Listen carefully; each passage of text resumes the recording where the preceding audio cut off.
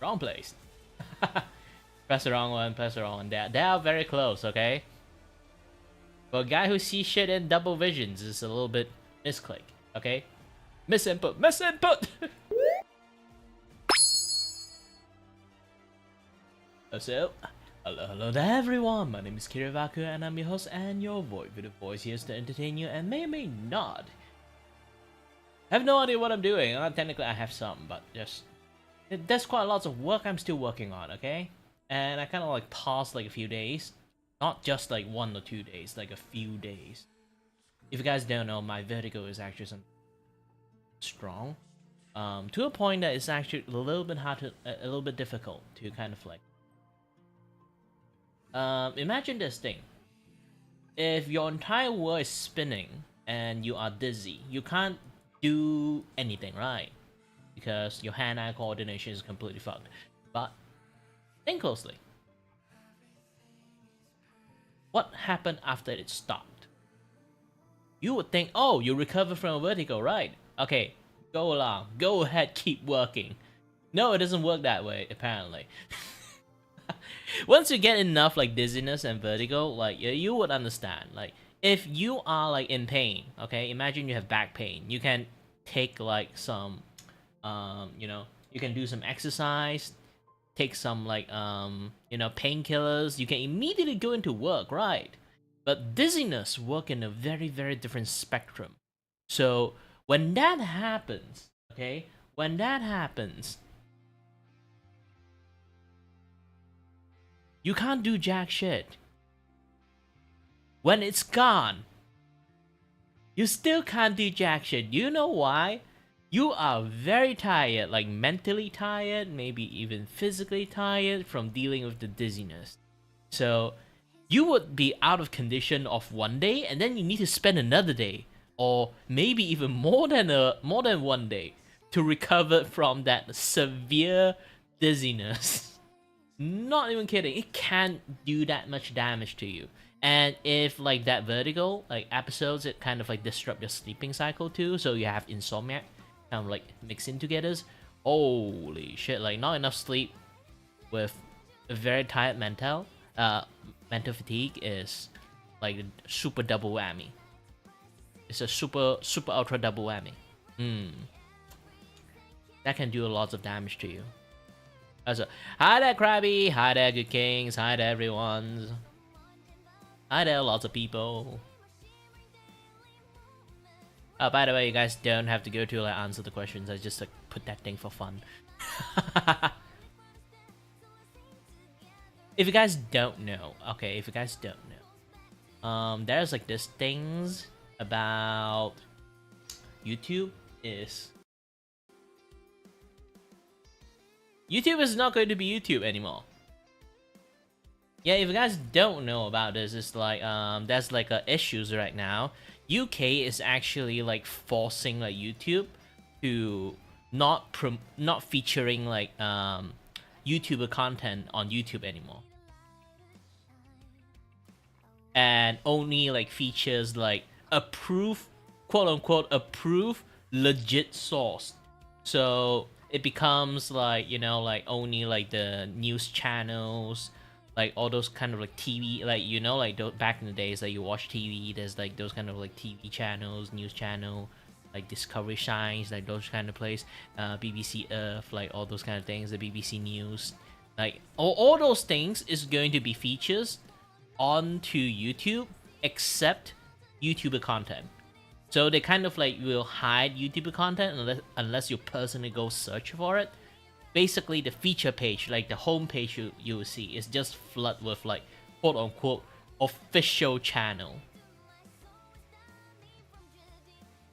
Currently UK is like forcing, like using like a lot of quote unquote legislation stuff, like basic government shit to kind of like mandate YouTube to follow their rules to do that shit.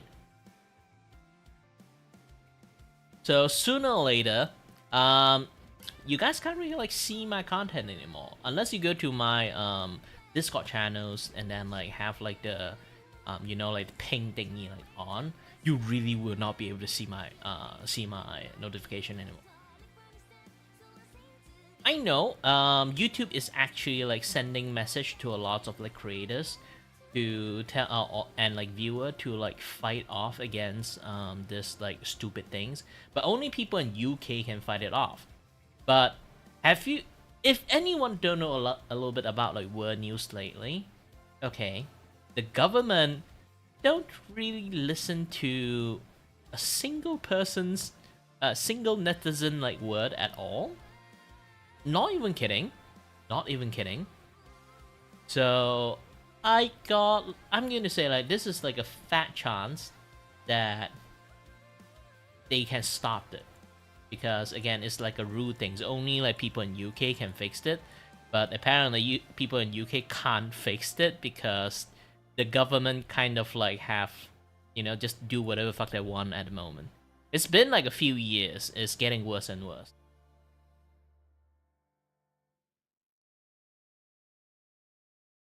I remember like Scotland is kind of like break off from UK. So basically, back in the days, there's a lot of like up like left and left up down left right kind of like choice in there. Right now, all those kind of like up down left right choice has been like gone, is because like one of the major factions that kind of like is more aligned for the people is kind of gone. If you guys don't know why UK is called United Kingdom, is basically is like a few kingdoms mixed in together and then united into one continent. It's like Scotland, Ireland, England, like all those things are mixed together. So I remember there's still like one more state, so it's like 4 states. Malaysia is like multiple state too. Malaysia is like 1, 2, 3, 4, 5, 6, 7, 8, 9, 10, 12. I think it's like 13 state. And then like I think American have like more. It's called United States in the first place. So yeah, there's like one is called United Kingdom, United States. And Malaysia is also is a combination of multiple like state. Indonesia is also like it's a combination of multiple state. But that's comes to issues when it comes to like UK on that stuff. Is like, yeah, like the government that always do whatever shit they want, and then like Scotland is like always trying to do whatever the people want. It become like issues that is like they got fucking tired of like UK just treat them like gosh dang fucking wall. Like no matter what kind of things they protest, like at least back in the days they still protest about like the decisions the government made, And then like they got so fucking tired of like the government systems, they broke off from UK. So now there's literally have zero oppositions on the government side. So yeah, essentially like UK is just doing whatever like the government side of things is just like love to do whatever fuck they want. And it become like a very big issues for a lot of like things lately too. Yeah. It is like that bad. So right now YouTube is forced to like start to more or less like in feature page. They will not showing like content creator stuff anymore. Especially content creator that do like news stuff, or like like those kind of like quote unquote slop tubers things, idiot things. They will not like show them even like education like YouTuber. At this point, like they basically just say that we don't want to show anything like creators. Okay, they want approved education's video. So again, go back to BBC, and then they want like only approve news source. Okay, no more news channels. And then be like, only approve this, approve that. Technically, every single thing is like going to be approved, and then put it on like the feature page. So essentially, everything is getting like low key shadow banned from the feature page. No one is getting features.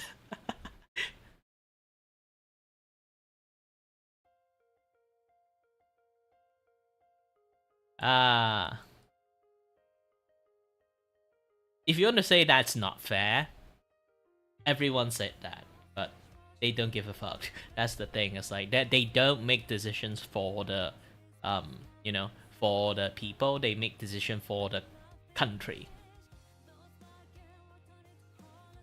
and the country is actually like spiraling down like for quite a few years.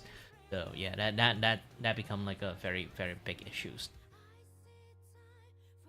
To be honest, like one of the main crux of the issues, if I remember, is the Eastern fight, like what they call it, like the Eastern fight, like EU situations. I don't know like a lot of like things, media stuff. Like I should not touch that. Yeah, yep, not talking about that. I can talk about UK stuff because it does like involve like YouTube right now, so I can like talk a lot more about it. Unless like the EU stuff also start to affect like YouTube thing, then I can like start talking about that one too. Aside from that, yeah, YouTube is fucked. Like, definitely is fucked. Like, no matter what they wanted to do, like they know how to like temporarily quelch, yes, temporarily quench the fire they created. It's like, you know, they will always do like the very very controversial actions, and then a lot of people complain about it, and then they back off a little bit, and then slowly do more behind the scene. Is basically, it's like more or less like you know, it has been like quite a long tactic. Like I can see the bullshit a long time ago, but not a lot of people can see the bullshit. So yeah, especially like Malaysia also have like this issues too. It's basically that's like one days they be like, oh, why they suddenly become like widely banned like all the DNS like available. Basically the DNS lock like a lot every single like ISP, basically all the internet service providers, is basically they are going to full monitors like everyone's like internet. So you cannot use like maybe TikTok, you cannot use like YouTube, you cannot do this and do that. Like they do that without discussing with any other like you know, respected parties. It's basically just like one person say, yep, I'm gonna do this, I'm gonna ban everyone DNS. It's only going to be government approved like website only, and then like they be like have a lot of backlash around that time, and then they roll it back because of all those backlash. They'd be like, why are you so fucking dumb? Like even like everyone in the government like shit on that person's, and then they roll it back. Obviously, did that person get fired? No.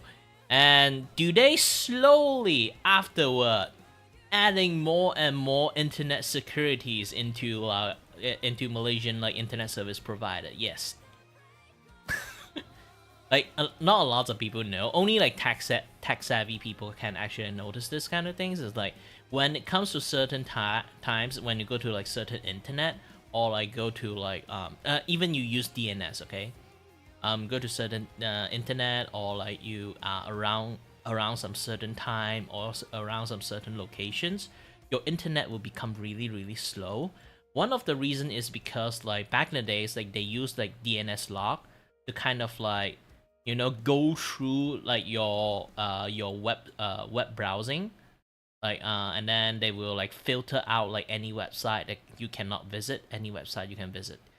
Right now they still doing that shit, but it's kind of like they separately have like a, you know, like usually they have like the primary filters, which is the DNS. Now they kind of like have like a separate thing, kind of like filter out those kind of things. They don't outright block you, but they kind of like, you know, lock you on a lot of things. So end up like when a lot of people accessing like a lot of website, the, you know, like the government technically do not like you to go and like access like YouTube, TikTok, and you know, like the adult website. Okay, you will notice all those kind of things, or any like pirated website too, obviously. You will notice is significantly slower. The reason is, you know, the backlog, like the government is like constantly have to like record like, oh, this one like went over the rule, that one went over the rule. They don't do anything about it, obviously, but they are recording you. They are recording you because of the extra step. Okay, when times there's a lot of people using the internet, the system that logging a lot of stuff kind of like over ingested from like a lot of people like using the internet, you know, and then like the internet become like normally nighttime internet would be slow because a lot of people are like getting off work and then start using the internet, right? So it becomes significantly worse because they have to like go through a additional filters to kind of like, you know, log everyone that use like, you know, site that the government don't exactly approved.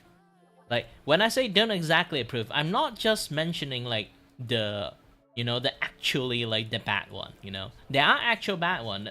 This is why I say like those kind of things already exist. It's just the list of like the whitelist side and then blacklist side. This has been like increasing more and more to the point they kind of like scan you, are you actually using the whitelist side instead of just blacklist side. It's just like that there are way more like the stacking of like those like website that you should and shouldn't like go in has become more and more.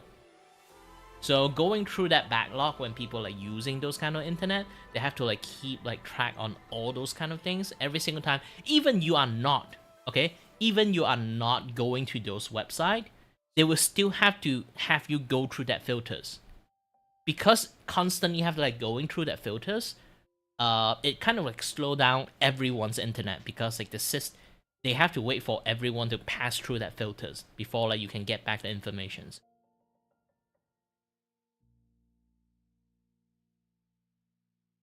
This is a little bit like layman way of saying like even you did nothing wrong, you didn't like go to any like weird website, you will still have to go through that filters because the list is so fucking large. Like going through that filter going to slow down in internet, and then like at least like a little bit of a few milliseconds and then like ping back, you know. So if you can't doing something like streamings like this and that other stuff, I won't say streaming, I mean like, you know, you're watching YouTube stuff, like all those kind of like need like a lot of data kind of pass through, that few milliseconds every single take is going to be like a lot like accumulatively added into it. So if everyone is watching YouTube and then YouTube is actually like in the blacklist like filters or not in the blacklist filters, it's still going through that filters. Okay? So everyone that watch filters that have like millions of ticks like is going to be in there. And then everyone is getting that millions of like milliseconds like mistake, you know, like delay tick from that kind of like feedbacks. It's a very like minor stuff, but when everyone start doing it, the server got like, you know, more, you know, more backup and like more bloated with like a bunch of people is using the internet, and yeah, the filter essentially got like overloaded, which will make the it's supposed to be like few milliseconds become like extra few more milliseconds, so makes the internet like become even more slower.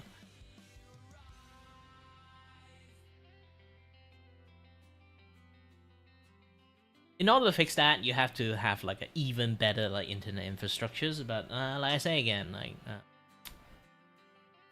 the crux of the main issues is the filter list is getting bigger and bigger. Not a lot of people noticed. I noticed. Don't let my government know. They will like they'll be on my ass.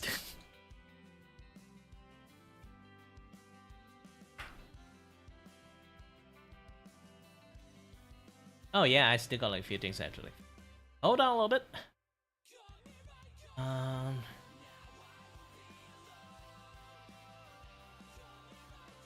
He forgot to do. Oop. Eyes alive. I hope. Yeah.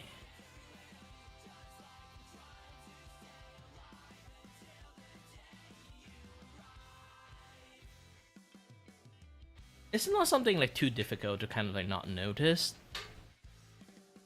It's like they tends to do that kind of stuff. Corporation do those kind of stuff, government do those kind of stuff. Like this tactic has become like a, you know, some things that will always works, you know, because not a lot of people really like going to be like pay attention enough. If like imagine if your life is so fucking busy, you would not pay attention to this kind of like minute change. You would not notice. Okay? Only people who is having like no life in the internet kind of like will notice this kind of stuff. And then like me talking about this, and then people notice that too. And then they slowly realizing, oh shit, he's right. And then if I talk long enough, I would slowly disappear out from the internet.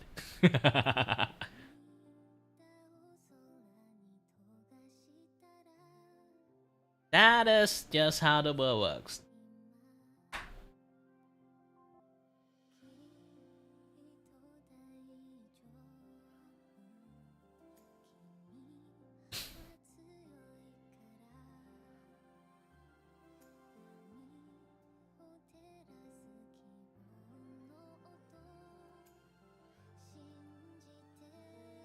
So yeah, I took like a few day break, and I got a big job. Yes, I got a big job to do. I got like around like 400 ringgit. And then I pay like 100 for like my share bill with family. And then I pay for another 96 ringgit for my medications. Now I got like 200 left in my bank. I don't have lots of money, okay? But I did celebrate yesterday by ordering shawarma from a cheap ass place. I will never order in that place ever again. Because I want like like I want the lamb, like mutton. I'm not sure it's called mutton or lamb, like shawarma. But like the place I originally usually buy from, they kind of like don't have the lamb offer again. Like the lamb meat is gone. The lamb meat offer is no more. So I go and search a different shawarma place to kind of like order the lamb one, and the lamb is, I think it's still okay, but I feel like the service is bad, and also like the fried is fishy. um, I think they don't clean that oil that much, and that is not a very good fried too. It's like soggy, everything, like the general stuff. And I kind of like don't really like how they make the fries. Like the most important thing is like you can't fuck up the fried, right? They somehow managed to fuck up the fried. if if a fast food place, okay, managed to fuck up their fried, do not go for the second time. Trust me, not a good place to be in.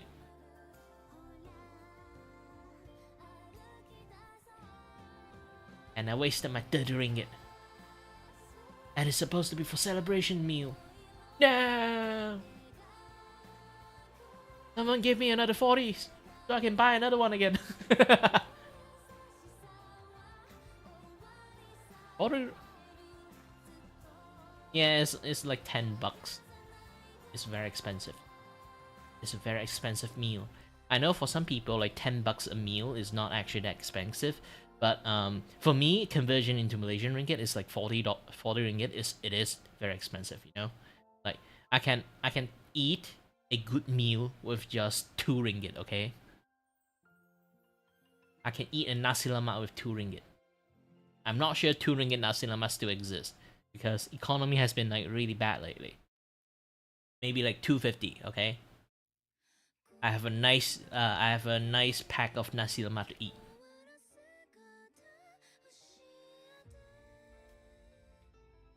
And 2 ringgit is like how much? It's like around like 50 cents, or like 75 cents in USD. So yeah, I can have my fill with just 75 cents USD. So eating something that costs like 10 USD is like hella expensive. Very, very expensive. For me.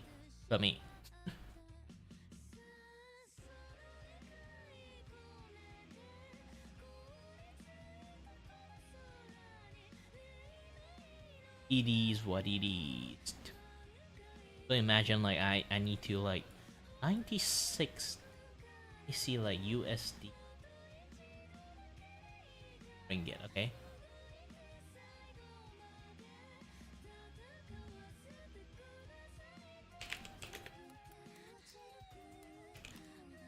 USD to MYR. 96, 96. So my medications cost around like for a month, okay? My vertigo medications for a month cost around like 23.65 USD.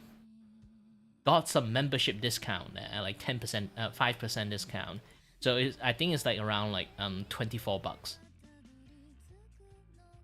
For a lot of people, they might say like, oh, for a month, you get like, you just have to pay for $24. Good, dude. $25 is like my monthly. I can survive with like $25, okay? So imagine like my entire month of like living expense just expended in that particular with like one month of like medications. It's not something that I can always afford. I have to choose food before medications, okay? I have to choose electricities before medications. At that point, medication become a luxury.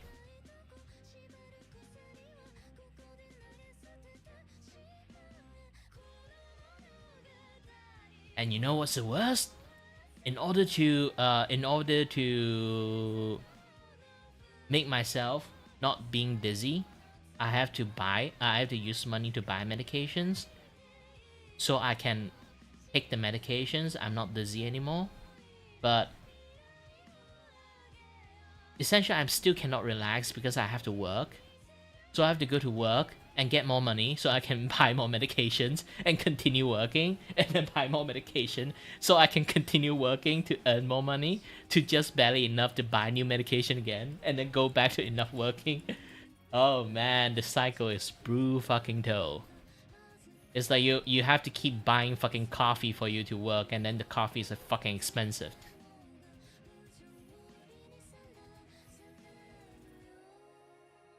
Imagine like you barely can afford like coffee to keep yourself awake from work, but you still have to buy coffee in order to work. But if you don't work, you can't drink your coffee. If you don't drink your coffee, you can't work.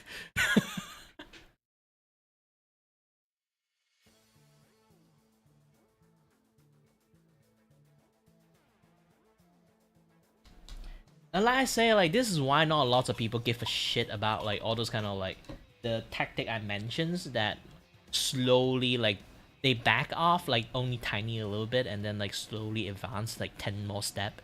Like not a lot of people will notice is because it's not like they're fucking dumb. They just are too fucking busy to notice.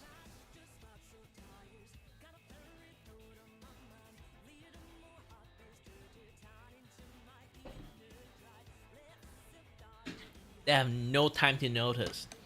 Imagine you just living a life like that. Like, unless you're smart enough, you won't bother to like go look for it.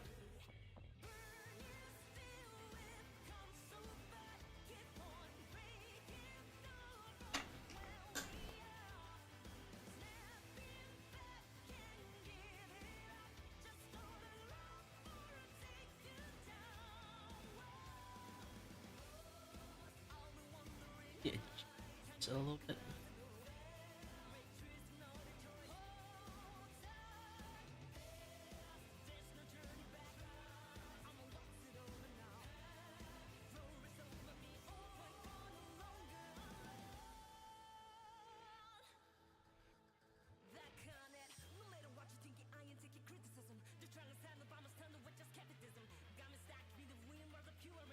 What, you think I'm not actually working? I'm actually like, my eyes is like literally staring at the animation multiple fucking times to actually see like, is there any like additional frame I need to improve?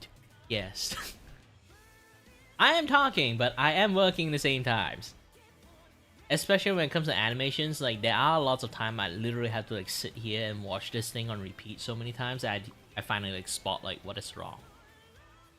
It's always like that.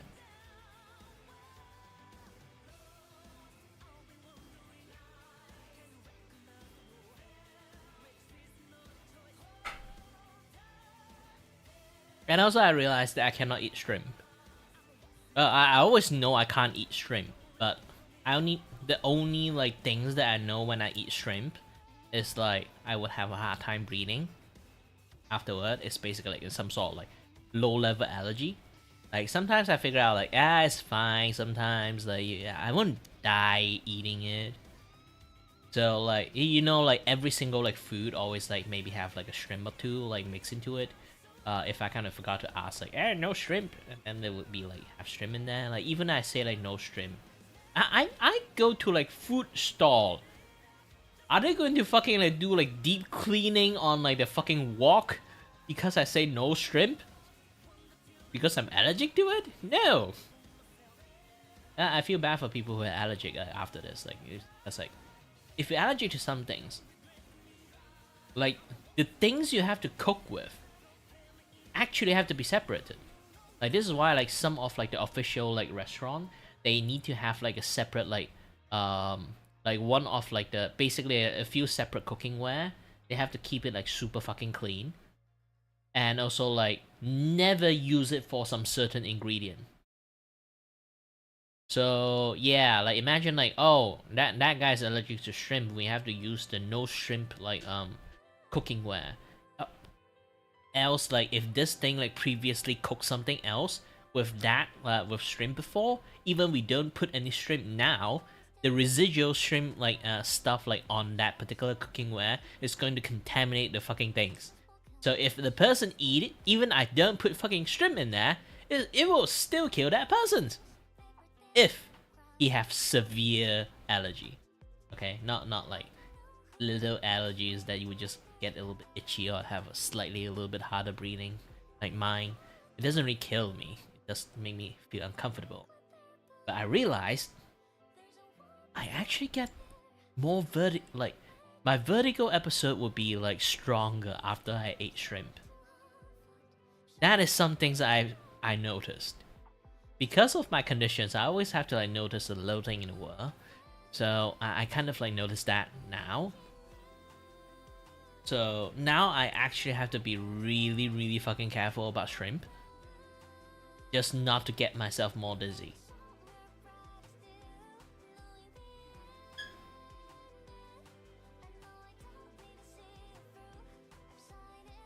Basically, this thing affect my blood vessel. I think. Not sure why. Not sure how. Don't ask. I'm not a doctor. I just know. I just know the correlations. When stuff happened to me like more than one time, I would notice a pattern. I live a long life. I'm 31 already. I see the pattern.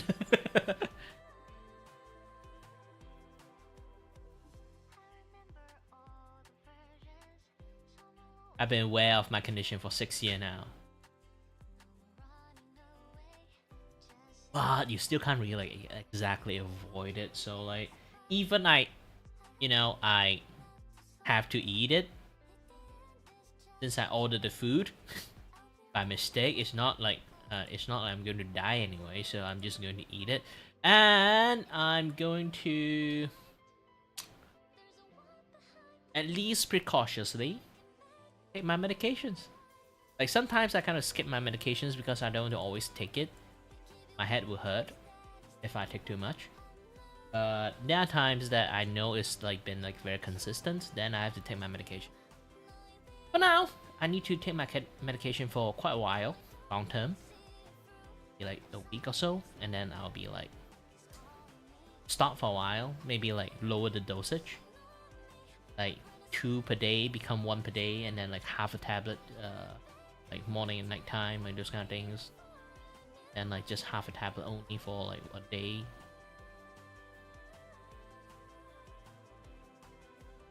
Hi there, Gabriel.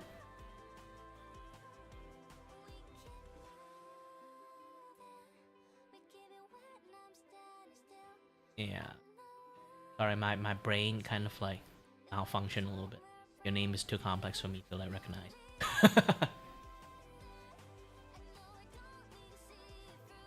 He's gonna call you Gabriel. And yo. There's still a few things I'm kind of working on at the moment. I really have to finish this animations. I really have to finish this. I've been doing this for far too long.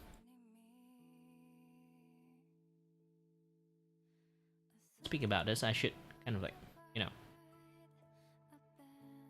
giddy up. Whoop. I say whoop. Yeah, sorry, I kind of like picked the wrong ass thing. Ah.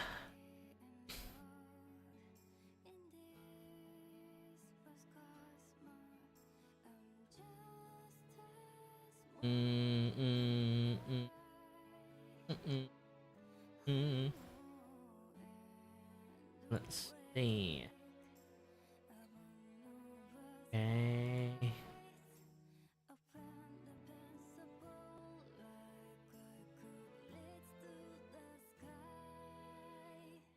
My YouTube has become quite contaminated by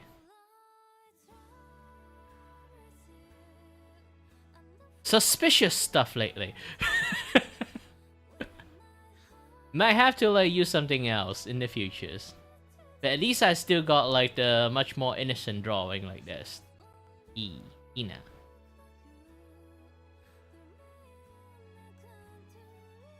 Yeah, I think like the YouTube algorithm is a little bit weird for me at the moment. I really have to like go through like subscriptions to see like all the things I watched so far. All this kind of stuff. Hey, Fubuki is like doing repo. Like she's been doing like a lot of like repo like solo challenge like. And she's really great at that actually. I think she's super addicted to play repo alone. And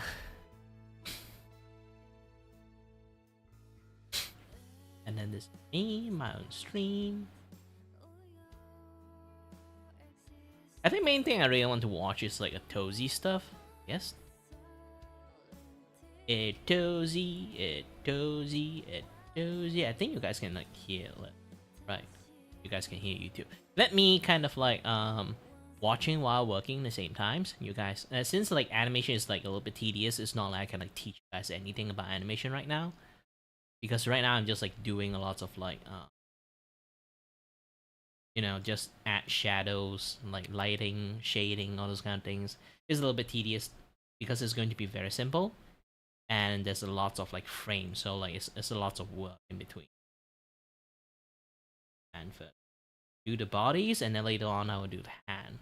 Thankfully, I only got like few frames for the hand, so I don't have to.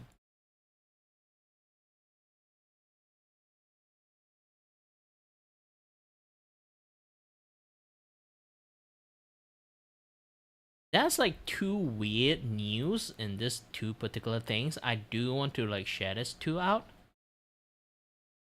Okay. They lost a $200,000 home because of a $2,000 tax bill that they might have not even owed. What? Yes, this is a real thing that happened to this Michigan family, and their fight has now reached the highest court in the country. Just again to give you guys a TLDR. This particular, I'm rewatching it obviously, so I can have like a better commentaries while I'm working on stuff. But at least I give you guys like a TLDR. So basically, is imagine someone own like $2,000 and like taxed, but it's not yours. They mistook it's yours, and then they basically like, you know, they have to like, it's a coincidence, repo your house. It's basically like, oh, you didn't pay, they thought they didn't pay the tax is because like they are like skimping tax, or like they don't have money to pay tax. Like usually, you know, if you can't pay your like car like installments, okay, they're going to like take your cars away, right?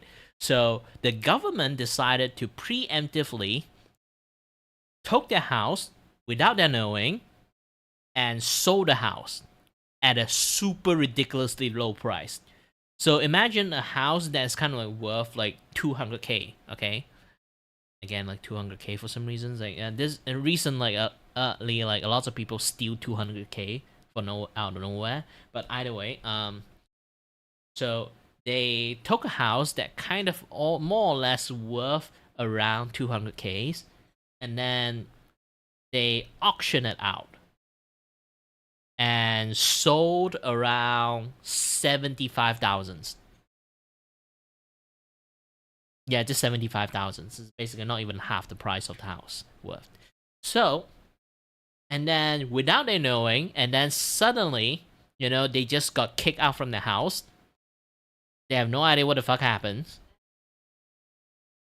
And the government is the one that doing that. So, because the government is the one that doing that, the court case is going to be very, very complicated, You have to have a lot of evidence. You need to have like this. You need to have that. Like all the, like the what they quote unquote call like, if government fucked up, they have like more or less like some level of immunity to like kind of like stuff, those kind of things that you can't really like sue the cops. They have like diplomatic immunity or something like that. Not diplomatic immunity. Like you know what I'm talking about. Like this kind of thing. So like suing a government is going to be like super ridiculously difficult. You have to go through a lot of channels, and you can't even like actually sue the person who fucked up. You have to sue the entire government, because you have to sue the entire government as entity. They kind of like keep passing the blame to different department until your money got dried out, essentially.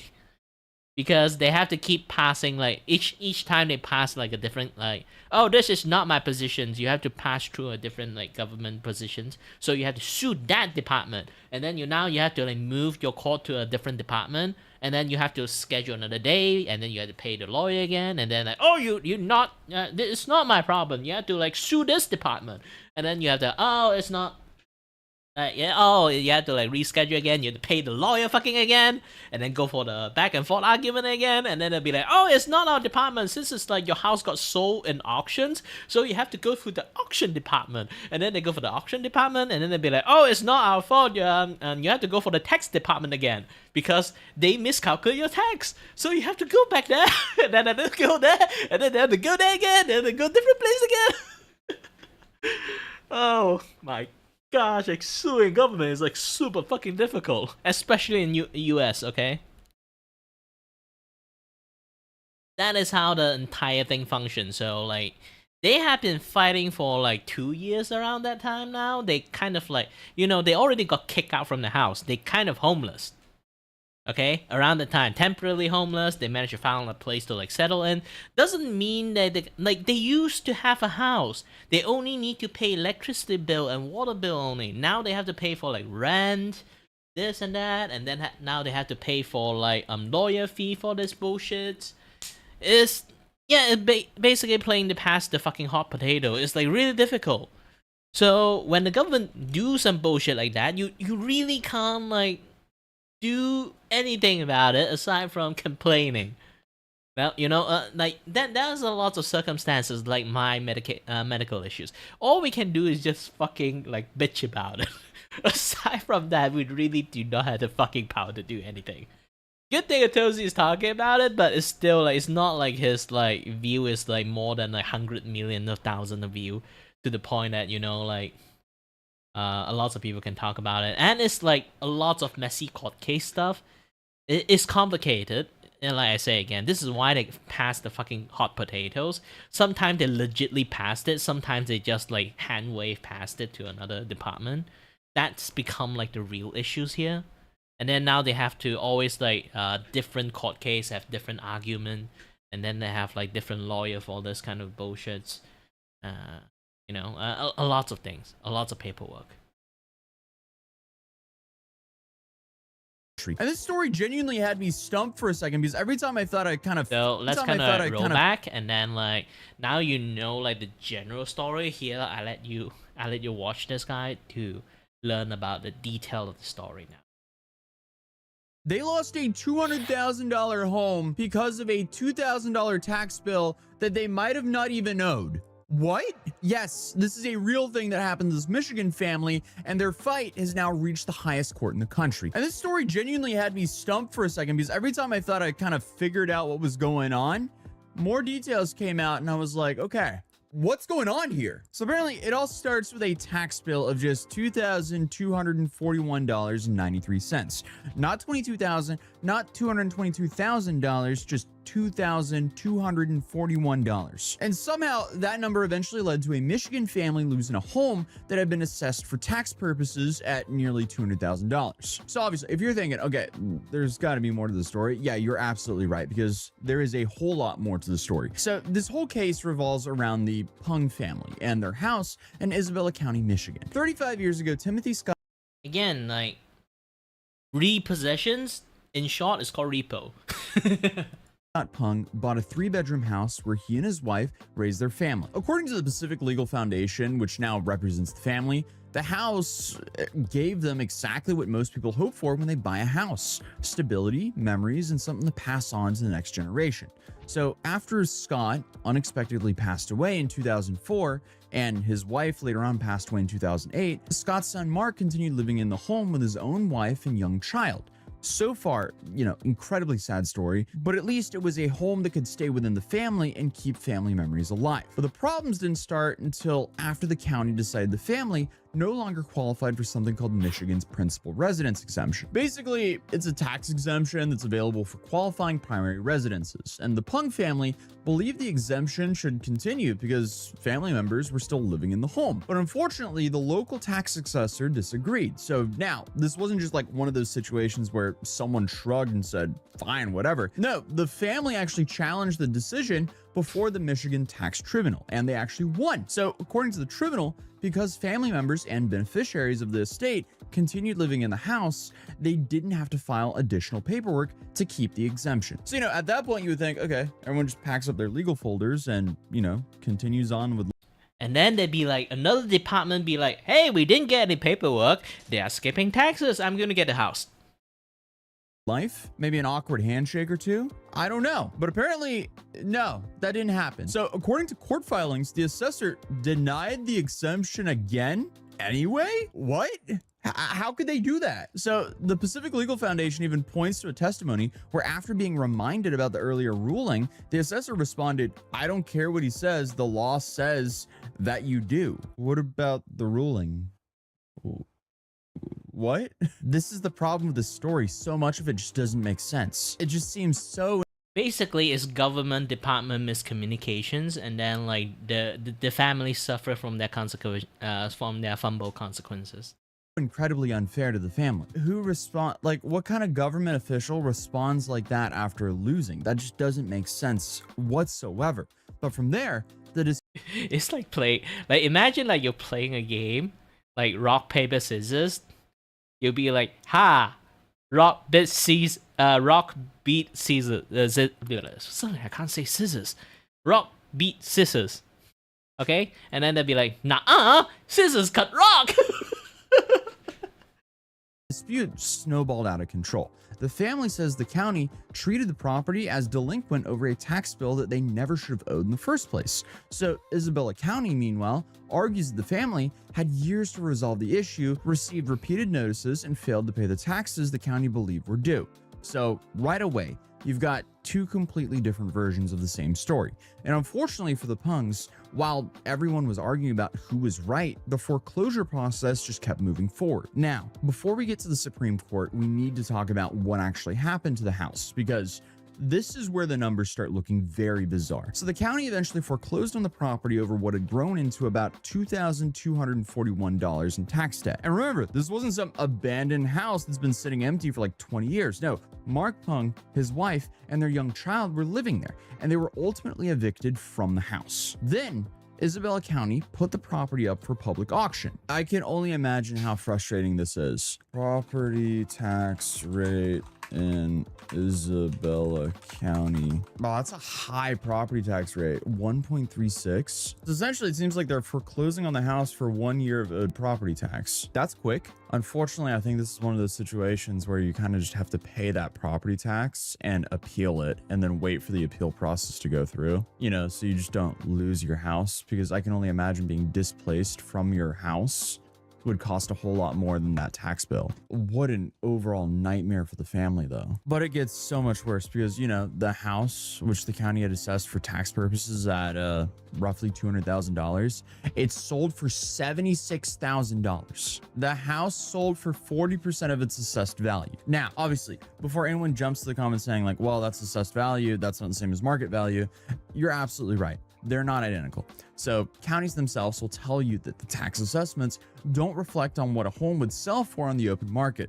But here's the part that made a lot of people raise some eyebrows because, you know, about 18 months after buying the house in that auction, a new owner sold it again, this time for $200,000, back to what the house was, you know, assessed for when they got hit with that property tax bill. So that difference is nearly, you know, $119,000 between buying it and obviously it was bought by a flipper. But I digress. After the Supreme Court's 2023 decision in Tyler v. Hennepin County, which we'll get into in a minute what that really is, the county couldn't keep every dollar from the sale. Instead, the Pung family ultimately received about $73,000, which was essentially the auction price minus the taxes and other amounts the county said were owed. But the family argued that this wasn't enough. They were saying, give us the whole $195,000, because they were saying, if you're going to take our home, you shouldn't get to value it at one number for tax purposes, sell it for far less at a government auction, and then tell us that that low auction price is all it's worth. In other words, they believe they should be compensated based on what the home was actually worth, not what happened to come out of a foreclosure auction. And that's essentially the question that eventually landed in front of the United States Supreme Court. So when the government takes and sells your home, what exactly counts as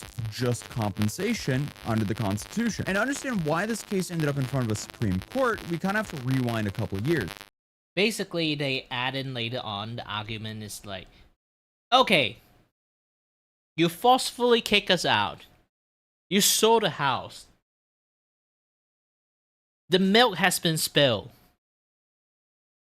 So at least can you guys give me the proper money of the house? Instead of just, hey, here's a fucking coupon of the additional money that we sold from the house. Like for fucking $2,000, okay? For fucking $2,000, they sold their house for like $75,000, and like for a house that basically like worth like $200,000, they basically sold it for $75,000 and then gave them like $70,000 only.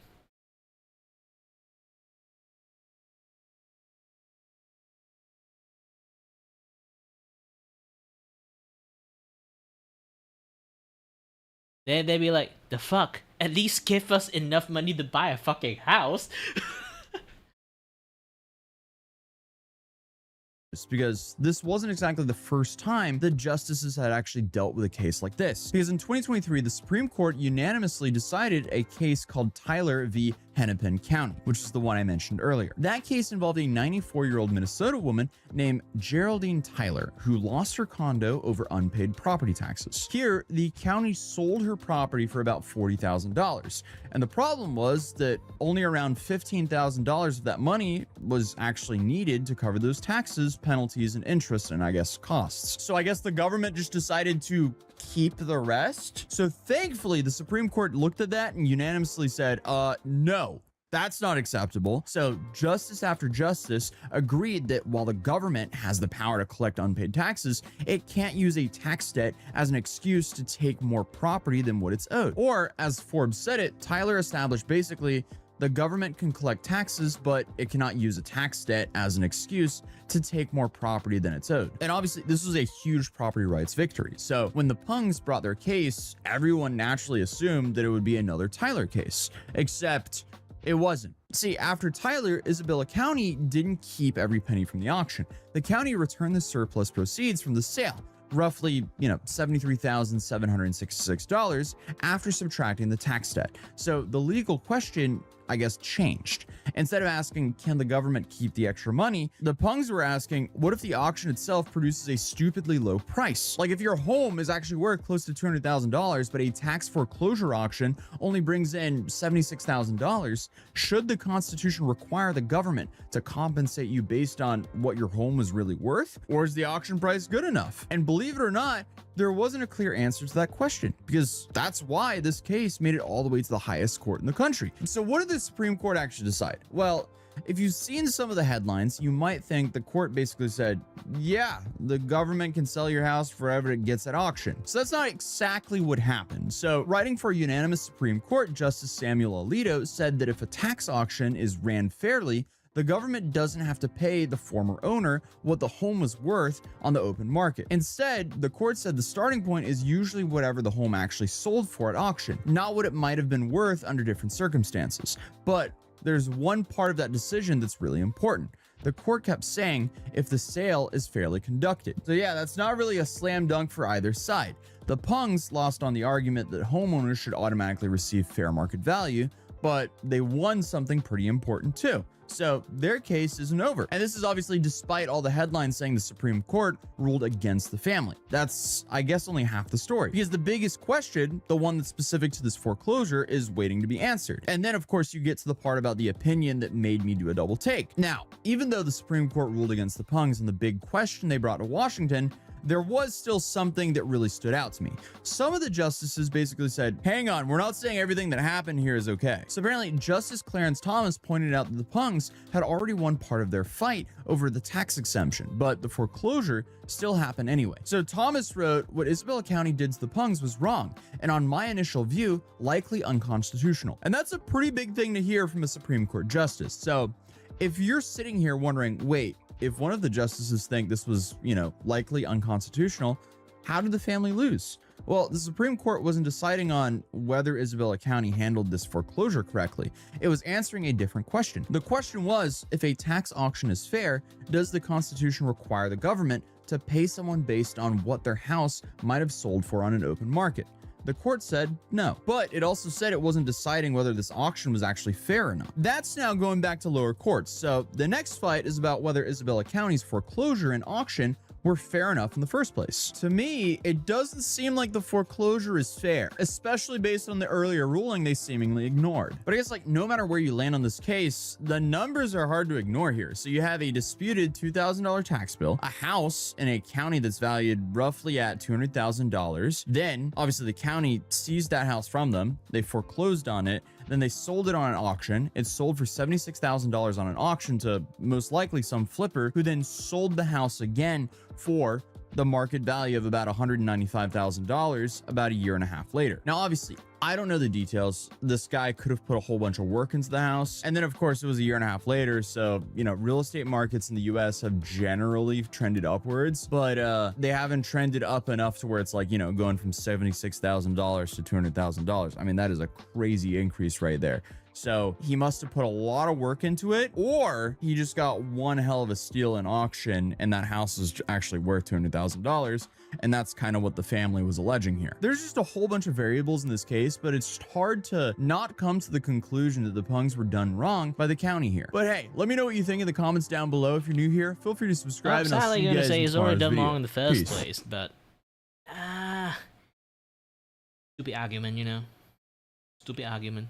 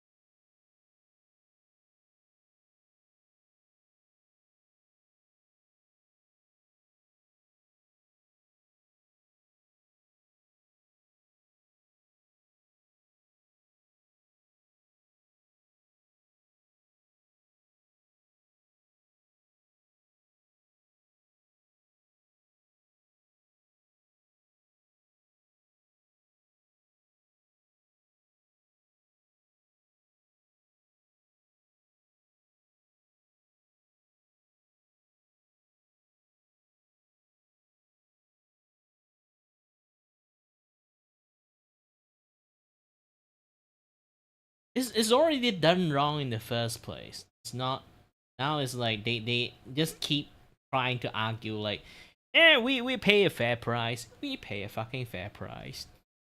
We show for 75. We sell for we give them 75. But the reality of the situation is like, the texting wasn't wrong in the first place. Like, so is the sales was even legit in the first place? Now it involved like the guy who bought the property too, and that since the property also sold, it now like not just have like a third party, it have like a fourth party, fifth party into the entire like, you know, rulings and everything.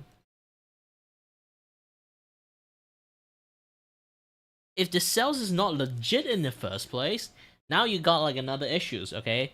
Like, if the sales is not legit in the first place, does the guy who bought like for 75 have to cough back out the money?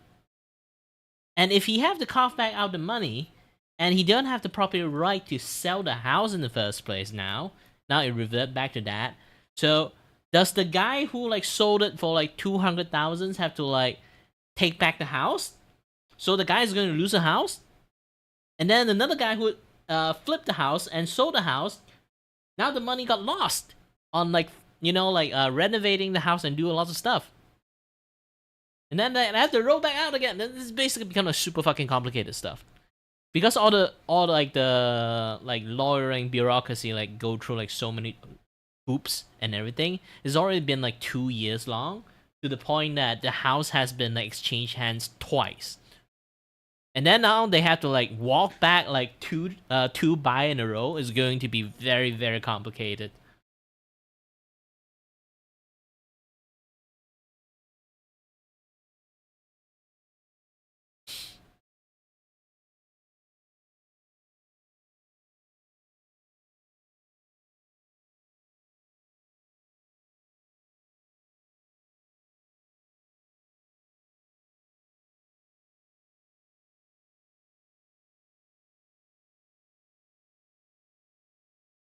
Ooh, people shit on Mr. Beast. I want to watch this. Do you think Mr. Beast ruined YouTube?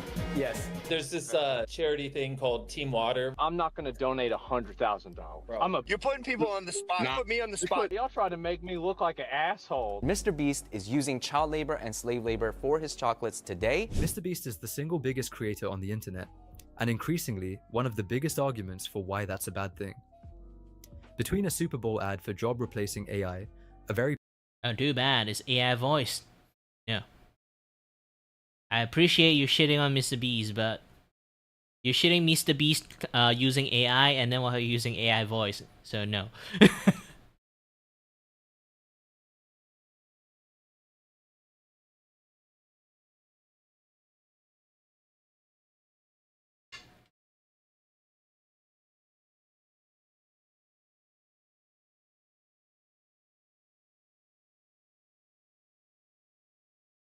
Even your prompt, like your script is AI, at least read it yourself.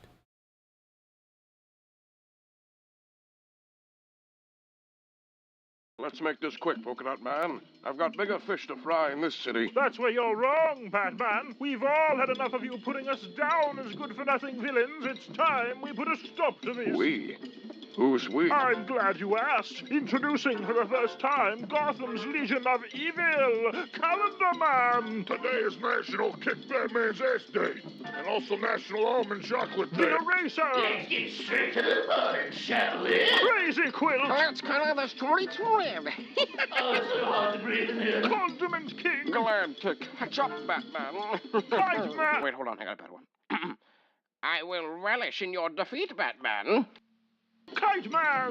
Danny DeVito Penguin from Batman Returns. What the fuck am I here? What a cool one! Dude, you're like 4 feet tall and you wheeze everywhere you walk. You're like a grown-up homunculus. Fuck you! Big Wheel! Hey, what's going on, Big Wheel? Wait, aren't you a Marvel property? Yeah, but I just thought I'd be And here. finally, the Bad Samaritan. We've all joined forces to... Okay, come on. That last one was a gag, right? Don't act like you don't remember me, Batman. The Bad Samaritan? What's your gimmick? You know, I'm like the Good Samaritan. No, but I'm evil. We doing this? Just throw us in jail already. Bad Samaritan.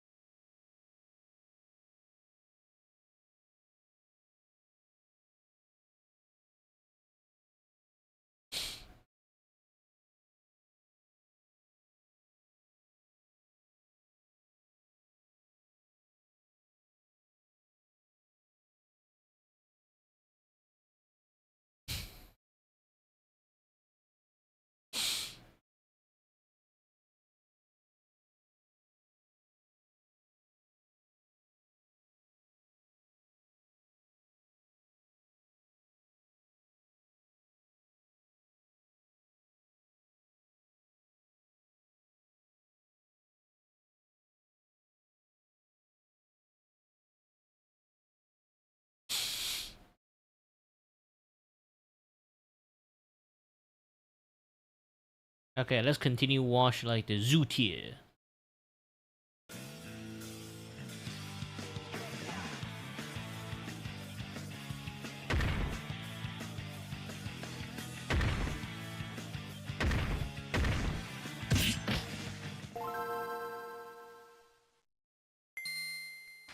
Mollusks are one of the most diverse factions in the entire game.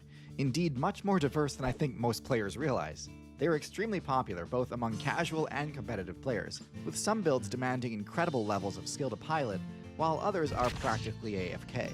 And with so many different potential mollusk builds to choose from, it can be difficult to know which builds are actually competitively viable in the current meta. So today, we're going to go through the mollusk tier list. While I attempt to cover as many of the popular well-known builds as I can, mollusks are an extremely broad category, second only to arthropods in terms of number of individual members. So inevitably, some are getting left out of this video for the sake of time.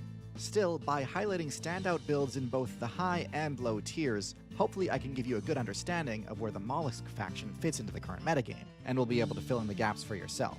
But before we dive into the tier list, what is a mollusk? And what are their common attributes? Mollusks are a huge group, encompassing all gastropods, all bivalves, and all cephalopods. While every group has its outliers, most factions at least have some consistency in their base stats. Birds tend to have pretty high mobility, mammals tend to have high intelligence, arthropods high defense, and so on. With mollusks though, it's pretty hard to pin down any obvious through line. Pick any one stat and you can probably find a mollusk both at the top and bottom of the charts. But one thing you will not find is a mollusk with basic middle-of-the-road stats. While the numbers and combinations will vary greatly between builds, one thing I've noticed is that just about every mollusk has something extreme about it, with at least one stat being either incredibly high or abysmally low. But anyway, given just how hard it is to generalize them, we may as well just dive straight into the tier list. At the bottom of F tier, we have the common slug.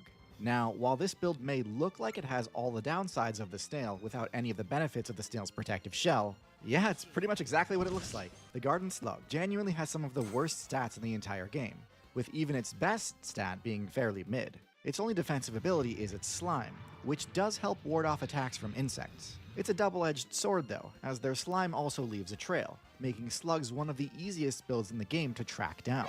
Now, I will admit, there are some advantages to not having a shell, the main one being that slugs can slip through much smaller cracks, and hide underground much more easily.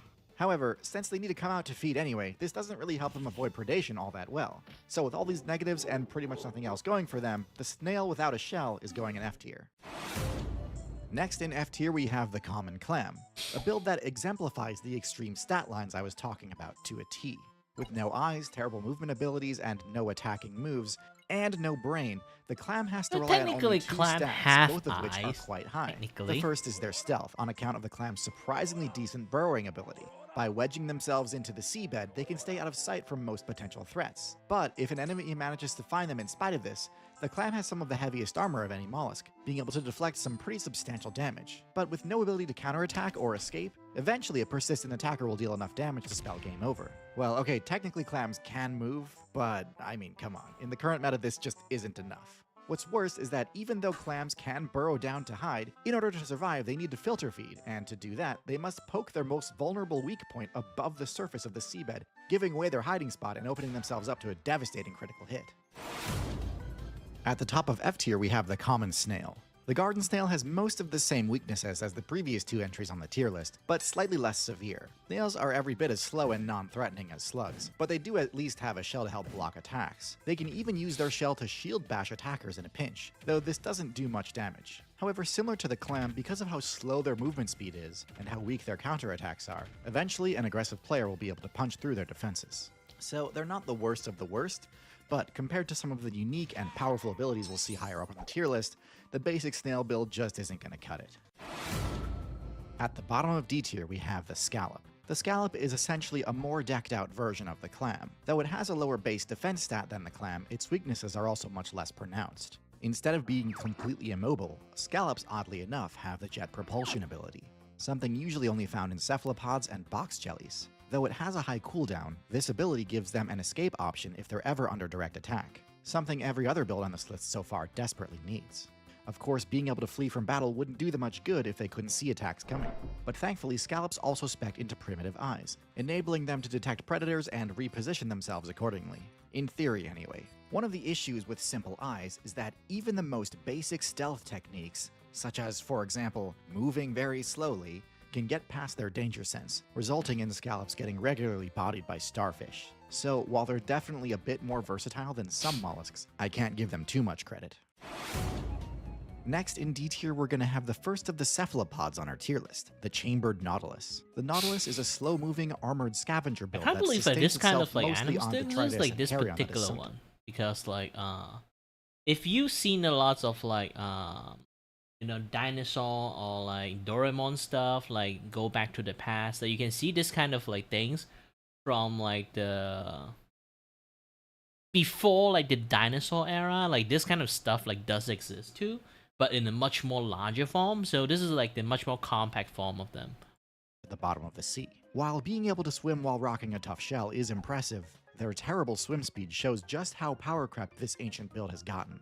Their perception stat is also pretty mid, especially for a cephalopod, which on average have some of the best vision of any marine build. The Nautilus used to be a much more popular build until seals and sea lions were added to the game, as their high agility and armor-piercing bite gave them a crushing matchup versus the Nautilus. So, while it is impressive that the Nautilus has made it through some of the roughest balance patches in the game's history, the fact that they were driven to the depths by seals doesn't scream high tier to me. First in C tier we have the Geographic Cone. This marine snail build rocks pretty much all the same strengths and weaknesses as your average snail, with one major exception. Oh, this one. Snail can one-shot just about anything. The Geographic Cone has a venomous harpoon which it uses to hunt fish, but it can also use it to defend itself in a pinch. Now, the Geographic Cone is still You guys have to be incredibly careful slow of this thing and really too. This not snail all can that actually kill stealthy, people. so actually landing a hit on a fish is a bit of a challenge. Harpoon is Still, this super is one venomous. gastropod you really don't want to underestimate. Or this is The like a cone snail's different harpoon one, pierces but armor, it so will any still give starfish you a man lot who of thinks pain. that all mollusks are easy pickings is in for a rude awakening. Next in C tier we have the Dumbo Octopus. This is one of the strangest cephalopod builds in the entire game, and lacks a lot of the signature abilities players normally associate with the octopus, but it also has a mix of other unique traits that normal octopuses don't. You see, the Dumbo Octopus is a deep sea build, and on that server, the normal stealth techniques simply don't apply. Color changing and ink clouds aren't going to do a player any good when most of the major threats aren't relying on vision anyway.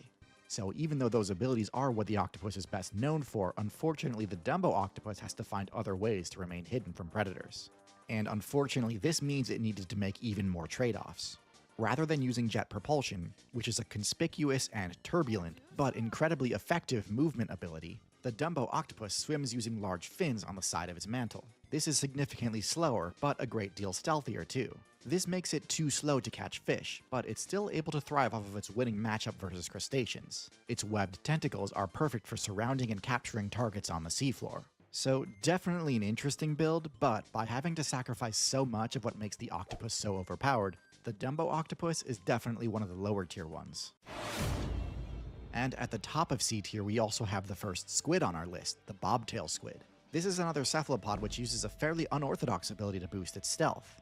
As one of the smallest cephalopods in the game, the bobtail squid really cannot take any hits. So in order to avoid most of the ocean's major threats, the bobtail buries itself during the day and only comes out at night.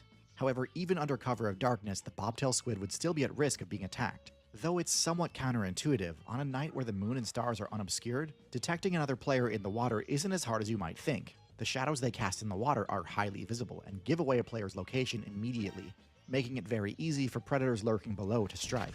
The bobtail squid deals with this by speccing into an extremely rare and strange ability, bioluminescence. It may seem backwards to hide by glowing, but doing so obscures the squid by removing its shadow. Of course, this does make them easier to detect from above, but attacks at night from seabirds are much less common. The bobtail may have the lowest stats of any cephalopod, but its unique and creative way of hiding in plain sight keeps it out of the low tiers. I can't give it too much credit though, because while its strategy for stealth at night is clever, honestly it's not that good at hiding during the daytime, having a seemingly worse ability to camouflage itself due to its bright coloration. At the bottom of B tier, we have the leaf sheep, a sea slug with a truly unique ability called kleptoplasty. The leaf sheep is able to absorb the chloroplasts from the algae it consumes, essentially stealing the algae's photosynthesis ability. This ability generates XP passively over time, allowing them to grow, heal, and regenerate their energy without eating. It's hard to overstate how game-breaking this ability would be if it weren't on a character with otherwise pathetic base stats. For a human, this would basically be like if sitting in the sun provided you with the same benefits as eating well and working out. Unlike some of the sea slugs higher up on this list, the leaf sheep doesn't really have any defensive abilities. But if you want a character that is extremely forgiving in terms of the resource management side of things, the leaf sheep may actually be the best build in the game for anyone looking for that chill casual playstyle. On pretty much the exact opposite end of the spectrum, next in B tier we have the giant squid. Now obviously this thing's HP stat is extreme, with it being the largest mollusk in the game. But one thing I bet you weren't expecting was for it to also have the highest perception stat of any mollusk. I mentioned before that in the dark depths of the ocean, the normal stealth mechanics don't apply. Well, the giant squid is the exception to this. Its eyes are so large, the largest in the game in fact, that even with only a tiny fraction of a percent of sunlight making it to the depths, the giant squid can still see. This is bad news for all the deep sea builds that assumed camouflage wasn't necessary and spec'd their character accordingly. This incredible eyesight is necessary for more than just hunting though. Being gigantic unfortunately makes you extremely easy to detect via echolocation, so they have to remain vigilant constantly to avoid being ambushed by the Abyssal server's true apex predator. Luckily, their vision has a range just barely more than that of the whale's sonar, so as long as they're on top of their game, they should be able to outmaneuver and avoid attacks. On this same tier, I'm also going to include the colossal squid, which has many of the same traits as the giant squid, including massive eyes and incredible dark vision. The colossal squid does have a few subtle differences in its kit though. It's slightly heavier, but also less mobile, relying on ambushes using its 2 extra long arms to capture prey, as opposed to the giant squid's more traditional method of rushing down a target with an array of tentacles. The colossal squid also has hooks on its arms, which do more damage and can inflict bleed buildup, making them much more dangerous for whales to attack, making up for their slower swim speed. However, at the end of the day, both the giant squid and colossal squid have terrible matchups against whales, and because of their large size, their energy upkeep costs are insane. So they have to play pretty much a perfect game to avoid getting smoked. Both are powerful builds if you know what you're doing, but not without their limitations. At the bottom of A tier, we have another sea slug, the blue sea dragon. Similar to the leaf sheep, this slug also has the power to copy the ability of its main food source, but in this case, the blue dragon isn't consuming algae, it's consuming jellyfish. The blue sea dragon is able to absorb the venomous nematocysts from the tentacles of their prey, and in doing so, gains a massive buff in the form of an equally deadly sting at the tip of its frills. This is incredible, as the blue sea dragon is able to gain the most powerful ability of the jellyfish faction without any of the awful downsides, like, being literally brainless and having no control over their own movement. Blue sea dragons also have much better stealth than a lot of sea slugs, using the counter-shading technique with a bright underbelly and dark blue backside, making them hard to see both from above and below. While not quite as OP as some of the cephalopod mollusks, the blue sea dragon definitely stands above all other slugs and snails as a unique and formidable outlier. Next in A tier we have the common octopus, a solid representative of the octopus faction as a whole. It possesses the core abilities that define the octopus build, along with its inherent vulnerabilities. Its 2 standout strengths are stealth and intelligence. The common octopus boasts some of the best stealth in the game, capable of changing both its color and texture to blend seamlessly into virtually any environment: dense weeds, jagged rocks, or barren seabeds. And if its camouflage fails and it's ever spotted, it can deploy an ink cloud to temporarily debuff the attacker's perception stat, usually buying enough time to escape. However, escape is often its only viable option, as the octopus has some of the lowest defenses in the game. With no armor whatsoever, any hit it takes can deal devastating damage. Even in a server as perilous as the ocean, where threats abound regardless of armor, the common octopus must play cautiously. Bites from everyday fish can pose a serious risk, so despite its impressive abilities, it requires careful strategy to survive. Speaking of bites though, one lesser known but important ability the octopus has is venom, which it delivers via a bite with its sharp beak. Finally, now's as good a time as any to say that although it's not a combat weakness, the octopus's biggest weakness is its low lifespan. Given that a lot of the octopus's best tricks need to be learned, either by observation or trial and error, the octopus's already powerful intelligence would be a lot more powerful if the devs allowed it to be refined over the course of a few decades, like dolphins, parrots, and humans get. This weakness is pervasive through the entire cephalopod faction, which is interesting because some of the other mollusks are pretty much the exact opposite. But yeah, this is why despite their many overpowered abilities, it's hard to give any cephalopods a top tier rank unless they're truly broken in even more ways than usual. Ranking slightly higher in A tier, the giant octopus adapts on the octopus archetype with one minor tweak, trading some stealth for greater strength, while it retains the ability to change color and texture to blend into its surroundings, and can deploy an ink cloud to escape threats. It's less adept at stealth than the common octopus due to its larger size, which makes it more noticeable when moving. However, this trade-off comes with significant advantages. Its above-average bulk gives it a wider margin of error in confrontations. Unlike the typically less brawny octopus builds, the giant octopus boasts impressive physical power, with arms capable of wrestling mid-sized sharks and a beak that deals substantial slicing damage, in addition to being venomous. It also shares the same high intelligence that other octopuses do, enabling it to tackle problems and improvise solutions on the spot. Though it shares the same lack of armor as other octopuses, leaving it exposed to heavy damage, the giant octopus's enhanced strength and unique abilities more than offset its reduced stealth, marking it as a force to be reckoned with. Next in A tier we have the Humboldt squid, also known as the Red Devil. The Humboldt squid is the wolf of the ocean. It doesn't have the best stats in any one category. It's not the fastest, it's not the largest, and it's not the deadliest. However, it is well above average in all of those categories, and that, plus some impressive hunting tactics, makes it one of the most fearsome mollusks in the game. During the day, Humboldt squid mates hang out in the deep sea out of sight. But as it gets dark, the hunt begins, and the squid rise from the depths to attack. They hunt in packs, coordinating with each other via pulsing red and white light. These feeding frenzies can tear through schools of fish in an instant, and then return back to the depths before builds like the dolphin can arrive to challenge them. Now, obviously communicating with light pulses has the disadvantage of giving away your location, so faster characters will usually be able to avoid getting caught in the frenzy. But still, the fear factor alone of getting caught surrounded by large glowing red squid has to earn it a spot in A tier. And last in A tier we have the Mimic Octopus. The Mimic Octopus is a smaller mollusk with below average stats for its archetype. However, the Mimic Octopus uses its color change ability in a truly unique way, to shapeshift into the form of other marine characters. In doing so, it can trick other players into misplaying, in many different ways. The most obvious strategy is just to mimic a character with a powerful venomous ability, like a lionfish or sea snake. This will cause predators to leave you alone for fear of getting stung or bitten. But this technique can also be used on offense to trick a target into a false sense of security, by mimicking something less dangerous like a starfish or flatfish. Now, while this is all extremely impressive, it's worth noting that the Mimic Octopus's options are fairly limited. It's most effective at mimicking characters that already share its black and white stripe appearance. When it attempts to mimic something else, it's admittedly a lot less convincing, and if their disguise fails, their below average base stats leave them in a pretty vulnerable position should an enemy attack. A high skill, high reward technique, and one that deserves some pretty high recognition, but one that's also easy to overestimate. It's clever, but not quite broken. Okay, we've finally reached the S tier. If you've watched up until this point and are enjoying the video, I'd really appreciate it if you took a second to subscribe to the channel. Thanks. At the bottom of S tier, we have another small mollusk with blue accents. The blue ring octopus. I can add a few more points to it. This is the world's most deadliest octopus in the world. Poison-wise, okay? And another thing, it's in Australia.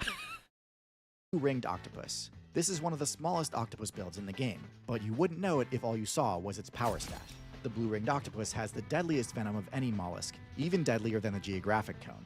Its venom is the same neurotoxin found in pufferfish, which can one-shot almost anything within only a few minutes. Because of the blue-ringed octopus's insanely high damage, this build opts for the aposomatism technique. where rather than attempting to hide from predators using camouflage, when threatened, it instead boldly asserts its presence with vibrant neon blue markings all along its body. In doing so, it is essentially flexing on other predator players, saying it has no reason to fear them and daring them to make a move. This strat is common among players with powerful toxic abilities, and most players quickly learn that bright colors mean danger. Now, one of the usual drawbacks of this ability is that it dramatically cuts the player's own stealth stat. While this trade-off makes sense when it comes to scaring off predators, if you're a predator yourself, this makes the task of catching prey harder, as they'll be able to see you coming more easily. But because of the octopus's innate color change ability, the blue-ringed octopus is able to switch its intimidation ability on and off, allowing it to remain stealthy when it needs to. Now, of course, because it's on the small side, there's always a chance an opponent could overwhelm the octopus and take it down before it had the chance to counterattack. But more often than not, this small octopus is turning the tide on anything that dares challenge it.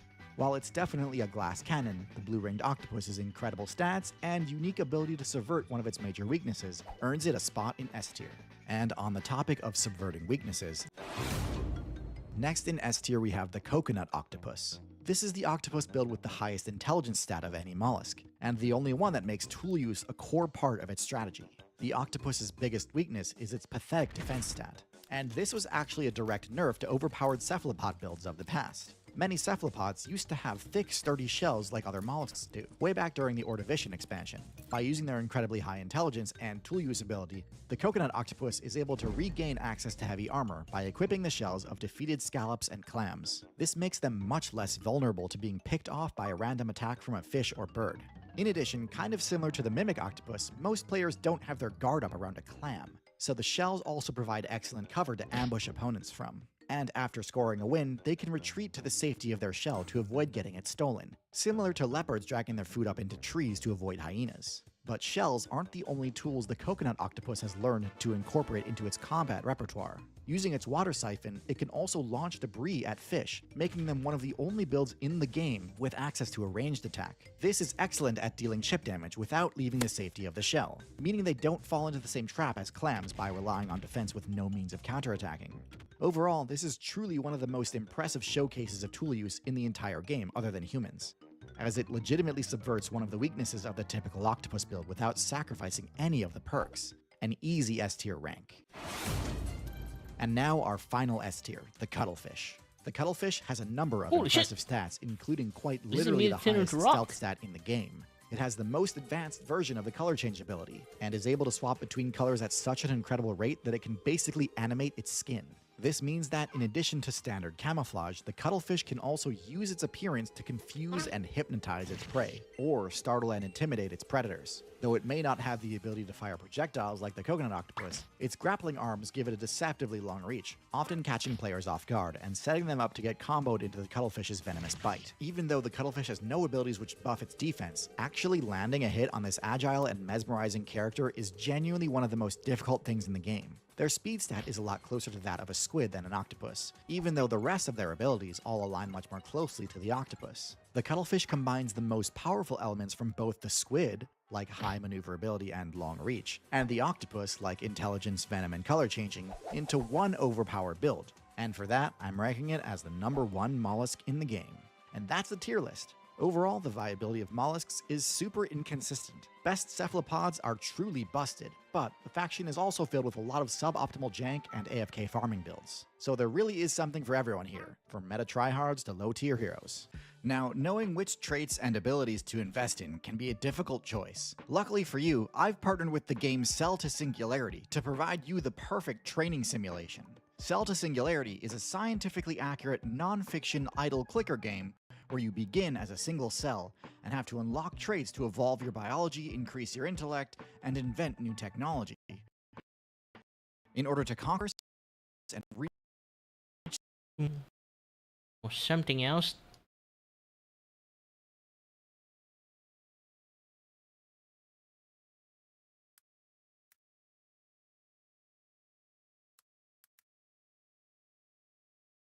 The Frank. Yeah.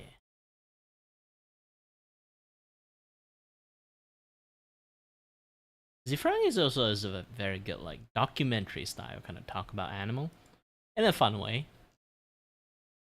And again, UK is trying to destroy all this channel. I have to reiterate again. UK is trying to destroy all this channel.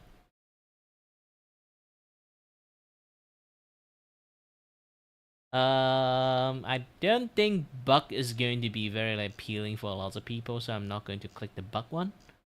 But the Buck one is actually really fascinating. But I know lots of people can't stand Bucks, so.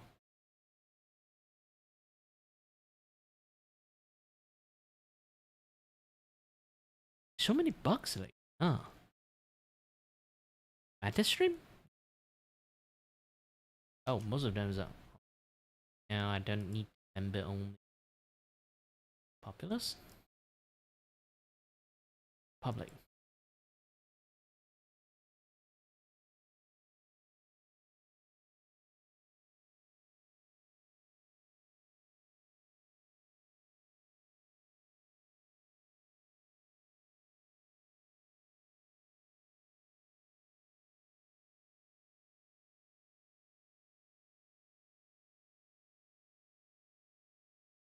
Since we watch like the sea stuff, let's watch like the cuttlefish? No, octopus. Octopus, and then like go to cuttlefish. Here we will explore true facts about the octopus. Deep in the depths of the ocean lives a marvelous creature sometimes referred to as the floppy spider of the sea. But its true name comes from a Greek word meaning 8-footed because it has 8 arms. There are 2 major suborders of octopuses, the Serina and Inserina. The cirrate octopuses look a bit like an alien got freaky with a weather balloon. They have 2 little fins, a small internal shell, and lots of little cilia next to their suckers. The other suborder, which we will be looking at today, are the Inserina. No internal shell, although some do try to fake it. No fins, but 100% amazing. Many of you will know the amazing color and texture changing capabilities of the octopus, as well as its ability to fart ink at a moment's notice, evolution at its finest. However, perhaps the most remarkable feature of the octopus is its intelligence. They are the most intelligent of all of the invertebrates. Technically not tons of competition there. I mean, clams are stupid. I'm sorry I said it, but they are dumb as hell. What is amazing is that while octopuses can learn and remember complex tasks like opening child-proof jars and moving through mazes, they are using an intelligence that has evolved very differently than our own. Unlike our intelligence, which is mainly centralized in our head hole, the octopus has distributed intelligence. 3/5 of all of its neurons are located in its arms. In a way, each of its arms actually has a mind of its own, which is amazing. Unless, after a while, you found out that one of your arms was an asshole. That would suck. These arms are so capable that even when they are severed, they will continue to search for and capture food, and then try to bring that food back to a non-existent mouth hole. Some octopuses will actually remove one of their own arms when threatened and let it wriggle away to confuse the hell out of predators. Data point of 1, but it would confuse the hell out of me. Each arm of the octopus is equipped with over 250 suction cups, each one with the ability to rotate and grasp independently. Not only are they grabby, but the suction cups contain sensory receptors, which allow it to taste and smell what it touches. This is an ability I'm glad I don't have. It is widely known that the interestingness of an animal is proportional to how difficult it is to figure out where its butthole is. The octopus is therefore very interesting, because its mouth is exactly where I thought its butt should be. I'll be honest with you, I still don't really know where it is. But my search history does contain the phrase, pictures of an octopus's butt. Inside the octopus's mouth is a beak, the only hard part of the Inserina body, meaning that the octopus can squeeze through any hole larger than its beak. The tentacles guide food towards the beak, where venomous saliva incapacitates prey before the horror begins. I told you, clams are stupid. When it comes to moving, the octopus has a variety of options. It can crawl, or use a water jet called a siphon. Or it can do this, which is my favorite. Some scientists have argued that 2 of its arms should be characterized as legs. I wonder why. They can walk. Octopuses can even move on land quite effectively. Yes, they get a little mushy on land, but don't judge. It's like reverse shrinkage. Imagine what they think when we skinny dip. What happened to your little arm? That's what they say. Although the octopus's 8 arms may seem identical, one of the male's arms is actually a hectocotylus, which functions like a penis. Therefore, shaking hands with a male octopus is sort of like playing Russian roulette. But instead of dying, you risk your hand getting pregnant. The hectocotylus is used to transfer spermatophores to the female, either by inserting it into a hole in her mantle or by tearing it off and presenting it to the female for later use. To understand this, imagine if you were on a date. Yeah, actually, like, octopus is not 8 arm, they are 7 arm. One of them is not arm.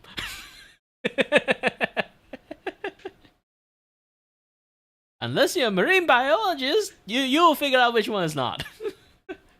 And your date reached down and, well, that is how an octopus do. To the octopus, human sex looks really, really boring. Like we're just saying hello to each other. Because when they get it on, it can get crazy. When the female has fertilized her eggs, she retreats to an underwater crevice and attaches her eggs to the roof. She will stay with them, gently blowing fresh water over them, protecting them as she slowly starves to death. Basically, everything they do is hardcore. When her job is done, she is gone, but thousands of little babies emerge, floating. Just beautiful. Sort of like the ending of Charlotte's Web, except underwater. And without the farm animals, too, they would all drown. They would die. The dancing pig wouldn't last a second, really. It'd be sort of babies interspersed with these dead and rotting animals being eaten by fish. It's a different story, really. Less appropriate for children. And the duck would do okay, but one floating duck does not a children's book make, you know. Just remember, if you're writing a children's book, one animal can die, not all of them. Only a clam would write that sort of crap. And they're dumb as hell.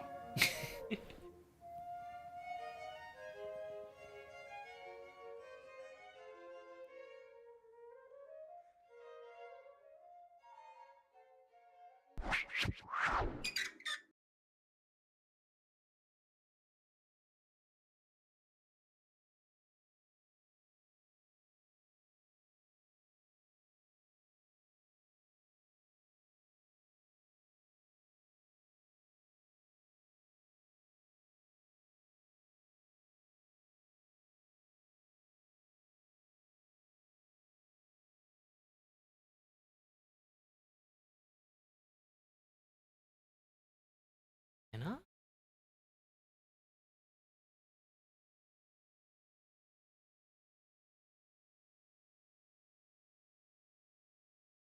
Lift you up.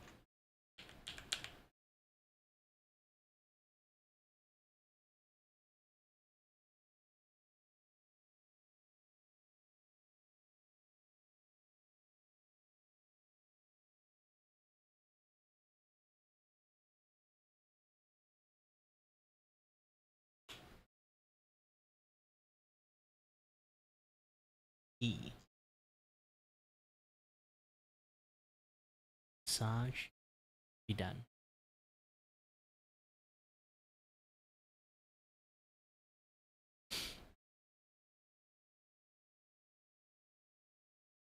I have to watch this one again, I guess. It's a lot of things. I kind of like working while like watching this in the same times. And my dizzy hours, so my brain is not really like listen to everything. Wasn't an issue at all. How far would you be willing to fake an artistic career? Well, with the rise of generative AI, this has been a question on many people's minds. And the reasons are many. It could be for validation, for fame, for money, or all of the above. This is why, over the last few years, there has been a rise in fake artists using techniques that no one could have ever conceived just to try and convince people that they actually Oh, I can see it. I just didn't call it none out. would take it as far as the user Chocopie. She would take it to the next level by figuring out an exact formula that she can That is replicate their on as many business. accounts as she wants Not to. mine. It would always start out the same way. Draw sexy and appealing fan art of characters that come from very passionate fandoms, make a Yeah, this is here's the thing. Like most of my friends tell me, like, yeah, you always say you are struggling in like art commissions. Like they just all my friends say like, oh, you always like struggle, like being an artist. Why don't you just draw someone sexy? Like, definitely there would be people want you to draw sexy people. I'd be like, I can't draw sexy. enough of a buzz online due to these fandoms, and then start charging money for different services. Here's Chocopie's Patreon, for example, in which she has 2 tiers, with the lowest one being $10 per month. As of today, she has over 180 paid members, people who are giving her money thinking that she draws real art. But that's not all. This was for behind the scenes content, for brushes, for tools, pretty much exclusive content. What if you actually wanted her to draw something for you? Well, on one of her many different accounts in which she pretended to be her own sister, telling everyone that she was 15 years old, she would charge $700 for a full body commission, all while having an NSFW Patreon after having told everyone that she's 15. I wish I was making this up. But of course, this wouldn't be enough to satisfy Chocopie, because as I had mentioned, she had figured out the formula. This is why over the last few years, she would make multiple different alt accounts, specifically 9 different accounts that we know of, in which she would rinse and repeat the same formula. Make sexy fan art, get a massive fandom to give you engagement, and then once you reach a big enough reputation, start charging money for different services. If another artist notices, if another artist points this out, then you discredit them and sometimes go as far as doxing them. And bonus points, if that artist happens to be pregnant, then make jokes about them having a miscarriage, something that Chocopie would do more than once. All of these things are allegations made by Yeah, this is why, like, one of the reasons I don't want to call out those people, because they are fucking batshit crazy. They have the money. I don't have the money. An artist who has been keeping tabs on Chocopie's behavior, her alt accounts, her art progression, the way she operates, and on June 14th, after many months, would release a Google Doc exposing Chocopie and her best friend. To be honest, it's not like I got anything to dox off. It's like I don't do batshit crazy stuff. Like I literally have my name and my face out before, so I don't even give a shit about it. It's like, okay, yeah, if I got into like anything like trouble, people want to shit on my appearance, my face is out there. My face is out there. So if you guys really want to do that, please, for the love of God, get a better pictures. I take selfie, post it in my Twitters. Nyan Yakwe of tracing, scamming, doxing, and a multitude of different things. The document itself is over 100 pages, and it's a work of art, formatted beautifully with different sections, color codings, and GIFs. It does its best to provide proof in regard to the accusations made against Chocopie and her friend, as well as, more importantly, pointing out the red flags you should look out for when...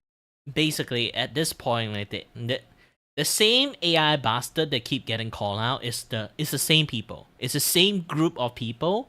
Every single time they got called out, they just close this account and open a new account. It's that standard MO. Like, this is one of the reason, technically it's the core reason I just don't call out like AI people anymore, is because you can see it. You can call them out. They just delete the account and then start a new one.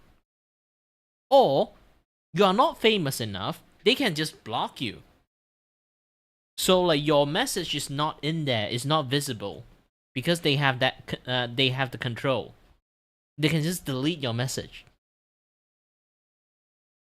What should I do? Keep spam the shit out of my messages in there? I already got blocked, I can't do anything unless I make another account. I don't have the time or dedication to do that shit, man.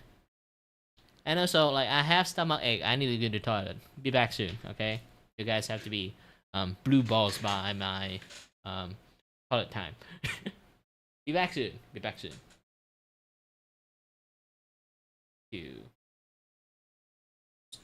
Scene again.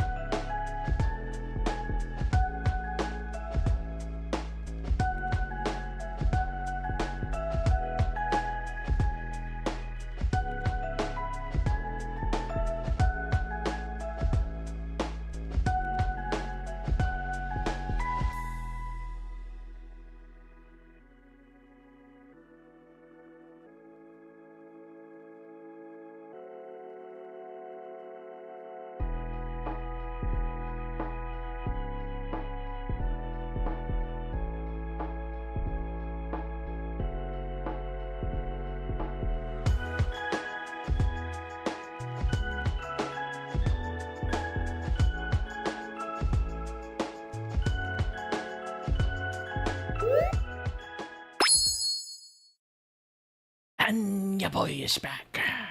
Oh, wrong place. Let's continue the video while I'm watching and while I'm working. Trying to commission an artist. So due to the rise of AI and the significance of this topic, Let me roll back a little bit. Pi and her friend, as well as, more importantly, pointing out the red flags you should look out for when trying to commission an artist. So due to the rise of AI and the significance of this topic affecting so many people, I figured we had to talk about it. And so without further ado, let's do this. All right, so when you go to ChocoPie's Twitter account, the first thing you notice is that they joined the website on October 2025. Don't let that fool you though, because they've been doing this for a while. As I said in the intro, they have many different accounts, with some created earlier. And if we were to go back in time even further, then you'd find that she's been active in Russian-speaking communities for even longer. If you browse Twitter, especially if you're in certain fandoms or seem to like fan art a lot, then you've probably already seen the things that she posts on your feed. This high level of engagement has allowed her to build quite a following on her main account on Twitter, as well as on other platforms like her Instagram. If you go to her Patreon, not only can you subscribe, but you can also buy her brushes. This is aimed for people who want to emulate her style. So far, this has been a success, seeing that she has over 180 paid members on her Patreon and can charge over $700 for a single commission. Another person of interest in Teru's document is Nian Yakui, otherwise known as Maria, someone who's also been around for a while and who is a close friend to ChocoPie, emulating her exact strategy in building a following and then selling products. And so this is where Teru comes in, an artist that's had their eye on both ChocoPie and Maria and who's exposed other AI tracers in the past, like Asami, an AI tracer who had gone as far as using a chroma key to hide an entire color from a drawing time-lapse in order to hide the fact that they were tracing right then and there. Now, Teru didn't come out with this document about ChocoPie randomly. They've been calling them out for a long time. In fact, as far back as October 29th, 2025, when they would quote tweet one of their suspected alt accounts by the name of Michi and say, showing... Yeah, also like one of the call out, is like they have like a very solid consistency of like art posts too. It's like there is no fucking way some people can like post like one very high quality art like every single day. Like you can spot like the differences like a little bit, like yes, it looks high quality, but also at the same time like a lot of like lazy skill was applied to it, so it's like an illusion of high qualities. Your boy is the one that do that shit too, so like I can see that shit. So if a person who can pump up like artwork at an abnormal rate, I can actually see it. Like here's the thing, I draw ridiculously fast for some ones that when I actually wanted to. Like you guys seen I draw slow, but you guys also seen I draw like maybe like 2 hours. I can do like very good art. There's a reason for sometimes you can do like really good art, sometimes you can't do really good art. There are some type of art is very easy to make. There are some type of art that is like super difficult to make, especially when it comes to compositions. Okay, nobody can immediately make like a really good like post like at one go, unless you are kind of like let me find the website. Okay, I think I have the website on. I want to like one day do like a stream that is like do like anatomy studies to help you daily not daily, it's like weekly like community event. So try to think like this. Unless you literally go to like composition posings like this, all these people like do like lots of like posing and stuff. Okay, unless you go to like posing site like this. Okay, that just take some time to load.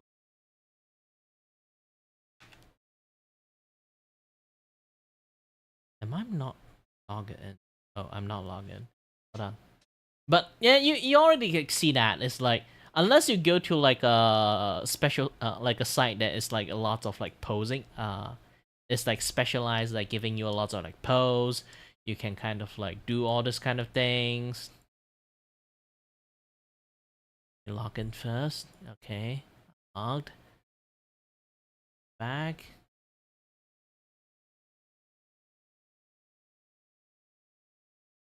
Okay. So you can just go into this place, like see, oh, this is a nice post. And then like, okay, I'm just going to screenshot this post. Then, like, unless you do this, okay? Unless you do this, it's really difficult to believe that you can just figure out a post immediately. Unless you're like me, literally spend a long time to just draw a bunch of posts in his free time. But if you keep doing that on the daily, there's a limit to your posing stuff. See? I can just do this, and then immediately I can start drawing now. I can immediately start drawing. Like, no issues. Start drawing, yada yada stuff, do all the rough drawing I needed. Like, unless you literally draw on top of like an existing post, it's not going to be easy for you to just pop like one artwork in a day. It's not easy to do that. Like, see this thing. I need to do multiple posts. Post A, B, C, kind of like, have to like get a feeling. It's like, what kind of post is like the best post? Like, if you actually have to go through that process, like, you really have to like spend a long time to actually like do it properly.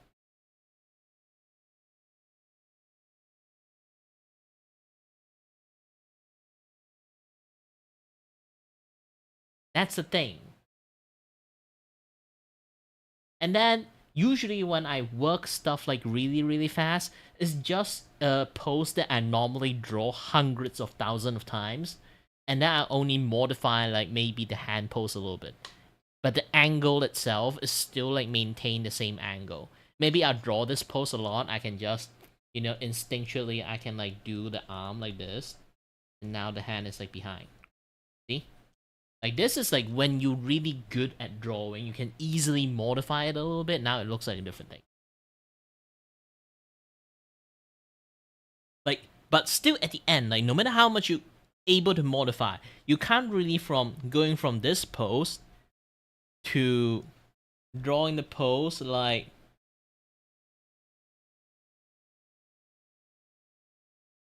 change the angle, you know? Change the angle up like this. You can't just go from low angle to high angle. It takes effort to do this kind of shit.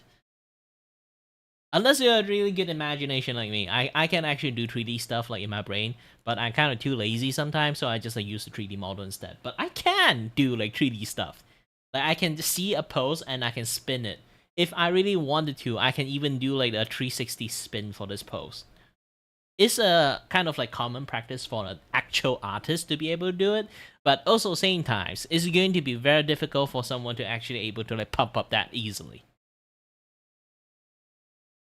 Unless the person is like ridiculously skillful. No people can reach that skill easily.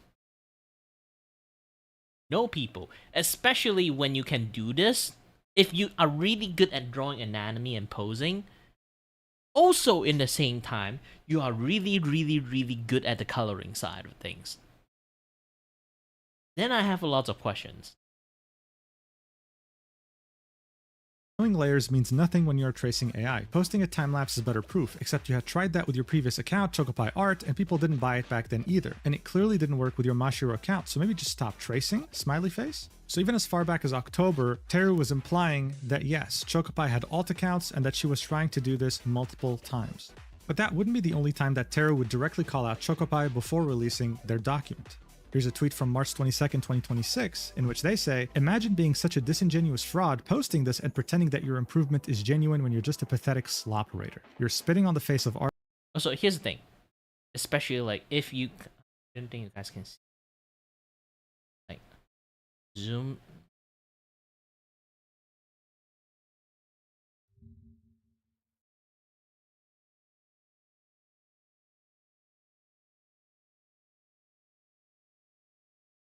But you can kind of see the thumbnail, right? See a thumbnail.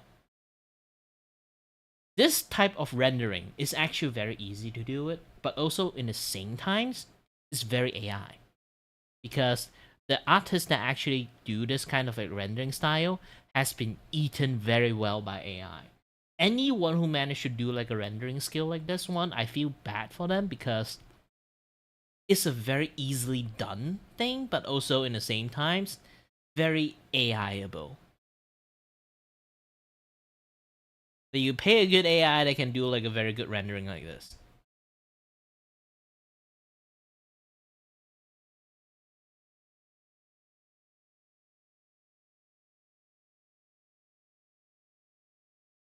Too bad. I feel bad for the artist. Artists who actually put effort to improve, so next time maybe compare it with your real art while adding Chocopie. In the image posted, Teru would show us the old art of Chocopie in which there was some light progression versus the incredible leap of skill that we see from 2024 to 2025, in which Teru alleges that Chocopie started using AI full-time. In fact, Teru would say it themselves. Typical AI grifters suddenly gaining 10 years of experience after 2024 and still clinging to their delusions, trying to pretend that they've put half the effort to develop that skill. You love to see it. Now look, the artist community despises generative AI. What they despise even more, arguably, is people trying to pass off generative AI as their real art while also charging for commissions and products. Yeah, that's the thing, is like, I don't really fucking hate people who use AI for art. Like, if they are kind of like in a situation they're just using it, you know. Yeah, using it for the means is fine, but using it to sell it to people? No. And you're using it and tell people that, oh, I draw it, but actually it's AI, but you never credited fucking AI? Then no. I know there's a lot of discrepancy on AI and stuff. Like, different people call like different people have different like standard tools. Okay? But at the end, I don't really truly hate them. Like, you can look at like my animation stuff, you know how fucking tedious the work is. Like, if animation have like AI like adding into it, like makes things like easy for me, and then I would actually gladly use it. Like, less tedious shit for me to do. I can just focus on animations, and then they can like do all the coloring. I don't give a fuck. But no, people have to ruin it. People have to ruin it. I'm not saying people who hate AI ruin it. I mean like people exploit fucking AI ruin it.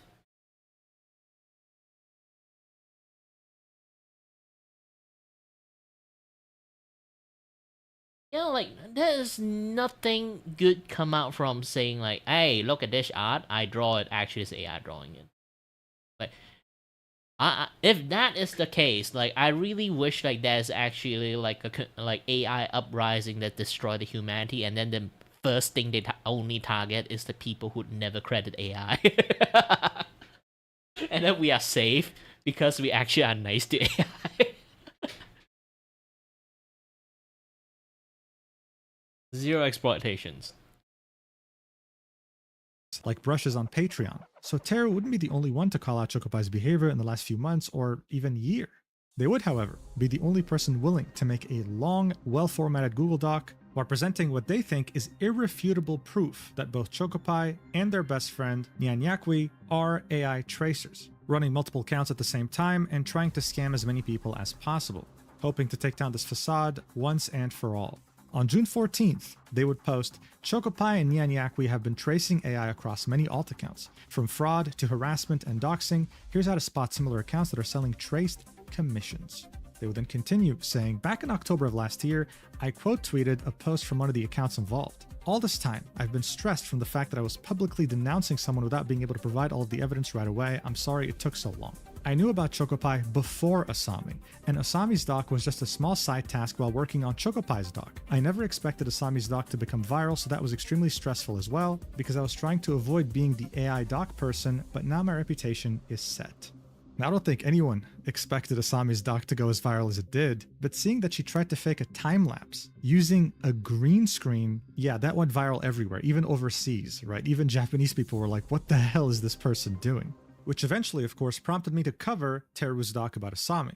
And in that video, I was taken aback as to how well formatted Teru's document was. And of course, here they do it again. Incredible formatting, multiple sections, time lapses built into the document itself in GIF format, and organized so neatly. It really is incredible. The document itself is around 111 pages long. around 91 of them are dedicated to both Chocopie and Maria with their alt accounts. The last 20 pages call out other examples of AI tracers, which for the sake of this not getting too confusing, we're just going to focus on. All I can say is one thing: never scam autistic professions. Never scam autistic professions. I won't say 100% every artist is autistic, but definitely there are a lot more than you think. A lot less than you thought. So, if you manage to trigger one of them, you are fucked. Chocopie and Maria. But that's only part 1 of the document. There's also a part 2, 31 pages long. But I'd say this is more of a bonus. It's really about AI tracer red flags, something very important if you seek to commission an artist. But seeing that it simply goes more into detail about things that are mentioned multiple times in the original document, we won't be going over this, but I'll be linking it in the description. If you ever plan to commission artists, definitely take a look at it first. Alright, let's get into this. The document starts off saying, Chocopie, the Russian fraudster charging up to $700 for traced AI commissions under multiple identities. This document is about fraud, scamming, and the ongoing issue of artists charging hundreds of dollars for commissions that are traced from AI. Chocopie runs multiple Twitter and Patreon accounts pretending to be different artists, owes clients hundreds of dollars from undelivered work, more specifically, clients who commissioned them under the assurance that she was a genuine artist and not tracing AI, harasses other artists, and has doxed people simply because they told others she was tracing AI. As she encourages her artist friends to trace AI as well, she's the center of a Russian-based AI tracing circle on Twitter. My intention with this document is to raise awareness of AI tracing fraud commissions and how time lapses are not definitive proof that someone isn't tracing. The doc will be archiving Chocopie's manipulative behavior and her long history of pretending to be a victim that is falsely being accused of tracing. While you can browse the doc using the tab on the left, let me emphasize on these sections. And here we have 4 different sections. Number 1, ghosting clients and not delivering work, on top of the work already being fraudulent as it would be traced. Number 2, pretending to be different artists to farm traced AI commissions. Number 3, gaslighting, making fun of other artists, and plagiarizing art while acting oblivious. And 4, doxing and mocking a pregnant artist. So yeah, we're barely halfway through the first page, and as you can see, it's already quite heavy. The document would also specify Chocopie isn't the only scammer I will cover in this document. Notably, one of her closest friends also operates in a similar way. Her own section will be near the end of the document. Here are the multiple accounts that Chocopie runs on Twitter. Chocopie Rewards, Chocopie, Meech11. The thing is, like, when it comes to call out people from using AI and stuff that do the bad side of the AI stuff, it's really hard to do a call out unless you are like famous or you have like a certain level of reputations. Because like me, I'm a godfuck nobodies in the internet. Like, yes, a lot like you guys like my art doesn't mean like everyone likes my art. The art is very subjective things, but also same times I'm not famous. Even I spot it, I can like call it out. Like, try to think this. I call a liar. The lie is so good that everyone already believed the fucking lie in the first place. They can just add a few more lies, and my credibility is just going to like go down the drain. That is the dangers of calling out like fucking liars. They lie. Unless they really have like a fucking solid like reputations, and also lots of like, you know, like deep investigation, like this kind of level, like, you know, like multiple, like literally manage to track like their multiple account and stuff. Like, you really, it's going to be really difficult to do it. Like, and there's like so many other people, even you successfully call out that person to the point that that person like delete the account, they would just open another account again. Like, the fuck you can do? Like, fraudulent people will always be fraudulent.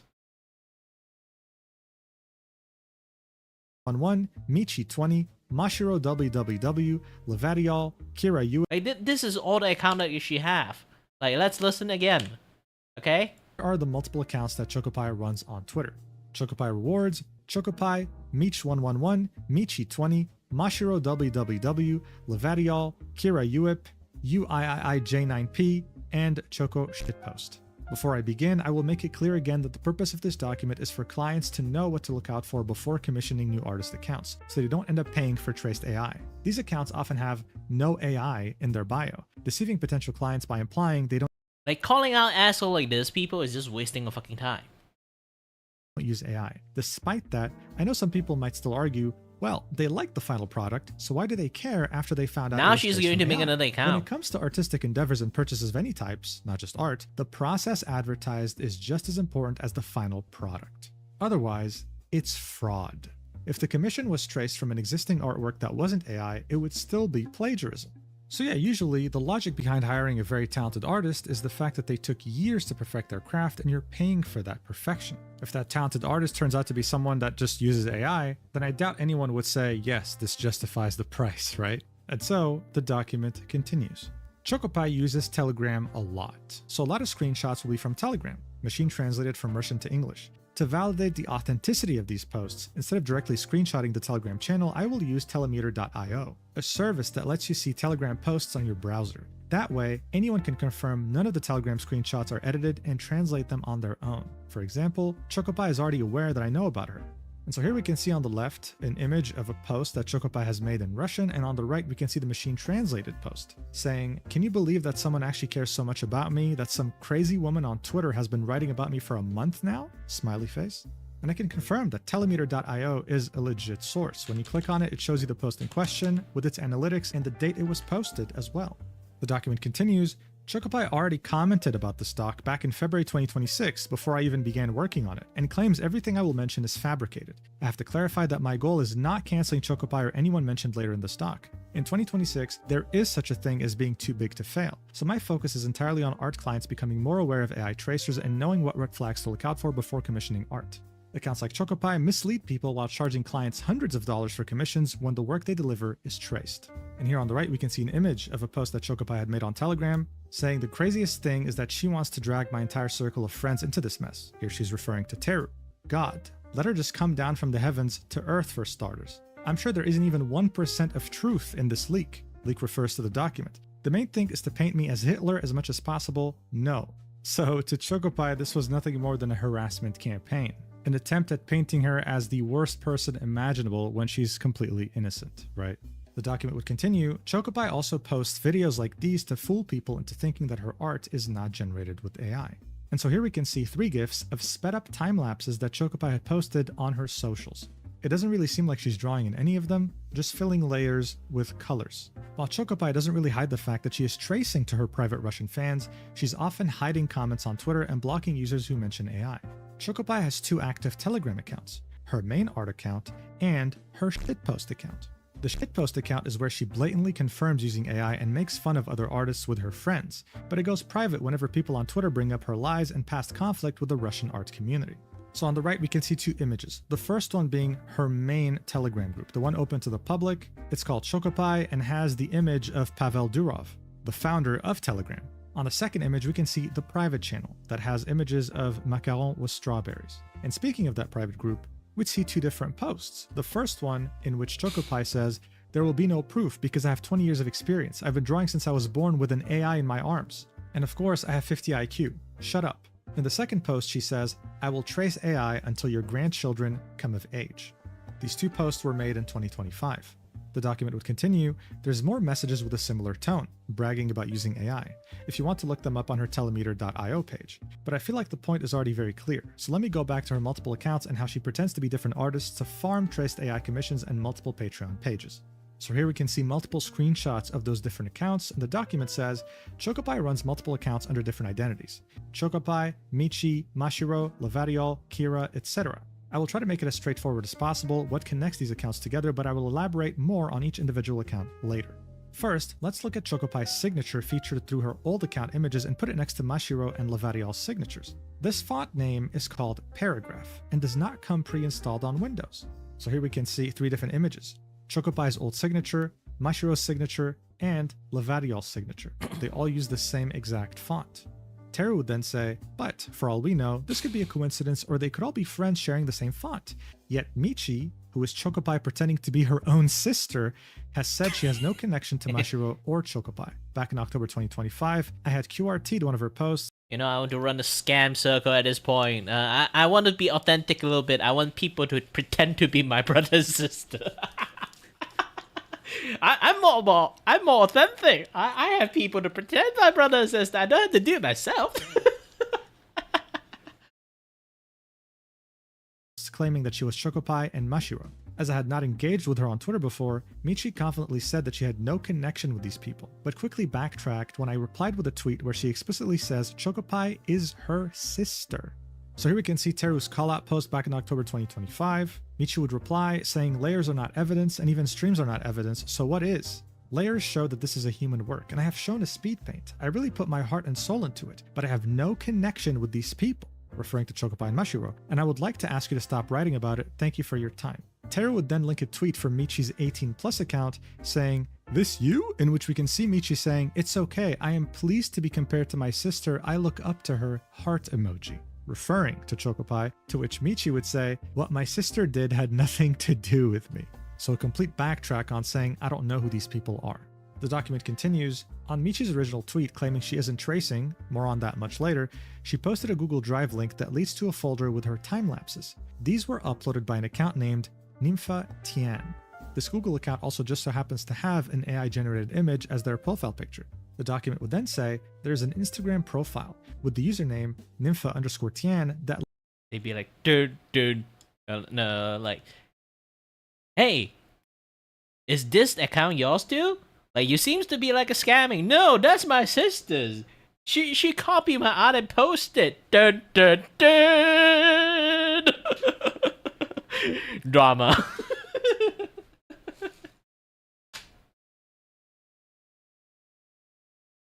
You know, like, you always see like the human face that I have. Yeah, the human face actually is my brother's. He stole my face to like be come into the stream because he wanted to be famous. Like recently he got shot, so he's not here anymore. So like you can't see the face, like see the human face anymore. That's the reason.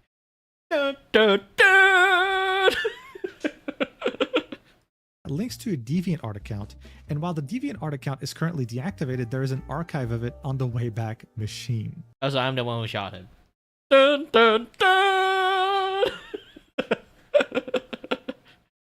The link in the About section leads to a Pixiv account, ID 514-14202, with the name Lavadiol. On Lavadiol's Patreon, they disclose using AI. Teru is a private detective. What the hell is even happening? Damburu also has the usernames Kira Uip and Nympha Tian under the artist page for Lavadiol. Why? While Lavadiol is the display name for the Pixiv account, the legacy username is Nympha Tian. So already early on in the document, Teru is making the connection between multiple accounts, all belonging to Chocopie. On Kira Uip's Twitter, you can see retweets of Chocopie, Mashiro, and Michi posts. And the reason this account is under the Lavadiol artist name, as stated by Damburu mods, is the following. So when you change a username on Danburu, which is an image board site, you have to ask moderators and you have to give them a good reason. Here, the moderator's reasoning is public, saying, create alias from Kira Uip to Lavadiol. Reason? Because it's the same as her Patreon. So the person behind Kira Uip is the same person behind Lavadiol. The document continues, going back to the Wayback Machine capture of Nympha Tian's DeviantArt on the previous page, the Twitter button in the About Nympha Tian section leads to a Twitter account under the Nympha Tian handle. The link doesn't work as the Twitter account was renamed, but if you search for the previous username, you can see their current one, UIIJ9P, with the link to Lavadiol's Patreon on their bio. We can then see two images in the document showing that. Back in 2025, when Chocopie stopped being active, Michi became more active instead. Michi's account was basically abandoned shortly after my quote retweet of her post. An account timeline will be provided later. Since I've yet to show any art examples of these, here is a preview. All of these are traced from AI. So here we can see art from Chocopie, Michi, and Mashiro. It says, I'd like to point out that all of these accounts were following each other. Point. While Chocopie doesn't care if people know that she was quick to follow herself after she had made a new alt account for Mashiro, Mashiro_alt. And here we can see two images of that. Chocopie following Mashiro and Mashiro following back.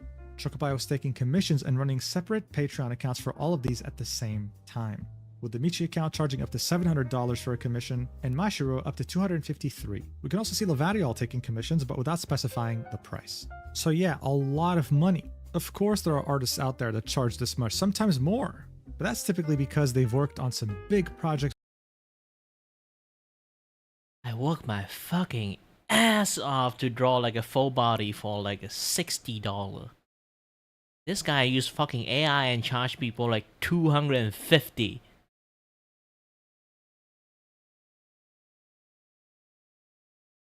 I'm not jealous.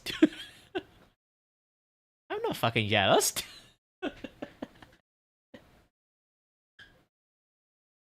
Before, they're highly in demand, they have incredible talent, and they work. That's the reason they want to lie, okay? That's the main reason they want to lie. So they can get all this money for free. I work my fucking ass off for this. Barely able to earn a livable wage. Hard on it for a very, very long time. And just bear in mind, the person charging $700 here is Michi, and as you'll find out later in the video, this was someone pretending to be a 15-year-old. I wish I was joking. Anyway, the document continues. As I have to go through almost 2 years worth of information and way more than just tracing, as this person is also extremely toxic, the document will be going in chronological order starting from 2024, pointing out the red flags as I make my way from Chocopai's old accounts to her most recent ones. A summary of red flags will be at the end of the document, now part 2, but these accounts usually have the same pattern. So here we have 3 steps in this pattern of behavior, the first one being the new Twitter account with no previous online art history, not a new account by an existing artist, and in many instances immediately buying a blue checkmark, a Twitter verified account. If there's old art online under that username, there is an extreme, nearly impossible jump in art skill, especially anatomy, within less than a year. The skill jump is usually during or after 2023 when AI Gen became more advanced. Number 2, comments mentioning AI are quickly hidden, and when people point out obvious AI/tracing elements in an uploaded image, the image is deleted. And number 3, refusing to provide proof, deflecting, becoming aggressive when asked about their process, and in most cases, the proof such as time lapses just raises more questions instead of clearing up a potential misunderstanding. But how much of a sudden skill jump? Something like this in 5 months. So here we can see an image from Chocopai on September 2024 with another image on the side from February 2025. The skill jump is not only massive here, but the art style is very different too. Everything from the anatomy to the lighting to the rendering, as well as just being able to draw boobs in a correct manner. I mean, this just seems like a 10-year skill jump, right? But Teru does specify, I have to make this disclaimer. Technically, I can actually draw boobs. I just rarely draw boobs at all. You kind of know this. I just don't draw a character with boobs most of the time.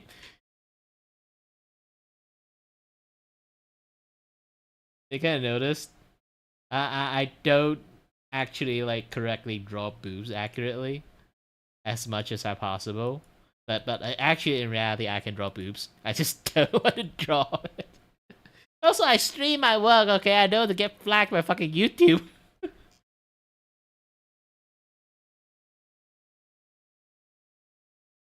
Every time. Artists improve at different rates, and some people improve at impressive speeds within 1 to 2 years or even a couple of months thanks to a combination of discipline and effort. However, in the case of AR tracers, there are years of slow but steady improvement, yet only after 2024, they suddenly appear to master all areas of digital art at once. More often than not, it's just suddenly being able to draw very anatomically mastered curvy anime girls. Fast improvement does not always imply AI tracing. So Teru makes it a point to point this out because yes, there have been real legitimate artists accused of using AI on Twitter because AI has become this widespread. It's very unfortunate. The document would continue saying, Chocopai joined... Like, the more important thing is the detail, okay? When it comes to the artwork and stuff. I can, like, show you guys the part of 2 artwork is here. Drag that a little bit. You can kind of like see this, okay? Like the Blanton side of the thing. Job at this. Hold on. This would be easy. That.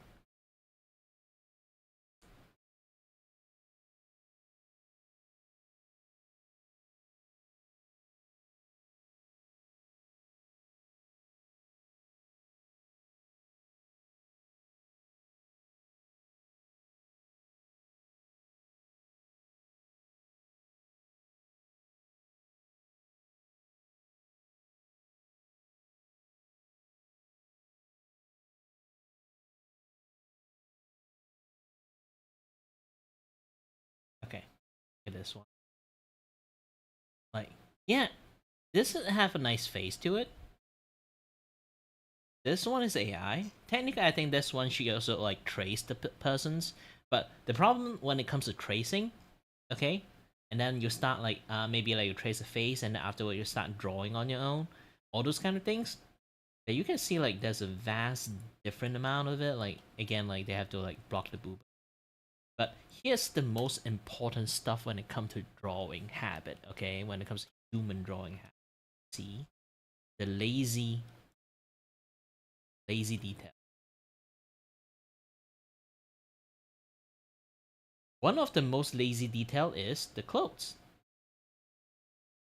No matter how basic of like clothing you want to draw, you know, there's like if you are good enough, you have like a good awareness of like clothes have like folding, this and that, yada stuff. Like even you draw like a very smooth line down when you do like rendering, you know.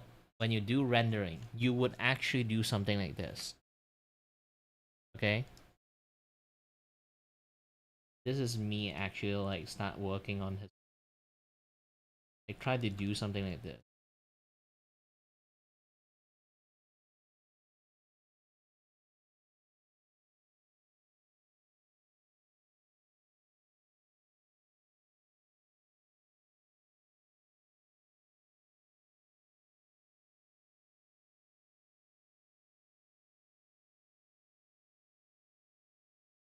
See? See what I'm doing right now? It makes the artwork at the end looks way better. You don't have to be like super good at it. You can blend it a little bit, doing this, doing that. Like you can see the total difference when you actually start doing it. And then this one, the level of the folding detail in here. The level of the folding detail display in this person happened. You do not know how to do this fucking shit. Yes, you can kind of like do that too. I'm also lazy. I know how to do this, but I choose not to do it because again, I'm fucking lazy. So yeah, and that can be say as one of the many cases too. Who knows? Who knows? I can just do this a little bit.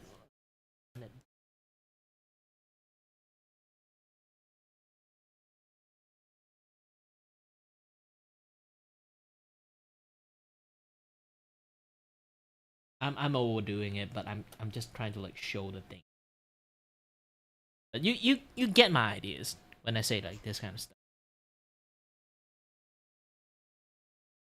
If you actually have like those kind of like level of awareness, your drawing style is completely different. Okay, the art style in here is they have complete awareness of that, and you can't master the art of folding like this like one day. This one have line art to guide stuff. This one is completely zero line art. Okay, they literally just draw a block and then they immediately start coloring everything. Immediately, like that one takes skills. That one takes high level of skills. To the lighting, to the rendering, as well as just being able to draw boobs in a correct manner. I mean, this just seems like a 10-year skill jump, right? But Teru does specify, I have to make this disclaimer every time. Artists improve at different rates, and some people improve at impressive speeds within 1 to 2 years or even a couple of months thanks to a combination of discipline and effort. However, in the case of AR tracers, there are years of slow but steady improvement, yet only after 2024, they suddenly appear to master all areas of digital art at once. More often than not, it's just suddenly being able to draw very anatomically yeah, I say you can't just suddenly become very good at it. Fast improvement does not always imply AI tracing. So Teru makes it a point to point this out because yes, there have been real legitimate artists accused of using AI on Twitter because AI has become this widespread. It's very unfortunate. The document would continue saying, Chocopi joined Twitter in June 2024 under the username Chocopi_art. Pre-Twitter records will be condensed. Yeah, buckle up because we're about to go through an entire history lesson on who Chocopi is and her entire digital footprint history. So here we start off with the Telegram era. Before joining Twitter, Chocopi was more active on Telegram. Telegram is a Russian messaging app similar to Signal or WhatsApp. It has tons of different communities and art channels. To keep things extremely short and summarized on the situation back then, Russian artists on Telegram noticed that Chocopi's artworks and improvement looked suspicious, and accusations happened during 2024. As it happens often with tracers, the time-lapse tends to give it away. Here's one of the first time-lapses that Chocopi had provided to refute that she was tracing back then. So on the right, we can see some of these accusations coming from different Telegram groups against Chocopi, and we can also see a time-lapse. This time-lapse has the same issues that we saw with previous AI tracers on this channel. When you draw an illustration, especially with this level of complexity, it is very messy. There's a lot of sketching, there's a lot of scaling up and down, there's a lot of movement. And yet, in this time-lapse, everything is just done perfectly. Not like, see, again, I'm going to show like the time-lapse of this particular one, okay? The time-lapse they are showing. I'm going to literally... Single issues that we saw with pre-then. So on the right, we can see some of these accusations coming from different Telegram groups. Again, see, they actually talk about the phone. We can also see a time-lapse. I'm an artist! I'm an actual artist! I can see these fucking issues! Again, you can see this one. There's a very beautiful line that on top, like underneath it. This time-lapse has the same issues that we saw with previous AI tracers on this channel. When Have you seen me draw the folding? Especially with this level of complexity, it is very messy. They can she immediately can lay a perfect fold in there. No one can lay down a perfect lighting and folding. Okay, it takes time. You have to massage the gosh dang fucking colors. Okay, you can't There's just. A lot of sketching. There's a lot of scaling up and down. There's a lot of movement, and yet in this time lapse, see, you need to massage the lighting. Okay, you need to massage the fold. You don't massage the fold. You already seen I do that. No people can just immediately know what to do. Unless they're using my art style, but my art style look like shit actually. It's just covered up by a bunch of shadows. Everything is just done perfectly. Not a single mistake is made. It's as if Chocopi was able to just visualize this perfectly in her head and print this out with no mistakes whatsoever. It's very fishy, especially if you're an experienced artist. And then erase and then do whole things again. This is a Procreate time-lapse. Procreate has a feature where you can hide entire layers from showing in the final time-lapse, so tracing AI and faking evidence is very easy. But this isn't necessarily what gives it away. Rather, it is the lack of sketch and line work appearing out of thin air without a guide being placed without hesitation. While professionals and manga artists can draw without sketch guides, this is after years of experience and not something that is common. It's not a skill that a random new Twitter artist would be suddenly capable of. Like, I've seen people, like, young and can do this. There's no fucking way you are 15, okay? Yeah, technically, there is. But also, everyone draw before? Know how to draw. We start from somewhere and slowly do it that way. But if you really want to have the capability of, like, draw something like this one, like the Mume one you look at that, like on the right side, you need a lot of sketch. Like I say again, you can't just do a pose and then just have the line art immediately like solid done in there. You know? Case in point again. This one. Even I do this, okay? Even I do this. I need time to massage the line. Like, I can't do a perfect line immediately. Even I do this. Okay, I do something like this when I do like, I'll be like, oh, I want to draw her in a wolf bang instead. Like, so I'm gonna give her this, give her this, give her this. Like, then there is a process. There is a process. I'll be like, oh, this one, human neck is like too thick. I'm going to have like thinning out the neck instead. There is a process. Even you trace shit, okay? Even you trace shit like how I did right now. There is a process.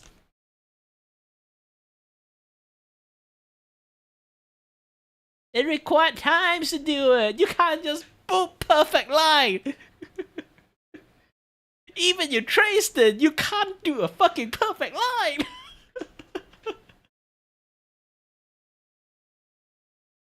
See, I'm doing this like really fast. I can just immediately poop out artwork like one day if I really wanted to. Under this, we'd see two images, one comparing Chocopai's time-lapse to Asami's time-lapse. And we can see similarities in the sense that there are certain elements that are drawn before they're even drawn. Like in Chocopai's case, the hair is drawn before the head is fully drawn, almost as if she already knows the exact proportions. And in Asami's case, the head is drawn with a missing chin. That's because she already knew exactly where to place the other elements blocking the chin. That's not how drawing. This is why my friend keep calling me fucking stupid. I can just do that. At least for free art. You know, it's not like when people pay me and stuff.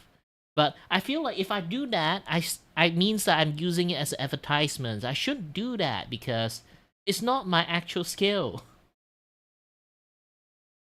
You know, people expect me to draw like that. But I kind of like trace on top of it.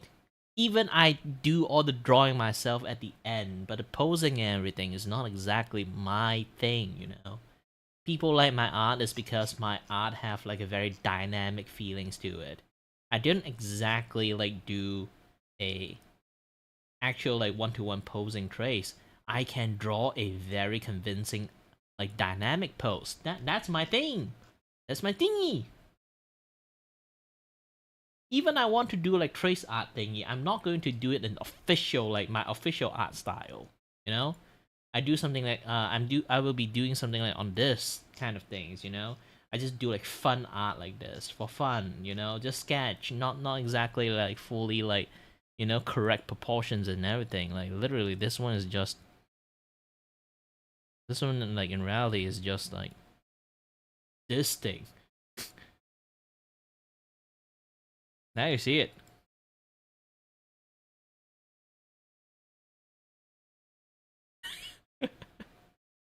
But you can see the proportions are completely different. I enlarged the proportions so much to the point that the shoulder is supposed to be here become here.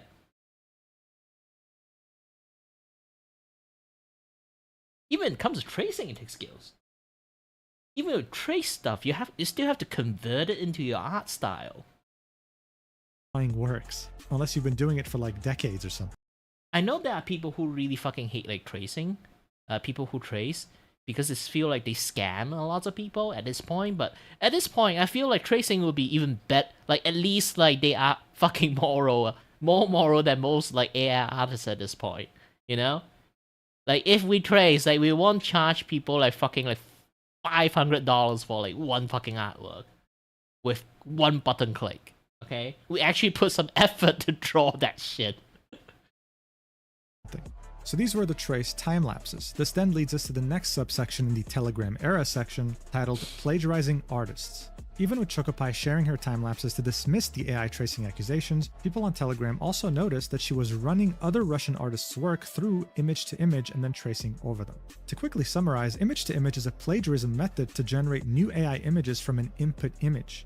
Chocopai uses a specific Telegram bot to generate the AI images she traces, and said bot does let you use image to image very easily. So look, in a nutshell, the way image to image works is that you take art from someone else, right? Let's say someone drew a girl. What image to image will do is take that same drawing and stylize it into another art style. The document shows a few examples, even documentation from that Telegram bot that uses image to image as well. This is very useful for AI tracers because let's say someone goes viral with a certain drawing that they made. Yeah, this one is just basically they draw like a lazy artwork and then like boop, or like someone else draw some other art. You just take their art and paste it and boop. You could just steal that, run it through a different art style, post it, and say, "Oh, I was inspired by this person," which will of course net you a lot of engagement as well. But the thing with Chocopai was she didn't even bother to credit the original artist that came up with the idea that she was stealing from. She would steal a drawing from an artist by the name of Shirorina, run it through image to image, make up a new style, post it, but would only credit them in the replies 2 months later, by the time everyone had already moved on. So look, these Twitter trends, they happen often. For example, the Brazilian Hatsune Miku, that was a Twitter trend. When it goes viral, many artists try to do it in their own style, that way they can also get some engagement off of it, but they typically always credit the original creator. That's just how things go. But in this case, even after running it through image to image, according to Teru, Chocopai only credited the original artist after 2 months, by the time the post had died. Even if we were to assume that she didn't use AI here, this is still scummy. The document would then say, Choco had built a very negative reputation on the Russian artist community, not only because of tracing AI, but also due to her extremely toxic attitude. There are tons of receipts online from her exchanges with other Telegram artists, but as post-comment chains can't be seen on telemeter.io, I can't verify their accuracy. So here we can see two screenshots of ChocoPie without a telemeter.io link, machine translated from Russian to English. On the first image, we can see ChocoPie referring to her haters, the people accusing her of using AI, saying, "You are all just scum. Let each of you be humiliated. It will only be a joy for me. Change the usage. I will always leave links to you. I won't give you life." So yeah, this is a rough translation. But the other screenshot here isn't as rough. It's something that ChocoPie will constantly do with people who call her out, calling them poor. In this case, she'd say, "At least learn to read what I wrote. I only use the color picker from AI and get my style inspiration from a certain neural network on Twitter. And that's it. I have a lot of orders. And what about you? You're a poor piece of crap from an anonymous forum who's afraid to even show her face." But according to this document, being I also labeled as have a broke lot is of the order least of your now. worries. I'm kind of like got my hands full. You don't see me doing that. And I don't charge people for $200 fucking dollar. As a ChocoPie hater, because we would then be led to the next subsection of the Telegram era, which is called doxing another artist. At some point between the comments above and her infamous Telegram history, ChocoPie doxed another artist who originally called her out for tracing AI. Due to the sensitive nature of the situation, I will not really elaborate on how or when. I'll just say that there's a reason Telegram has a reputation when it comes to moderation. So here Teru is referring to Telegram's loose nature of moderation. This app has a reputation of sharing, let's say, clips of certain things that can't be shared elsewhere, as well as having groups where you can just straight up buy illegal drugs. So in a nutshell, people can get away with a lot with this app. The document would continue. According to one of the multiple people I talked to who watched everything unfold on Telegram, this artist was the first one, or one of the first, to point out that ChocoPie was tracing. ChocoPie does have a very vindictive personality. The following voice messages should give you an idea. So before we get to these messages, let's see what this person who reached out had to say about their friend being doxxed. They'd say, "Hi, this whole situation has been going on for years between them, and it's very convoluted. I can't even remember who started the doxing that's what first, Telegram does. but currently, blank It's has suffered basically the super most. scam site. She apologized, left Telegram, and If you guys don't know, like any people who does business in Telegram, I'm not sure like is country to country, okay? If it's in my country, okay, we use WhatsApp. There are people guiding you to fucking Telegram. I can tell you one thing, 100% they're scamming shit out of you. Or just going to insert a bunch of virus into your phone when you open into the Telegram stuff. Because Telegram, a lot of shady business, like legit business, also in the same time. Like, it's like a 50-50% chance of like, it's either legit or like shady business. The reason a lot of business people and also shady people using Telegram, because Telegram has encryptions. If you talk shit in there, like if the government want to like, you know,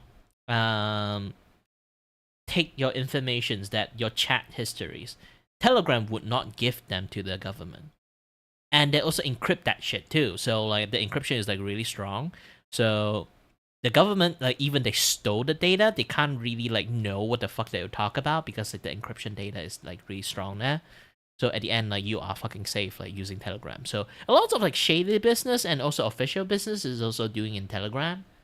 So yeah, it's not like the best place in the world if you try to use that. Like trust me, there's so many fucking pyramid schemes actually running in Telegram. And also like even my family, not my family, you know, like my uncles, like those kind of, and they kind of like you know, managed to convince like my aunt like open up like those kind of like Telegram like cryptocurrency like pyramid scheme shit. Keep tapping on the gosh dang fucking phone like a zombies just to get like maybe like $2 or $3 from it. But then they're old and unemployed, so I let them have like some, at least I have something to do. So it despite that getting super fucking exploited, but I can't stop them. They are grown as fucking old people. So yeah. And then they keep complaining to me, oh, their phone is slow, their phone is this, their phone is that. I can't. The only things I can tell them is like stop using the fucking Telegram to do like the shady fucking business my other uncle keep telling you to do.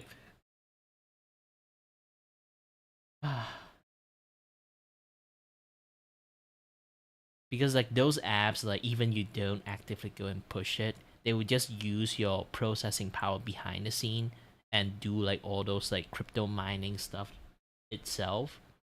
This is why their phone is so fucking slow. No matter how many times I explain to them, they do not fucking understand because old people, you know?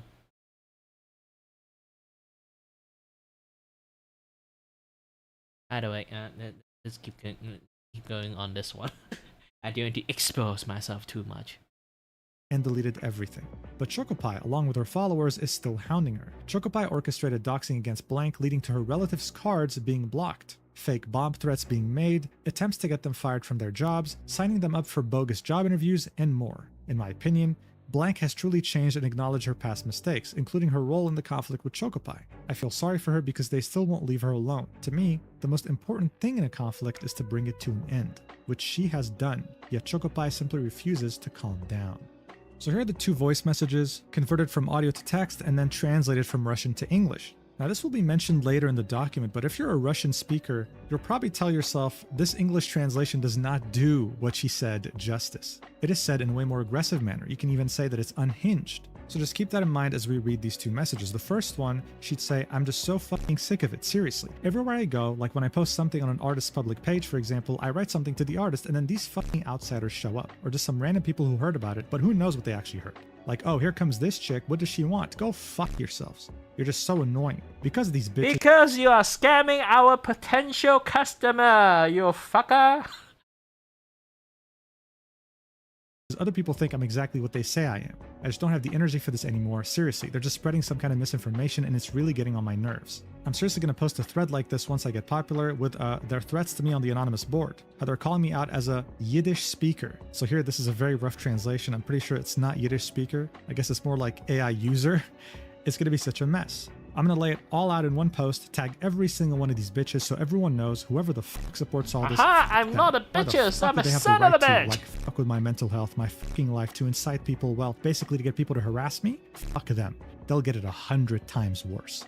And here's a second voice message where she says, no fucking my thing whole to life lose. goal is to just strangle these little— I can't say that, but it's a slur that starts with F that's used towards gay people. So yeah, my whole life's goal is to just strangle these little blank one day. Just smack and they're gone. They've just pissed me off so much, I just can't take it anymore. And in the next two images, we can see Chocopie flexing, or the fact that she was going to start a rumor about the person who had first found out about her AI usage. And in the other image, saying that, oh hey, I have Blank's data, smiley face. The document would say, regarding these two images, since it's a sensitive matter, I won't provide detailed information regarding the doxing event. After talking to multiple Telegram artists who wish to remain anonymous due to Chocopie's vindictive nature, I can confirm it did happen, but I will respect their anonymity wishes and the victim's privacy surrounding this event. Even though the victim apologized for calling out Chocopie, left Telegram, and stopped posting online, Chocopie still makes fun of them to this day. I will talk more about this later in the document. As mentioned before, Chocopie uses a Russian Telegram bot to generate the AI images she traces, but there is a specific style that she uses when generating AI. The art style belongs to Coquette, a famous Taiwanese artist. So here we can see two examples. On the left, we can see Coquette's art, and on the right, we can see AI-generated art, well, using their same style. Tara would say, without any context or information, you couldn't claim that specific Chocopie artwork was traced at all. You could assume she's inspired by Coquette's style, or maybe just heavily referenced from AI. So first, let's take a look at the red flag I mentioned before. I believe this is the most important piece of evidence in most tracing situations. And so here we get to the final subsection of the Telegram era, which is sudden skill jump. The first and most important red flag according to Teru in spotting AI tracing users. They'd say,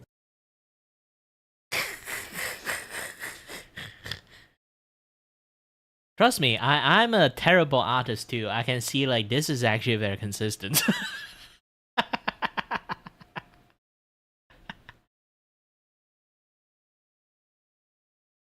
This guy do not fucking know anatomy. It took me like more than 5 years. It took me like 8 years to actually properly understand anatomy. This guy might be a slow learner like me. Look at the boobs. Look at the shadow. And it kind of remind me back in the days. Back in my days, I used to draw like this too.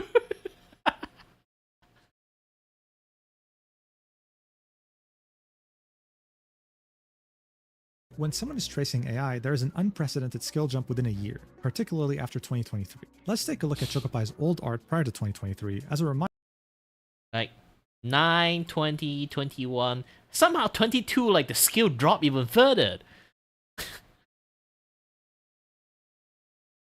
Like the art skill dropped, not raised. Like that's a fucking hilarious thing in the world.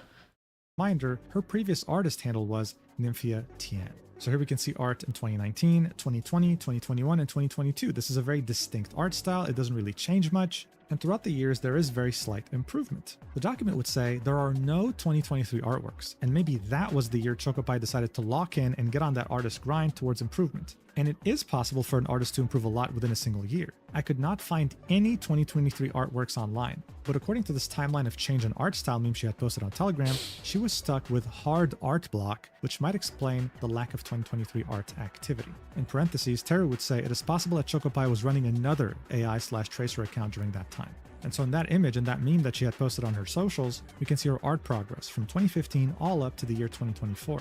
In 2023, we see nothing. We see just, hey, I was art blocked, but the jump in skill from 2022 to 2024 is astounding. This leads us to the next section titled Twitter Era. Man, Back to Chocopie on stop Twitter, blurring English everything. artists No, didn't know YouTube, about stop Chocopie's stop reputation in wanting the to blur Russian everything. artist community. At first, this looked like a normal artist account. Nothing really stood out at a glance. Without context, the first artwork she posted didn't look traced whatsoever. However, the odd improvement rate became extremely evident to some people, and new images uploaded started to show melted AI artifacts. We can see this in the images that are linked in the document, and yeah, some of the metal details of the dress look like they're melted. They don't really make much sense. We can even see people calling that out, and as soon as they did, they would get Oh, it hidden can be lazy and work. blocked. I does that Taking too. advantage of the lack of translated why it's really information hard about her to, past like, history, she actually, was trying like, to call convince out people this people. was her real skill Not while good at taking that. commissions. After all, Chocopie had no AI on her bio for the longest time. And also back then, she was also charging money for commissions. For a bust, it was $50, half body $75, and full body $105. This was back in January 2025. On February, Man, it didn't look traced What- whatsoever. what the hell However, again? The odd improvement rate became extremely evident to some people, and new images uploaded started to show melted AI artifacts. The dress did, they would get hidden and blocked. Taking advantage of the lack of translated information about her past history, she was trying to convince people this was her real skill while taking commissions. After all, man, she got bolder and bolder as time passed. It's like just the upper body $50, half body like $75, full body like $105. This is why. Here's the thing. I actually should charge this kind of price, but due to fucking AI artists doing like godlike fucking artwork, and then they charge people this kind of price, and people look at my price and be like, holy shit, you overcharge people. No, this is supposed to be the right price. All the godlike artwork, those are fucking fake. Chocopie had no AI. Now I have to on her lower bio down my gosh dang fucking prices because the fucking AI artists do know their pricing. for the longest time. And also back then, she was also charging money for commissions. For a bust, it was $50, half body $75, and full body $105. This was back in January 2025. On February 3rd, 2025, Chocopie posted a time-lapse with a long message about being a victim of fake AI accusations. Once again, this was a Procreate time-lapse. Besides that, not knowing there's a hidden layer she's tracing from, nothing seems entirely wrong right away. She sketches the drawing before lining and even does a grayscale draft to plan out the highlights and shadows. So despite the fact that other people still pointed out the melting AI artifacts in previous drawings and the suspicious skill jump, most of Chocopie's Twitter followers continued to believe she wasn't using AI. After all, Chocopie learned what makes time-lapses look very genuine after her multiple previous attempts at fooling more experienced Russian artists in the past. So according You do not do lighting in spot A and then jump to another place and do lighting in spot B. You do not fucking do that. No human can do that. You usually focus on one place and massage lighting until you're satisfied, and then you move to another place. You can't just do perfect one spot and then another like 50% perfect another spot. Okay. According to Teru, this was someone who had learned how to fake time-lapses, how to make them convincing. And I mean, technically speaking, if you can do that, then no one can really say anything, even if they're experienced. But this is what leads us to the next section, a worrying and growing trend among AI tracers to make convincing time lapses, and that's AR tracing pioneering scam tactics. Once Russian artists pointed out that Chocopai's time lapses were not solid evidence that she was using Procreate and could hide the image she was tracing from when exporting the time-lapse video, Chocopai decided to record a real video of herself drawing to finally refute all the tracing allegations. So here we can see 3 different GIFs of different sections of that time-lapse, and it's pretty much a camera recording Chocopai drawing on her tablet. It's on a white canvas, right? She's drawing a drawing from scratch. It seems legit, and for just about anyone, that's what they would think. This is a legitimate time-lapse. But then Teru says, what is happening here? Chocopai is evidently tracing AI, yet we're seeing her sketch in real time. This isn't a green chroma key trick, like the one that Asami used. This is called AR tracing. AR tracing isn't wearing a VR headset to draw. It's using an app to trace an image by elevating your phone on top of paper, or in Chocopai's case, her tablet, and lowering the image's opacity on your phone so that you can use it as the tracing guide. The phone's back camera is also recording the paper, while you are tracing the image by looking at your phone screen. So the same phone that you're using to record yourself drawing is also your tracing guide. When you're drawing, you're not looking at your tablet or your piece of paper, you're looking at the phone recording as you let it guide you to trace. Yeah, I know, it's crazy, like the amount of effort that goes into this, pioneering a new technique. Why don't you just use fucking actual ones thanks to to actually fraudsters study like out? Chocopai, time lapses can't be trusted anymore, and not even real video recordings can be considered definitive proof these days. With a tripod and a tricky angle, you can just use AR to record a video of yourself drawing and fool any person who's not digital art savvy. I thought the renowned fraudster Asami Arts was going to try something like this, but she one-upped Chocopai's fraud technique by chroma keying the AI image underneath. In the end, people found out that the chroma key video to deceive people was edited by her husband. When people see time lapses, and especially IRL videos, they quickly side with the tracer and dismiss all the other overwhelming evidence previously presented. I think most veteran artists would know if something odd is going on or not based on a drawing technique. That's why the videos that Chocopai had recorded look odd to those familiar with art methodologies. It feels like she's tracing what seems to be an invisible image. It was the same with Asami's video. The sketching didn't appear to be natural when compared to her supposed art skill, but only people with digital art experience were able to tell. This was especially obvious when she sketched the hand with ball joints. It made no sense for someone of her supposed skill level, and a lot of pro artists pointed out. That's the thing when it comes to like being artists. We do so many drawing. We know something wrong when something is wrong. Like I can kind of like imagine, like, here's the thing. Not a lot of people actually notice when it comes to art block. Even artists don't really notice. It's like when we learn drawing and do a lot of drawing to a level that we kind of like understand our drawing more than what we can actually draw now. So we have an art block because our brain can draw better than what we can draw now.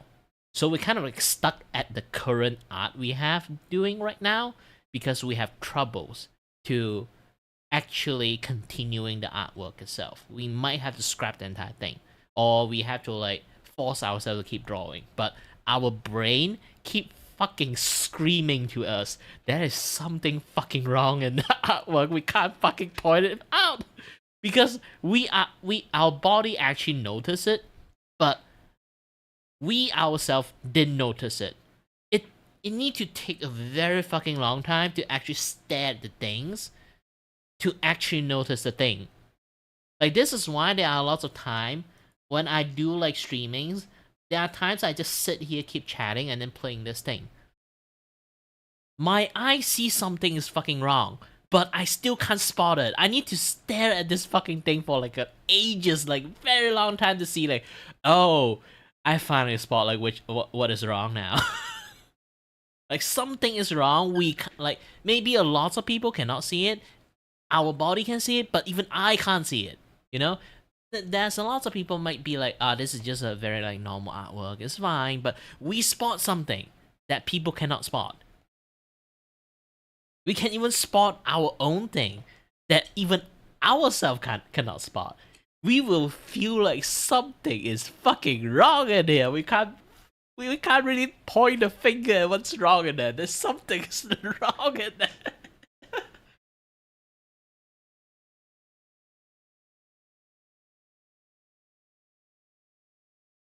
That out before people noticed the green color being missing from her color wheel. Chocopai or Asami didn't invent these methods to trick people.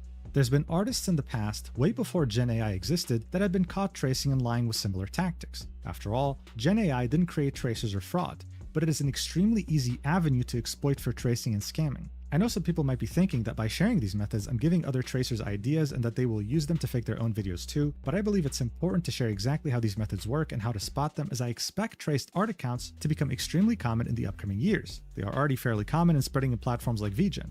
There are multiple ways to know if someone's using AR to trace, so it's not an infallible method.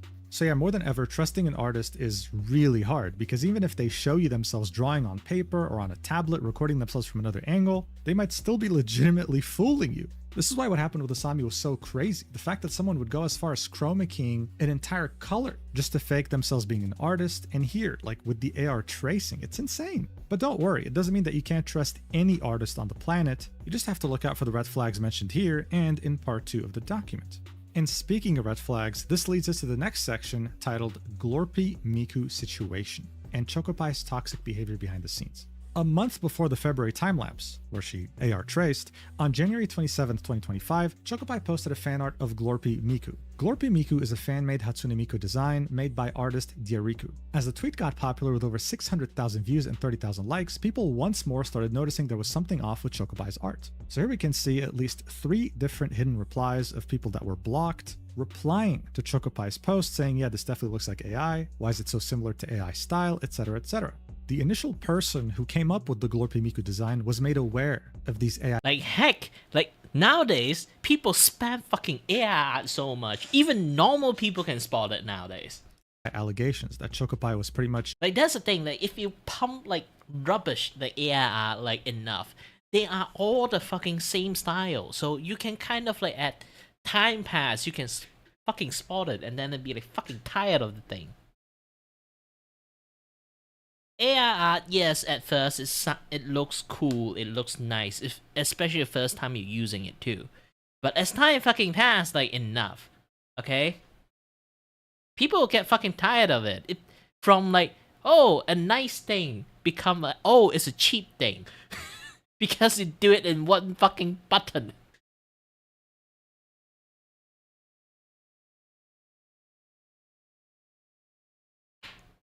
Next time we should like start insulting, don't even call them AI art. Those are called one button art.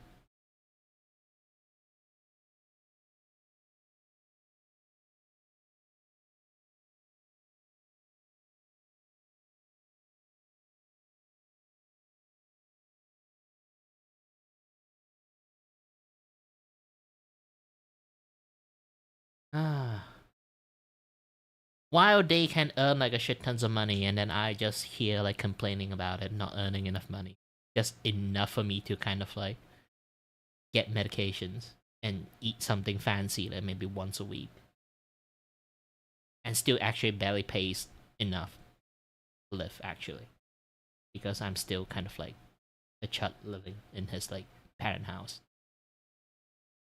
Just plagiarizing with AI. Here we can see an exchange that happened in the replies of that post between Chocopai and Diariku. Unfortunately though, Diariku's replies have been deleted, but they were pretty much confronting Chocopai, and what Choco had to say was, I have provided you with a stage of work and a clean line of this work. I'm really tired of trying to prove something to people forever. I understand your concerns, but please understand me too. I have been bullied for that some time on the social network where I started posting my work. I've already provided all the proofs, including speed paints, but nothing has changed. It comes to the point that they are looking for my address. I was already tired of living trying to prove something because it's useless, and I switched to Twitter. Liar always lie. In the hope that at least I'm safe here. To which Teru would say in the document, while Chocopai was pretending to be a victim on Twitter, she and her friends were making fun of Riku and the situation on Telegram. In fact, the reply above wasn't written by Chocopai, it was written and translated by her friend and fellow tracer, Maria, otherwise known as Nyan Yakwe. So here we can see an exchange between Maria and Chocopai in their private Telegram channel. Teru points out that Maria is not only a part of this private Telegram group, but is also an admin. And here we see multiple screenshots showing us a conversation that's been of course translated between Maria and Chocopai, in which they were talking about how to confront this. The fact that Diariku was calling her out. Maria here is saying, the main thing is to be careful. I think it's a good idea to play the ultimate victim so that when you provide proof, you have a group of sympathizers. A poor artist who was unfairly accused. can you say something about the hate that you've been subjected to hate for a long time and people leaked your address online? Because of this, you switched to literally Twitter got a in an attempt coach to escape about, this hey, how bullying. to Choco would be reply innocent. saying, like, should I write this or what? And this is when Maria says, don't worry, I can. Chocopie would call her a goddess. Maria would say, wait a second. And then 16 minutes later, she would write a response for Chocopie. So what's really important to note here is that the exact words that Maria had sent in that group chat would end up being what Chocopie would post on Twitter in response to Jiriku. And that was the second reply, in which she said, please understand me, I have been bullied for some time. I was hoping to come to Twitter in order to avoid this bullying. I'm tired of proving myself, etc., etc. Terry would then say, but Choco wasn't done playing the victim on Twitter. Here's the thing. I will always tell you guys, do not fucking trust any people on the internet. This is like PSA 101. It's like Internet 101. Never trust any fucking people. Don't even trust fucking me!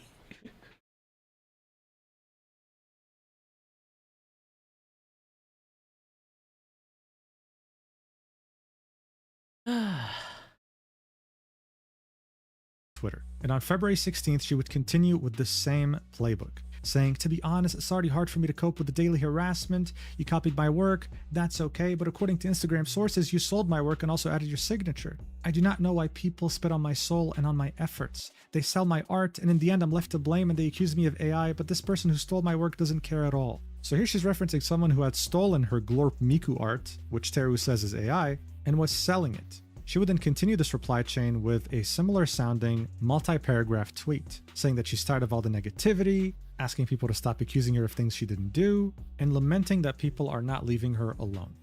So why was she pushing this victim narrative so hard? Look, what real artists are terrified of is to accuse someone of AI without proof, because then it ends up becoming a witch hunt. Even if an experienced artist knows that there's a 99.99% chance that someone's using AI, that tiny 0.1% still scares the hell out of them. And now when you have this person right here, Chocopie, saying, oh my god, like people are doxing me, my life is ruined, you don't want to be someone who adds fuel to that fire. You're like, you know what, dude, I'm just going to step away, none of my business, I just want to draw art and be left in peace. That was her strategy, and with Jiriku, it worked. This was an experienced artist who knew that something was up. But these paragraphs of playing the victim, they kind of turned them off from wanting to pursue this further. So this wasn't coincidental, this was all part of Chocopie's strategy. The document would then continue. Even after she deleted her tweets about Chocopie, Chocopie went ahead and decided to plagiarize a commission of Jiriku's character drawn by Kuno MD, followed by a sarcastic telegram message about it. So as I said, Jiriku didn't really want to bother with this. They deleted their tweets and moved on. So here Teru says that a little while later, Chocopie would find an illustration of Jiriku's character, the original character, drawn by Kuno MD. She would make a suspiciously similar art piece with the exact same pose and colors, and then post these two images together, right? So Kuno MD's original art and her art that looks similar in her telegram saying, Chocopie leak, she can't generate the image herself, she just copies poses and ideas from other artworks. Please call her out on it. When you overlay the images, 2 pixels match up. So this of course was meant to be a joke, right? She was making fun of people who were accusing her of stealing this image and running it through image to image, using AI. But the similarity between the two is pretty clear. The document would then say, after that, Chocopie kept hiding any comments pointing out she was tracing AI on Twitter and uploading more time lapses, ignoring the fact that they're Procreate time lapses. They did look just a bit convincing when compared to her previous ones. She would even add convincing details like an arrow to indicate the lighting direction for the shadows on the drawing itself. Unfortunately for Chocopie, someone else had already seen the AI image she was tracing for this time lapse, or potentially had run through image to image as she had done multiple times before. So Teru would have 2 drawings here. One drawn by Chocopie in February 2025, and another one drawn by Peekaboo on May 2024. Teru would then overlay both drawings on top of each other and would find that the eyes are almost 1-to-1. A perfect match, making it unlikely to be a coincidence.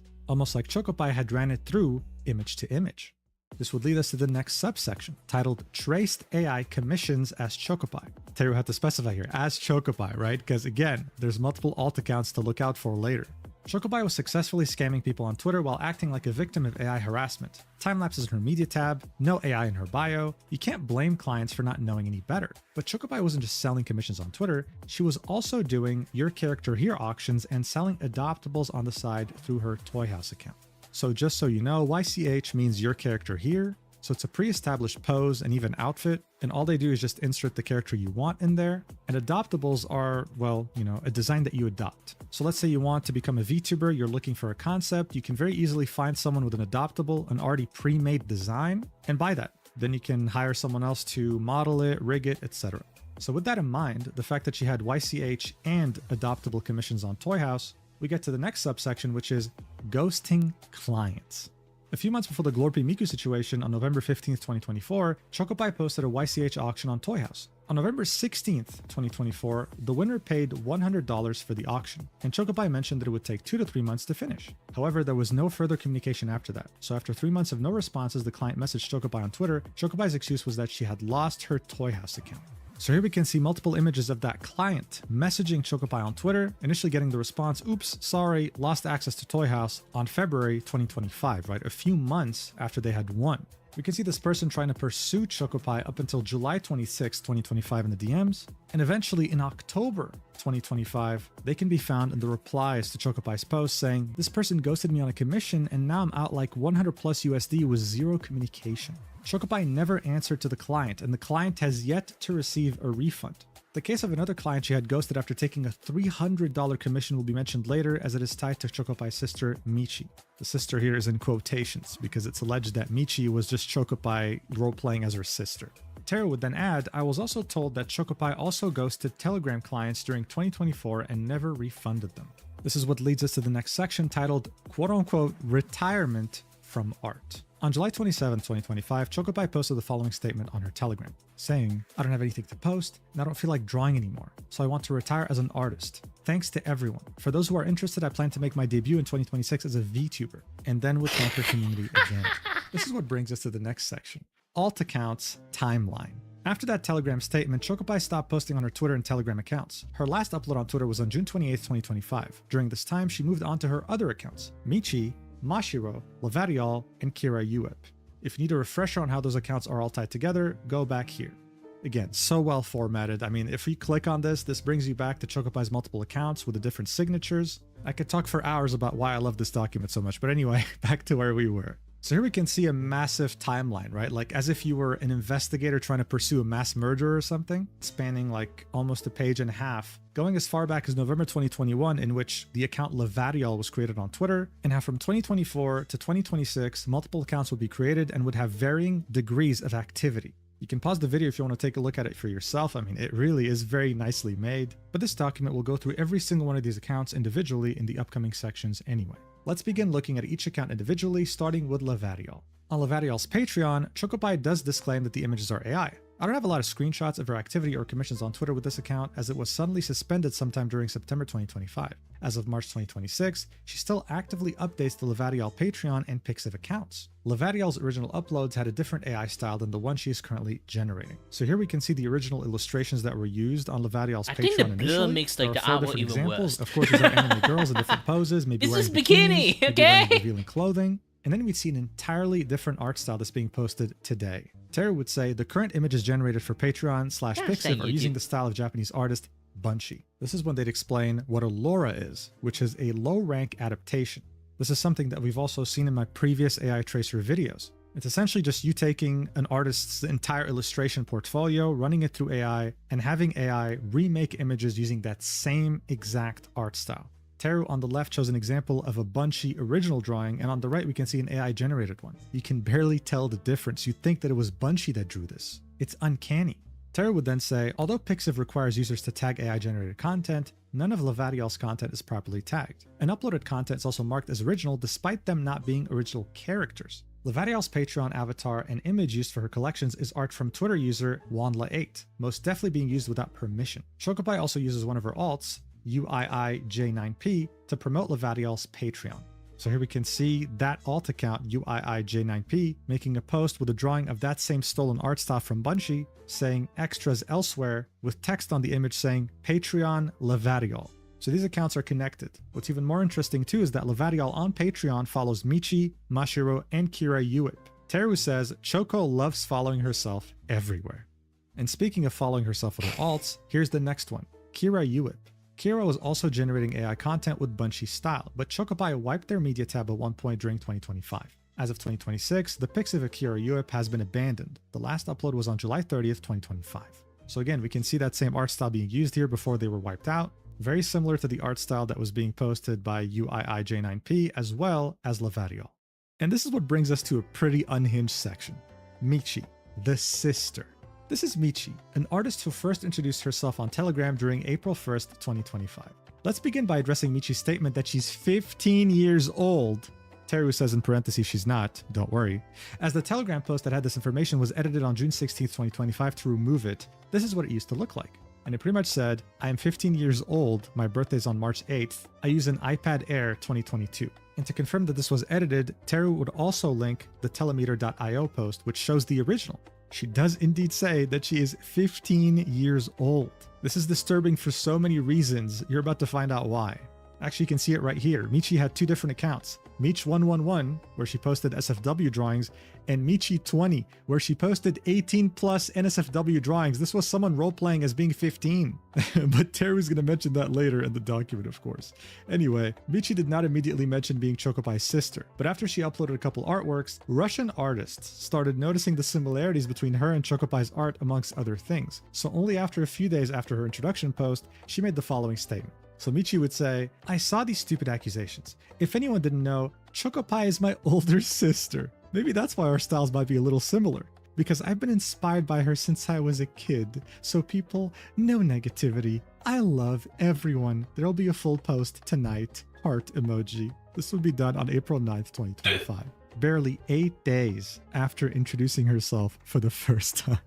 On the next page, we'd see Michi's current Telegram avatar and previous Twitter avatars are AI generated. We would see these images more clearly. And of course, Teru points out, 15-year-old with NSFW Patreon. Even though she edited her Telegram post to remove her age, she would still post on Twitter that she was 15 years old. Despite supposedly being underage, Michi has an NSFW Patreon. Patreon requires face and ID verification for NSFW accounts. I assume people on Twitter noticed this and reported it to Patreon because Michi's original Patreon account got suspended at one point last year and she had to make a new one. So here we can see that even on Michi's account, she was charging $7.5 a month for exclusive artworks, speed paints, PSD files, etc., continuing the same formula she's been using since the beginning.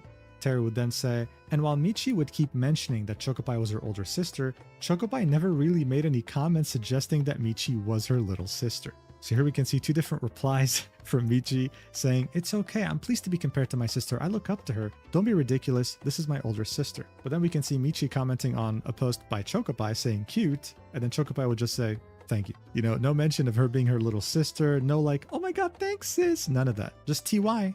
Anyway, the document would continue. Michi's username seemed kind of familiar to me, until I realized there was another artist with a similar name on Twitter, Miyuchik.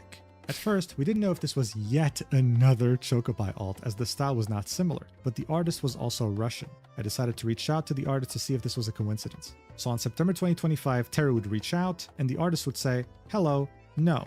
I've known about her for a long time, she just copied my username, lol, sad face. I don't know what I can do with this.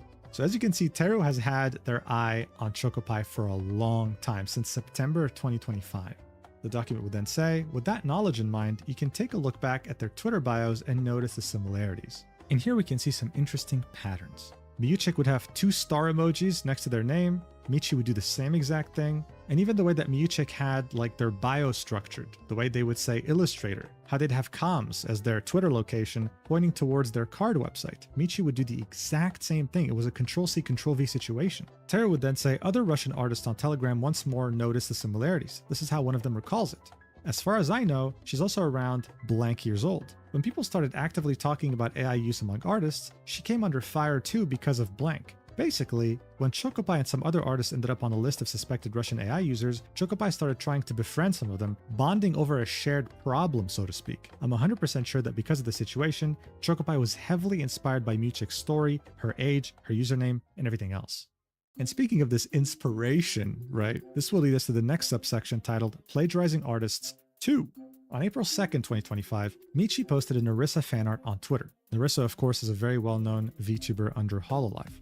For this section, remember that as I had mentioned earlier, you can plagiarize any image online with image to image. People noticed that this image resembled another Narissa artwork uploaded by another artist back in March 2025, so a month earlier. On April 17, 2025, Michi made the following statement on her Telegram channel. So what would happen was the tag AI would be added to that post she made of that fan art. And so then, of course, she would complain in her Telegram channel, saying, sorry for the rant, but I'm really upset right now. I buy ads from people, but they end early because people come and complain that I'm supposedly cheating with AI, even though there's no proof. Please leave me alone. So it would again be structured very Yeah, we don't need proof sometimes, we can just see it.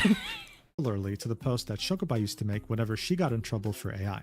Under this, we can see an image of the original, drawn by the artist N. Hayes. They look very similar, It's just gonna be inverted, bad, right? like, Instead of her looking even to the left, worse she's looking is like, since like AI art is always like copy and paste other people art, I feel bad for the people who actually do the drawing and then people call them AI art, because again, fucking AI.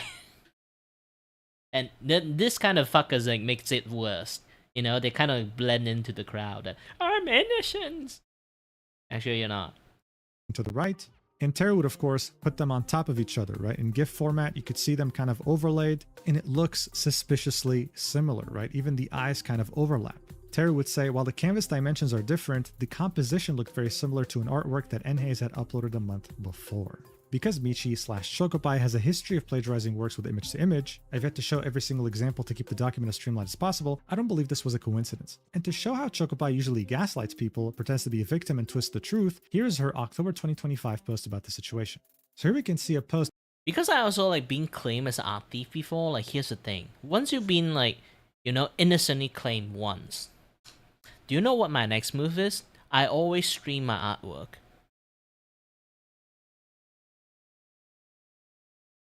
Yeah, fuck you, AI artist. Nobody wants people get claimed, you know, like get like claimed by something they didn't do. You know, it's like if I put all my effort on the artwork and then some motherfuckers say like I stole people art, I would be trying my fucking hardest to say fuck you back while I give them the evidence.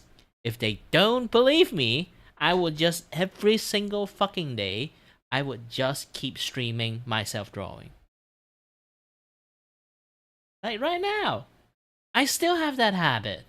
Even though I've already been clear a long ass time ago, I still have this habit. Do you know why? Because it fucking sucks getting claimed as an art thief. And I am so honest, like even when it comes to like, hey, how people do tracing, I do this shit too. I'm honest persons. Even doing stuff that some people don't like, I actually will say it. It's fucking normal. Because when it comes to art claim stuff, they are bullshit stuff. They are bullshit rules exist. Bullshit like rules that somehow become an actual rules. Actually, it's not a rule. In reality, it's just TikTok being like really fucking stupid, and then like stuff become like overbloated like drama. I will say again, like tracing is fine. People can trace. You don't need to trace. Like even you trace, you sell things as artwork. If you actually do a lot of like change on it, you draw it in your style, you just trace the pose. It's fine. Just do a very good job at it. And learn how to draw properly. If you want to learn how to draw like anatomy properly, you do have to trace on top of persons to know how a fucking human works first. And then once you know how a fucking human works, and then you will eventually have your own style. You have your own adjustment of how long the fucking face is, how big the eye is going to be, how the lighting is going to work at the end. Like, it's still you. And then you have your own style. You can trace first and then later develop your own style later. You still have to learn all the basic at the end.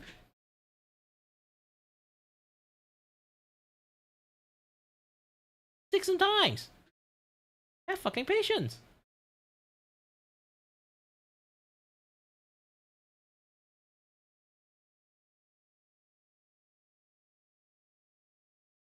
And then there's always people say that I can't draw, you don't understand. I will show them a fucking stickman pictures. That was my best artwork in the world. My best. You don't have to always draw beautiful artwork, you just have to draw your best artwork, okay? I'm from a fucking stickman to this point. And I'm 31. I start drawing at the age of fucking 5. And look at me now. My improvement is minuscule.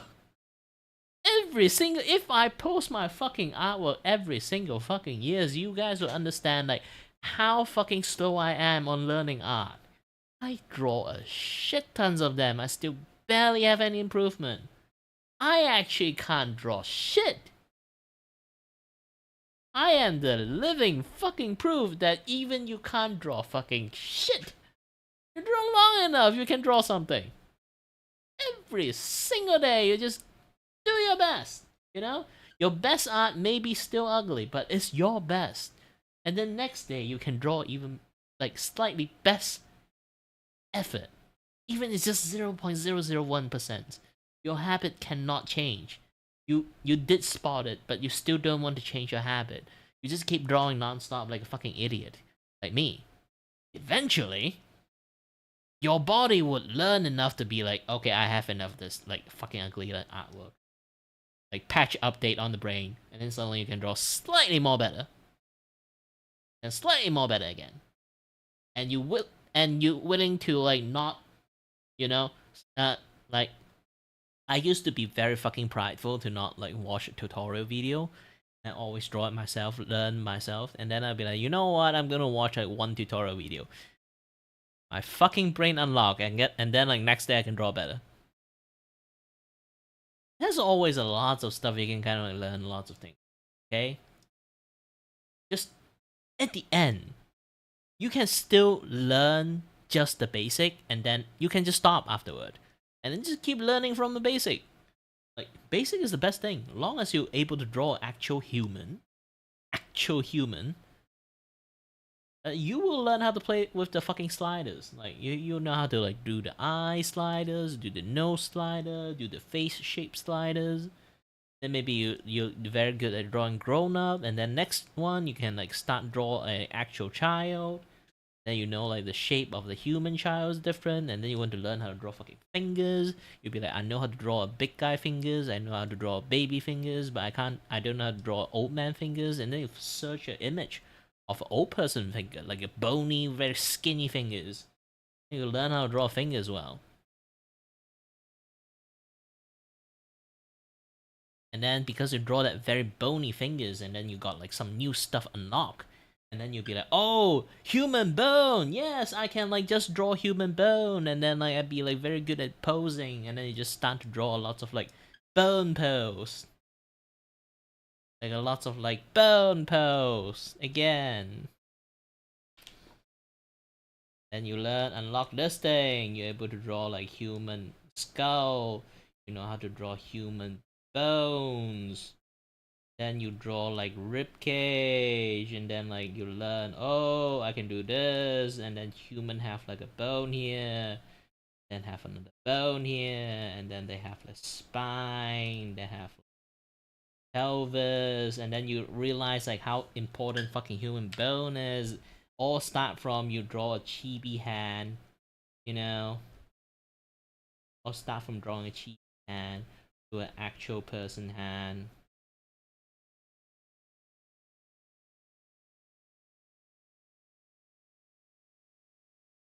And then to like a old man hand that is like super bony.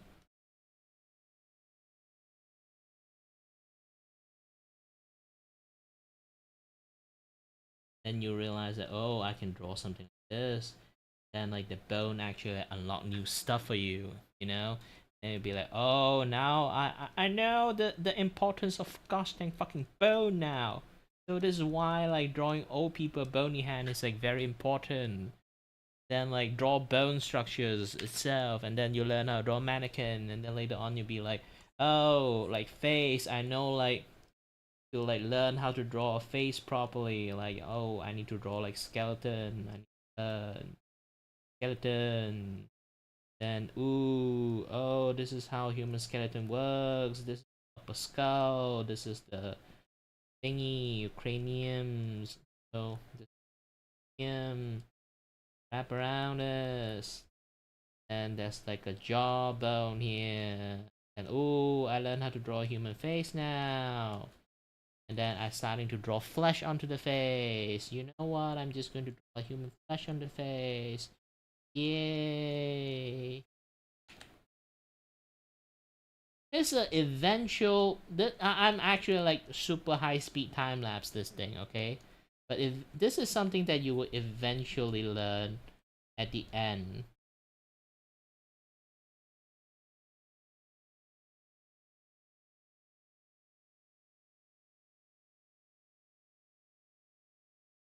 I'm doing like a very anime style thingy going on there, but you get my idea. As long as you learn how to draw actual human face, you'll learn a lot more how to draw a skull, draw a face, do this, do that, like this. So concave face, like here. So when you draw, like you can add some shadow in here. Stony face. Tony McDone face, and then add a little bit of extra honk into it. This guy have like double ass chin. Like who knows? You just keep adding shit. You keep removing shit. You keep editing shit. You keep massaging the fucking line. That's how you fucking learn. You draw ugly at first. You slowly massage it into a nice art. You can't just say, "Oh, I draw like this. This is like my best skill. I can't even draw a better like stickman." Then slowly massage a stickman. Okay? Like see, now you can draw a much more better stickman circle. You'll be like, oh, this stickman, I'm going to draw a longer torso, you know? A little bit this, a little bit this, a little bit this, a little bit this. Then like this one, and then like a square. 1, 2, 3, 4. Hey, I do the hand. The thumb's supposed to be inside. Okay, if you need to wave, that'd be like, oh, I made a fucking mistake. Then my bad. Then just do some edit on it.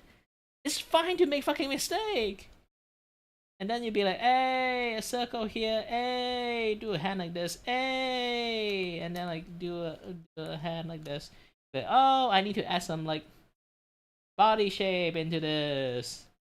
You know, just do something like this, hey. I'd be like, oh, I feel like maybe like hey, be like hey, be like hey, a bit sassy pose here, okay, hey. Be like, oh, I don't want blank face, I want a winky face. Okay, I want an eye here.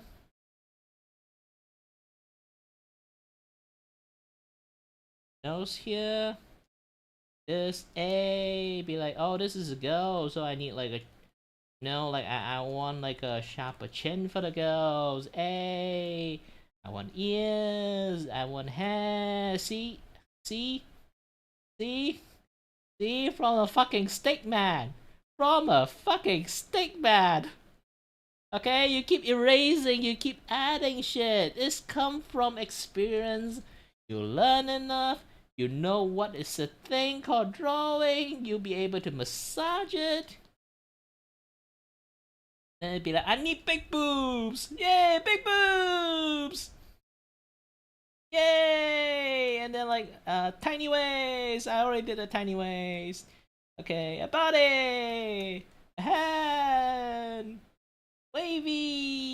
Yay! Like this is literally drawing. This is why I fucking hate people just say I can't draw, so I use fucking AI.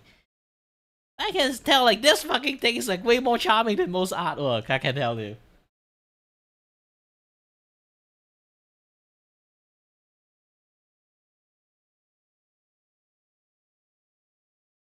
Made by Michi, saying, in addition, there were many accusations of plagiarism of the Narissa drawing, the same pose and clothing. Yes, I have acknowledged this, and I was wrong and feel extremely ashamed about it. I was truly inspired by this art and wanted to draw something similar, and I deeply regret this action. I've already apologized to the artist in person, and I even have a screenshot of the apology. Please stop constantly bringing up the situation, as I've already acknowledged and learned from my mistake. It won't happen again. So in this post, we can see a screenshot of her messaging Enhaze, right? The artist that was copied. In it, we don't see a response from Enhaze, and the other image would show Enhaze has blocked you.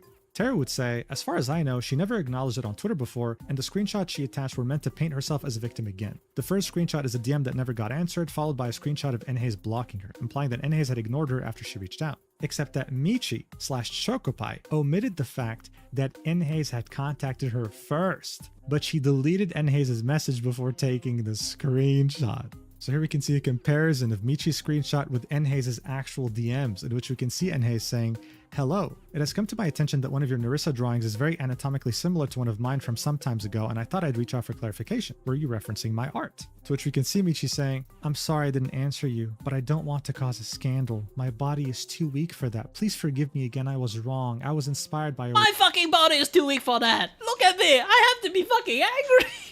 Man, I'm fucking dizzy now. work, but I drew it myself and I don't use artificial intelligence. Please delete the posts with me. I can't see the negativity from different people in my direction." So this is definitely interesting, right? I might even say it's crazy, trying to paint Enhaze as someone who's unreasonable when they had reached out first. Very interesting, and we're not even halfway through the document. And so we'd find ourselves in the next subsection titled AI Laura Chandayu 1. While Michi's traced work fluctuates in anatomy/style slightly, the only semblance of consistency is in the eyes, and even then they aren't always similar. Her works resemble artist Chandayi's style the most. So here we can see that artist's original style on the left, with Michi's drawings on the right. Again, same with the previous examples of trying to emulate other artists' styles. If you told me that all 4 of these images were drawn by Chandayu, I would very easily believe you. They're just that similar. On the bottom left, we'd see someone replying to one of the posts of Michi copying Chandayu's style, saying, "I really love your art style. It reminds me of Chandayu's style a bit. Cool art." To which Michi would say, "Yes, I'm inspired by her style. Thank you." Teru would then say, while pointing with the left arrow towards the image of those tweets, "There is a chance that it's just another generic AI output being traced and Chandayu's signature style choices are just added on top of the traced image." But it's confirmed, as Michi mentioned being inspired by Chandayu in the past. Clearly, there is nothing wrong with being inspired by another artist, unless that inspiration means plagiarizing their work. This is when we would reach the next subsection, Trace Timelapses 4, Michi Edition. During early 2025, some people noticed typical AI tracer red flags on Michi's account. And so again, here we'd be revisiting some red flags we already saw before, like a new account with no past online art records but skilled level art, and AI tracing elements like looping hair, wonky hands, poor line work, and fluctuating anatomy proportions between images. So pretty much inconsistency with weirdness. Just like her previous persona, the pattern that followed was the same. On April 18th, 2025, weeks after the Enhaze incident, Michi posted a time-lapse to prove that she was not tracing. The first thing to point out is always the art program. In this case, this is a 30-second clip of Clip Studio Paint time-lapse. Unlike Procreate, recording a trace time-lapse isn't as straightforward with CSP because it doesn't have hidden layers. However, there is a way to hide a layer from showing in the time-lapse. You are limited to binary line work, but it's still possible. Personally, I don't think Chocopi/Michi is using that method here. There is yet another method that would let you forge a trace time-lapse with CSP that doesn't even involve the program itself, but besides those 2 methods, I'm more likely to believe that she is using AR to trace here and then color picking from another canvas open within CSP. From my personal analysis, it is not the sketching that's suspicious in this case, but rather the way some hair streaks have no coherence when they are lined. And the precision in the line work itself, the anatomy accuracy without edits from an artist who has no past art history. Combine that with all the previous red flag elements in other artworks, like looping hair, wonky hand, poor line work compared to anatomy, etc., and this time-lapse doesn't really prove anything. However, if this same time-lapse had been uploaded by someone without AI tracing red flags in their other art, or someone with a long history of online art uploads and consistency, then it would be less likely to suspect that it's traced. So see, this is dangerous, right? Like, imagine if someone had been drawing legit with a high skill level for like 5 years, 10 years, before AI had even come out, and now uses AI, you would have no way of proving it whatsoever. We're lucky here that Michi or Chocopi is a brand new account. That's an easy red flag, but what if it was someone who's been drawing for like a decade? That's where it gets very, very tricky. Terry would then say, since there was now a time-lapse as a shield for any future accusation, Michi would go on and continue telling people that she wasn't using AI or tracing. Only 6 months after she had uploaded her first artwork, Michi would make a new account as she had been shadow banned for uploading suggestive artworks. While it's frustrating to get shadow banned and not indicative of anything in itself, tracers usually worry a little too much about being shadow banned when their art account is brand new. Here we can see a tweet by Michi on her NSFW account saying, "Help me please, I'm in complete despair. All my works fall under a shadow ban." And interestingly enough, we see a reply by Mei-chan saying, "Same, this is just awful." This is someone that we'll see later on in this document. Terry would then continue, Man, what another permanently account? disabled probably means here is that her account was marked as 18+, so it's not visible to people when they are logged out. For AI scammers, getting a constant stream of views to get commissions is more important than their follower count, so they rarely get attached to their accounts and just make new ones if they get shadow banned. Plus, the Twitter algorithm currently favors newer, smaller accounts when it comes to reach/views. So on August 21st, 2025, Michi would move from her NSFW account to Meech111 while keeping her old account to RT the images she would upload on her new account. And so, with this new account made, it would bring us to the next major section titled Charging $700 for Traced Commissions. As of early April 2026, sometime during April 1st to 10th, Michi's card with her commission information was deleted. Thank God I can just button go.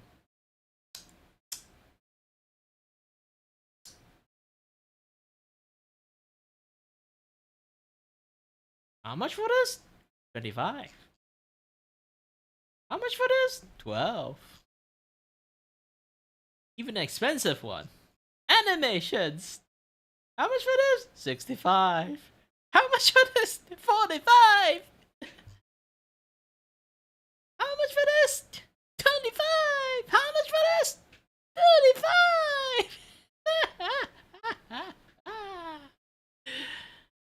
How this? Nobody. 45. How much they have? $700 for this compared to the 40 fucking 5.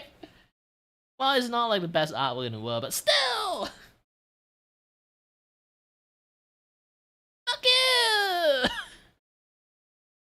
Deleted. Not a problem, I figured that was going to happen eventually, so here is the archived version instead. Teru coming prepared no matter what, dude. It's crazy. Back in September 2025, she was charging $160 for a half body and $200 for a full body. But sometime between September 2025 and October 2025, her prices were raised from $160 to $500 for a half body artwork and from $200 to $700 for a full body artwork. What happened during a single month that would make Michi raise her prices by over 200%? My only guess is that during October, her post started getting so many likes and views that it emboldened her to raise her prices. $700, they just do like one click button. I'm not sure if anyone paid $700, as she never mentions the client's username. $700 for a one-click posted afterwards could have been paid for before the prices were increased. This is what would make Teru point out another red flag to look out for with tracers. Tracers will usually fluctuate commission prices, basically doing dynamic pricing based on how much attention their most recent posts are getting. We can almost make a distinction here. Michi increased the prices in October 2025, and it just so happens that during that month, she would get a post that would reach over 1 million views and 60,000 likes. So, more views equals higher price. Just so you're aware, typically the most popular artists on the platform don't really do this. They might increase commission prices based on demand for commissions specifically, but not really based on how their art is performing on Twitter. So this definitely isn't the norm. And so the document continues. As we were around the September 2025 mark and things became interconnected during October 2025, I will stop talking about Michi for a second and focus on Mashiro before returning to Michi. So yes, here's yet another alt account made by Chocopi by the name of Mashiro. Mashiro joined Twitter during April 2025, but their first upload was in June 2025. Looking back at the timeline, this is around the time Chocopi stopped uploading art on Twitter and made her retirement post. Michi was also very active during April 2025, as well as Kira, Uip, and Levadiel accounts. Generating and tracing AI is quick and easy, so I can see how it wouldn't be that time consuming for her to run multiple accounts. Mashiro's first posts were all traced before they moved to posting fully generated AI, as this account was the catalyst for this document. This is when Teru would mention red flags to look out for again. This time showing 5, the first one being a brand new account on Twitter. 2, Googling Mashiro or the username itself, so Mashiro_www does not lead to any existing artist profiles or old art. 3, this is someone who knows art very, very well, but has no history online, right? As if they just spawned. 4, they have advanced anatomy knowledge, but their line work is sloppy and rendering skills are very basic. And then 5, the art posted only consists of characters wearing skimpy clothes, bunny outfits, swimsuits, etc. Characters are never drawn in their official outfits. And honestly, if I had to add a 6th red flag to look out for myself, I'd say every single drawing is fan art of something, whether it's a VTuber, an anime character, a game character, trying their best to take advantage of a very passionate fandom. Teru would then say after August 2025, Mashiro would stop uploading traced AI and instead start uploading full gen AI with minor edits on top. This was evident as the newer artworks had a completely more advanced rendering compared to Mashiro's earlier uploads, and more importantly showed multiple melting AI elements when zoomed in. Also during this period, Mashiro would start taking commissions. Full body $253, knee up $127, head $90, skeb like sketch $40. As they had begun uploading more AI instead of just traced images, it became more obvious that this was a fraud account. People noticed very quickly. But as it happens every time, Mashiro actively hid any comments mentioning AI, blocked people, and just continued to upload, never acknowledging any of the allegations. And here we can see 6 different examples, I'm sure there's more, of replies mentioning AI getting hidden and blocked. Because when you hide replies on Twitter, you automatically block the user too, unless you go out of your way to not do so. Let's take a look at the 2 images that got these AI comments that were hidden and blocked. So for the first image, Teru says this is the kind of image where there's absolutely no doubt that it's AI generated. And here they would provide zoomed in examples of the original drawing. I mean, my God, look at this formatting for a second. We have to appreciate this like you appreciate a pretty view off the balcony or something. Wow. Merging hair, strings, missing parts, crooked fingers, melted AI artifacts. Blocking and hiding replies is pretty effective, especially when no one else is talking about it. They would continue to farm commissions under Mashiro's persona while taking commissions on her Michi account at the same time. Chocopi had learned that it's better just shut up and ignore people instead of trying to prove anything, or so it seemed. On September 26, 2025, artist Yoclash noticed that Mashiro was taking commissions and would point out that their work was AI. Yoclash's tweet below is a quote retweet of Mashiro's tweet on the left. This is the image that we just saw that had zoomed in elements where Teru was saying it's very obvious that it's AI. But just 3 days before that post, another artist on Twitter had tried to alert people about what was happening as well. While this post alerted some people, it didn't gather enough traction to get a response from Mashiro. It was only after Yoclash's tweet, and I assume under the pressure, that Mashiro finally replied to people, but the red flags just piled up. You see, tracers tend to come up with ridiculous excuses. So here we see even more red flags. The first one being charging 20% of the commission price if you wanted a time-lapse recorded for the commission. So imagine an artist is charging $100 for a commission, you ask to see a time-lapse to make sure that it's real, and they tell you, oh, actually, if you want a time-lapse, instead of paying $100, you have to pay $120. That's crazy.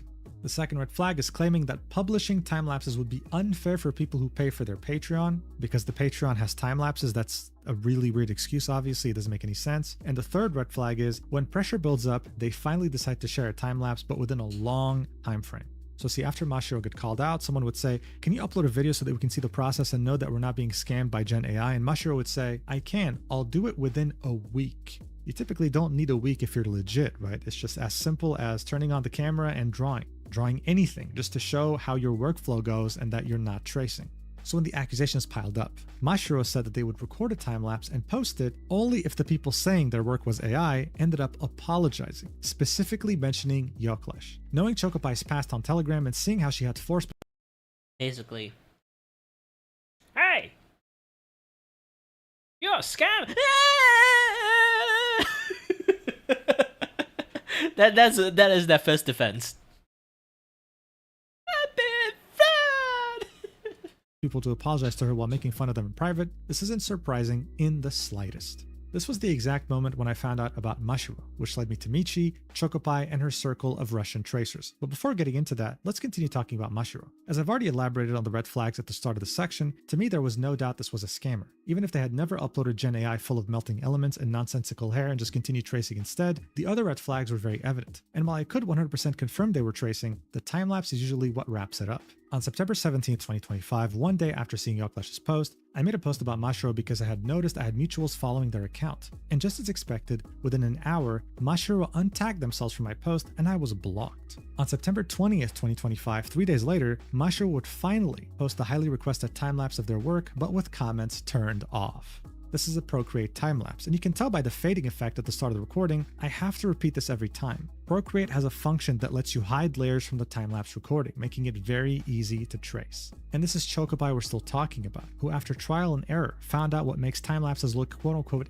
genuine. Here, there are 2 sketch drafts before she draws the actual image. Time-lapses tend to fool non-artists easily. If someone who has never seen time-lapses, art live streams, or art workflows sees the time-lapse on the right, nothing would really stand out as unusual, even when the hair looks like this in the final image. So on the right we can see the time-lapse. In it, Mashiro would initially draw a sketch, completely scrap it, and then draw another one with a completely different pose. In the final image, Teru would point out that the hair is looping. It just looks weird, something that AI would do.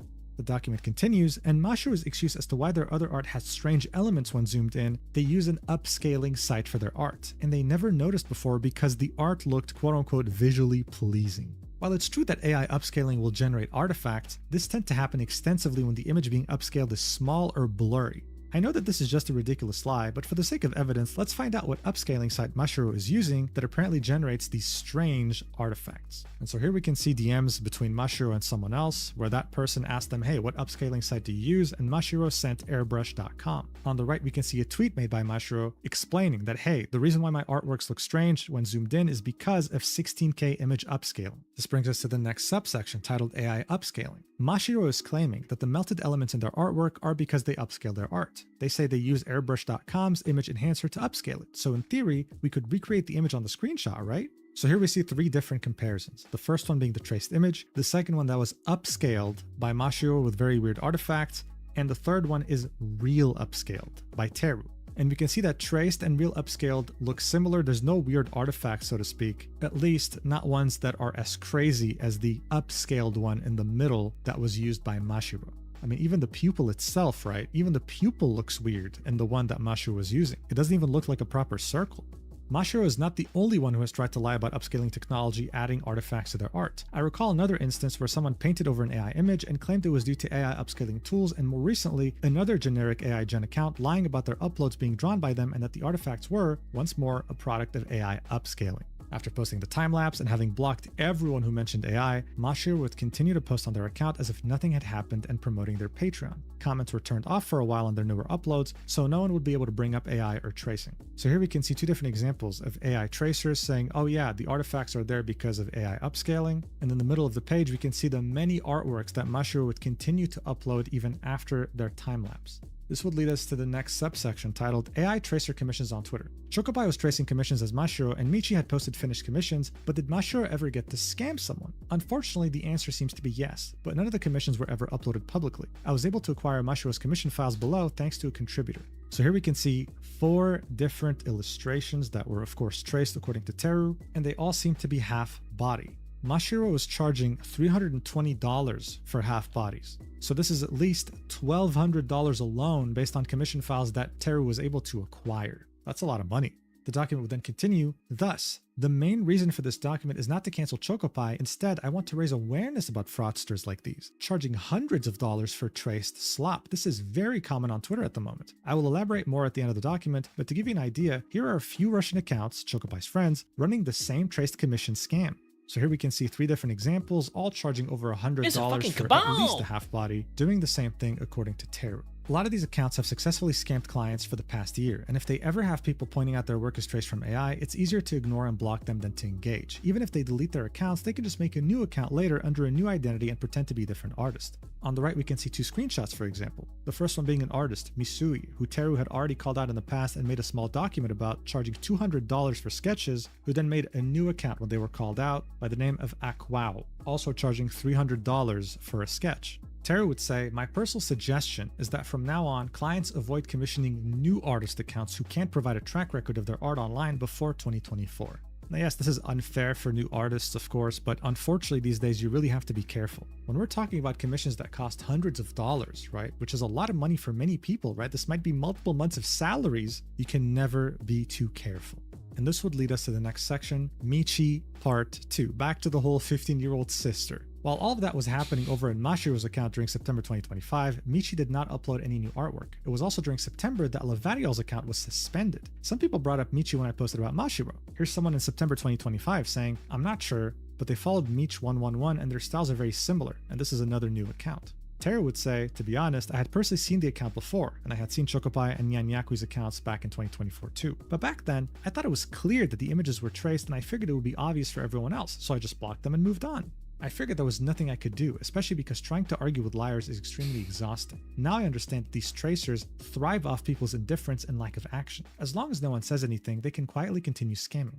Besides slopperators without a single artistic bone in their body, there are now artists like Chocopi, fully capable of drawing on their own, exploiting AI by making multiple accounts pretending to be different artists to make separate Patreon accounts. During September 2025, a few days after I had posted about Mashiro on my account, I received a DM from an acquaintance who helped with the Misui document. So as I mentioned before, this was another artist that Teru had called out and made a document about, an AI tracer. I decided to look into it. So the person that DM'd them would say, the account Mashiro that you called out is related to Michi, Mei-chan, Meech111, and Nyanyakwe. I'm pretty sure they are all AI accounts that all followed and retweeted each other from early on and used the same techniques. Some are the same people, some are different. Someone was DMing me about them. Teru would say, I decided to take a look into it. While at first it appeared to be someone just running multiple AI accounts, I ended up finding about Chocopai's records of bullying, harassment, doxing, and gaslighting. The receipts I was shown, some not published in this document, were mentally taxing and discouraged me a lot from writing about this issue. Someone else that had seen my Mashiro post on Twitter spread the word around Russian Telegram, and I started receiving emails from multiple artists who were too afraid to talk about Chocopai publicly because she had their personal information and had threatened to dox them if they spoke against her. These emails ended up confirming the findings that me and my team had gathered. Mashiro was Michi, Michi was Chocopai, and it was very easy to deduce what other accounts were linked to her as they were all following each other on Twitter and had reposted each other multiple times on Telegram. We had all the information and screenshots, and it was just a matter of putting together a document. I ended up having to take a break due to unrelated health issues at the time. We were also waiting on some emails from other parties that had more information, and while promising at first, eventually we stopped receiving replies. These artists were afraid that they could be traced back by Chocopai or her friends. In the end though, the info they were going to provide was related to controversial exchanges about Chocopai's past, lying and bullying, and not necessarily AI tracing. But then, on October 29th, 2025, Michi posted this on Twitter.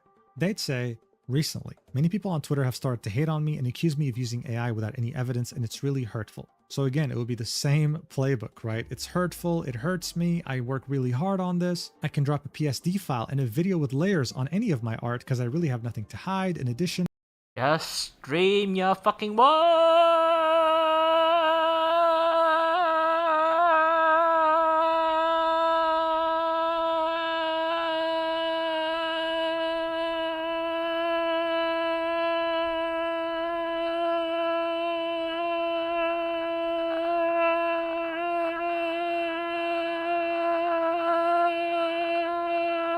I should have a very long breath. What, you think my opening I didn't train my actual breath? I used to train myself to be a voice actor. I can do even longer.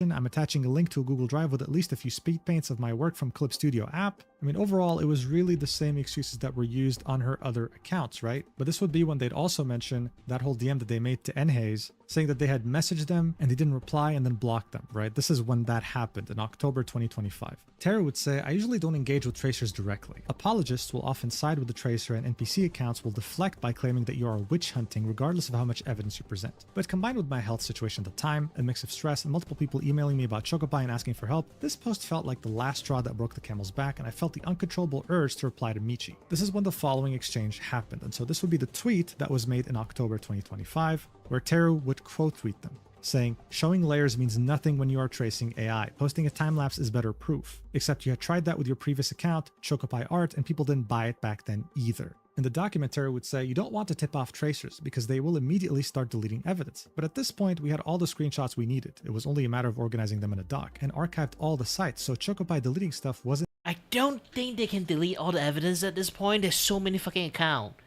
Like, the dedication they have to like go through like all this thing. Like, imagine like they got caught, they have to delete everything. I can't do that. I used to play Maple Story before. I have like 10 fucking accounts for that shit. I forgot like all of the account password. Wasn't an issue at all. And so this would lead us to the next subset. I used to make like a few accounts in Twitters to do like those kind of bantering stuff, like for my like comic characters that I created. Like, I want to do like some, you know, like those kind of like bantering, like fun shit like going on there. But no, technically most of like half of the account got banned, but still, like and then like I forgot like half of all those accounts. Technically, all of those accounts like email I just created. I don't even remember any of them. Section titled Real-Time Drawing with Magma. Michi had no idea about all the information we had, so I followed along and invited her to draw together on a Magma board. Magma is a website where you can draw in real time with other people. Unskilled tracers will absolutely never accept to participate in something like this. Yes, it is possible to cheat in Magma the same way you could cheat with a time-lapse, but there are always workarounds and ways to know if the person is tracing. That's why most tracers will panic or become defensive when you bring up drawing together in real time. Teru here would give us multiple examples, 4 actually, with one being from Asami, right? Every one of them getting defensive when asked to draw live, saying things like, oh, I don't want to, this is all drama farming, I've already provided proof, the usual. Teru would say, but this is Chocobai we're talking about. Someone who always seems to be one step ahead from people that point out she's using AI. By tracing with AR and learning how to make her time lapses appear very legit. Unfortunately for Chocobai though, I've seen way more convincing tracer time lapses before. I had invited Michi and her sister Chocobai, while fully aware that Michi as Chocobai had done Magma sessions before. She did not know I had this information. Michi would use her best friend Nyanyakwi, so Maria, as a replacement for Chocobai. That's because Michi and Chocobai are the same person. Maria's trace style is very similar to Chocobai after all. If it wasn't Maria, it would be another one of her tracer friends acting as Chocobai. And finally, Michi was going to use AR or a similar technique to trace in Magma. So this was our DM exchange. Michi never replied back. So here we can see Teru DMing Michi saying, I'm free any day. I'm only doing this on the condition that you and Chocobai will be present and that you will share your full screen capture. This is when Michi would say, excuse me, what do you mean by sharing a full screen? How do I do that? Like a video call? I don't know. Are we drawing just a sketch or a full render of the work? And who will we need to draw? Teru would say, a call showing your screen with a program like Discord, Google Meet, or TeamViewer, but it needs to capture your whole screen, not just the Magma website tab. Let me know the date and time, I'll be awake for it. Almost 2 weeks later, on November 11th, 2025, Teru would say, still waiting for a reply, and they would never get it. They'd get ghosted. I was expecting the Magma session to happen as Chocobai had hosted multiple Magma sessions in the past after all, to prove she wasn't tracing while cheating in the Magma board anyway. Here we can see proof of that in her main Chocobai Telegram group. I won't be disclosing the methodologies and tools that you can use to know when someone is tracing in Magma, but I cannot stress enough that when someone wants to cheat, they will find a way to cheat. Time lapses, real videos, or even drawing in real time cannot be fully reliable when dealing with fraudsters. This is an issue as it erodes trust and credibility for everyone else. But just like how there's ways to cheat, there are equally enough ways to know when they are cheating. Going back to Michi's tweet, providing PSD files and showing layers really does nothing when the image is traced. The excuses that you usually hear when someone tries to pass off an AI-generated image as a hand-drawn are usually, I paint everything in one layer, or I already merged everything, or I lost the file, as these are situations that also happen to real artists. I don't think having files unavailable is strange unless it happens exclusively to images that look AI-generated, then painted over, and not ones that look traced. This brings us to the next subsection, Trace Timelapses 5. Now let's take a look at the timelapses Michi had uploaded to the Google Drive folder. So here we can see 3 different timelapses, 2 in Clip Studio and 1 in Procreate. These are sped up GIFs. Teru would say, different face structure, anatomy proportions, and line weight within only a few months. Essentially, these 3 look like they could have been drawn by 3 different artists. So more of the same of what we already saw. However, this leads us to something that was already mentioned. The fact that all— Well, people can have 2 art style. I also have like 5, 6 fucking art style if I really wanted to say. Like, I do a lot of experiment back in the days, so end up like spawn out a lot of things. All these files were uploaded by Nympha Tian on Google Drive. This is Chocobai's original art handle. While the Google Drive— This is why like my friend told me like I am like a little bit impossible. I'm like those kind of guy that can be easily like say that I am like art thief or like stealing shit or like being AI artist, but also same time they look at my art and be like, nope, definitely not. You are too fucking lazy. Like you have this issues, you have that issues. If you actually like pay attention and do a little bit better, you might actually get accused as AI artist. But no, you have to be fucking lazy, dude.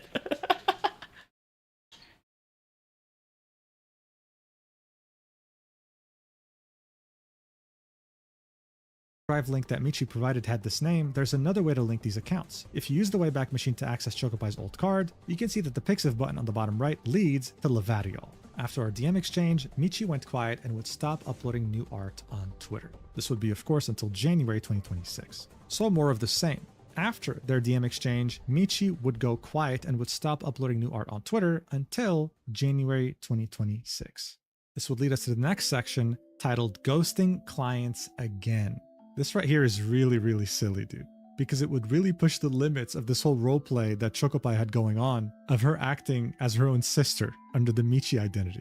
Teru would say, on my quote retweet of Michi's post with a Google Drive link, Vtuber Celia Vale left a comment mentioning that Chocopi had scammed them in the past by never delivering a commission. And so here we can see Celia Vale saying, Chocopi scammed me out of $300 and still has never responded to me about it. It seems that Celia had tried to contact Chocopi multiple times in the past to no avail. From my QRT, they learned about Michi supposedly being Chocopi, so this led to the following exchange. So here we can see Celia replying to Michi saying, please return my $300. It is shameful that your sister, or you, ran away with my money like that. Are you not ashamed to be a scammer or to be related to a scammer? You can't say that you look up to your sister while also saying you have nothing to do with it. Refund my $300. I can even ask someone from Russia to accept the money if you don't have PayPal. To which Michi's account would reply with, oh, I'm so sorry about that. She told me she'd contacted you, with a crying emoji. To which Celia would say, she didn't until today, and I did message your other account about how she still hadn't responded in September. And so next up in the document, we see multiple images of the DM exchanges that had initially put that VTuber in touch with Chocopi. At first, Chocopi was responsive when they were talking about the price and how much it would cost and which PayPal email to send it to. And of course, Chocopi would say, hey, send it to this PayPal account, but also it's very important to make sure that this transfer is for friends and family, not for a merchant. This is because when you send money to someone on PayPal as friends and family, you withdraw your right of refund. This is something you should never do when you're buying a service from someone. But the VTuber Celia fell for it because, well, they trusted Chocopi. They were following their instructions. This would be on January 2025, and Chocopi would then say after the payment had arrived that they would have all of February free just for this commission. However, at the end of January and beginning of February, Celia would send a total of 3 different follow-up messages. And Chocopi would reply on February 11th, saying, hey, I saw that message, sorry, I've just posted a proof video to get people off my back, I'll get to your work soon. Celia would then again make 3 follow-up messages, and we would find ourselves in March. More specifically, March 4th. Chocopi would finally reply saying, I'm sorry, I'll send you a sketch tomorrow. 10 days would pass by, and Chocopi would say, hello, I'm sorry I've had problems in my life. I'm just starting to get in touch. Please wait for updates during this month or early next. On March 18th, they would send a very simple sketch, right? Barely any details, just an outfit mostly. After the sketch, a month would pass, no updates, no replies to any feedback that the VTuber had given. On April 9th, she'd say, hi, it's been a long time, would it be possible to receive a refund? On April 20th, hello, please see my above message. On April 21st, Chocopi would finally reply again saying, hello, I was in the hospital, now I'm home, sorry for missing, couldn't respond normally. To which Celia would say, hope you're feeling better, can I get a refund please? Chocopi would say, I'm sorry, but can you wait 2 days, I'll draw everything, I didn't think it would take so long, and then would proceed to ghost Celia. She'd still try to get in touch with her, right, up until May, and then would realize, oh yeah, she's not getting a single response. After this whole interaction with Michi, right, her sister, would happen on Twitter, Chocopi would add Celia on Discord. But after adding her, she again would ghost her and wouldn't respond. So essentially a 6-month nightmare with $300 missing. Again, not a small amount of money. Tara would say, Chocopi mentioned that she was at the hospital during April, and that's why she had not replied to Celia's DMs dating back to March 18th. But during that time, Chocopi was actively posting on Michi's account. And here we can see there was a new drawing almost every few days. 15 in April alone. After hearing that Michi was Chocopi's sister, Celia decided to reach out to her to see if she could get in contact with Chocopi. At this point, she didn't know Michi was Chocopi. So after Michi had given Celia Chocopi's Discord, she would ghost her, and we can also see how in DMs with Chocopi on Discord, Celia would be ghosted too, up until September 2025. So this lasted almost 9 months. At this point, Celia was getting desperate. This was around the same time that Michi, on October 29th, 2025, had made her pity post saying, recently many people on Twitter have started to hate on me and accuse me of using AI without any evidence. It's really hurtful. So Celia would quote tweet that, saying, please ask your sister to return my $300. She used the PayPal email blank. Does anyone else recognize it? So here Tara would say, while pointing to this image with an arrow in the document, again, I cannot get over the formatting, Celia's quote retweet of Michi's October 29th post started getting a lot of attention, and someone reached out with information about the PayPal email she had sent money to. As PayPal is banned in Russia, artists often have to use middleman services to receive payments. The email didn't belong to Chocopi, but a middleman on Telegram. Celia decided to contact them. It's not the middleman's job to make sure every commission is delivered, as they are only facilitating a service for the payment. Celia decided to reach out to the intermediary on Telegram, as this was probably the only way she could still get her money back. The middleman provided Celia with Chocopi's Telegram account so she could get in contact with her, and at long last, Celia got a response from Chocopi. So here, Chocopi was very responsive. She'd say, listen, I'm going to get you your money on November 4th. Just please remove the post where you can see the PayPal email, as it's not mine but the intermediaries, and you'll be compromising other artists. I will return the money to you. And lo and behold, she'd actually end up sending it way earlier than November 4th. saying, I managed to send the money ahead of schedule and I returned your money. Please delete the message where PayPal is visible and as soon as possible, as the middleman is not at fault. And if you can, please delete your messages where you wrote to my sister. No, fuck Michi. you. So now that her way of making money was threatened, now that the email was out and about, she finally stopped ghosting Celia. And after almost a year of having $300 held hostage, she got that back. Tara would say Chocopi agreed to return Celia's money on November 4th. Celia finally got her money back, but as of me writing this, the other client who got ghosted has not been able to get their money back. The refund was done ahead of time, not because Chocopi was kind enough to expedite it, but rather because the middleman made an agreement with her and would be paid late instead. So in the end, it was the middleman's money that was used to refund Celia. And here we can see the middleman himself admitting this in DMs with Celia on Telegram. Despite all that happened, Chocopi never really apologized to Celia, and instead, a week later on November 9th, 2025, she decided to post the commission sketch she had sent to Celia back in March 2025 on her private Telegram with the following caption, which translates to, as shitty as always, bro. After Michi's post and seeing how more people were becoming aware of her schemes, Chocopi decided to abandon Michi and make another Twitter account instead. Although Chocopi was supposedly retired and inactive while she was operating as Michi and Mashiro, she was secretly posting AI adoptables on Fur Affinity as Chocopi around this time. So look, if you don't know what Fur Affinity is, I'm envious of you. If you do, God bless you. Point is, she had directed her efforts towards furries because I'm sure she understands that they have a lot of money to spend on things like adoptables and art. She'd be posting this rat, I guess, on October 15th, 2025, using the Chocopi account on Fur Affinity. This was her getting ready to make a full comeback because the next section is titled Chocopi Returning from Retirement. Chocopi's new account, Chocopi with 2 zeros, was created during October 2025, probably after Michi's October 29th tweet, but wouldn't become active until December 2025. On December 1st, she deleted her retirement post from Telegram. Just like when she made a new account for Michi, Chocopi said her new account was made because her old one was blocked. So in other words, shadow banned because of NSFW drawings, right? A very handy excuse. The document would continue, my first and last interaction with Chocopi was during October, under her disguise as Michi, when I was planning to draw in Magma with her. To no one's surprise, when I found out about her new account during December, I was already blocked. Turns out I wasn't the only person that was blocked in her new account. Multiple artists who had commented on Michi's tweet and people who had called her out before were also blocked in this new account. So she pretty much just pre-ordered their blocking. She was ready. This time around, I think Chocopi finally realized that everyone's seen through all her tricks and lies, and ignoring people is way more effective. So instead she hides comments mentioning AI and blocks the accounts that sent the message. And on top of that, when an image is being, quote, retweeted, she can't hide comments, so she blocks the accounts and turns off comments in the artwork that is being, quote, retweeted.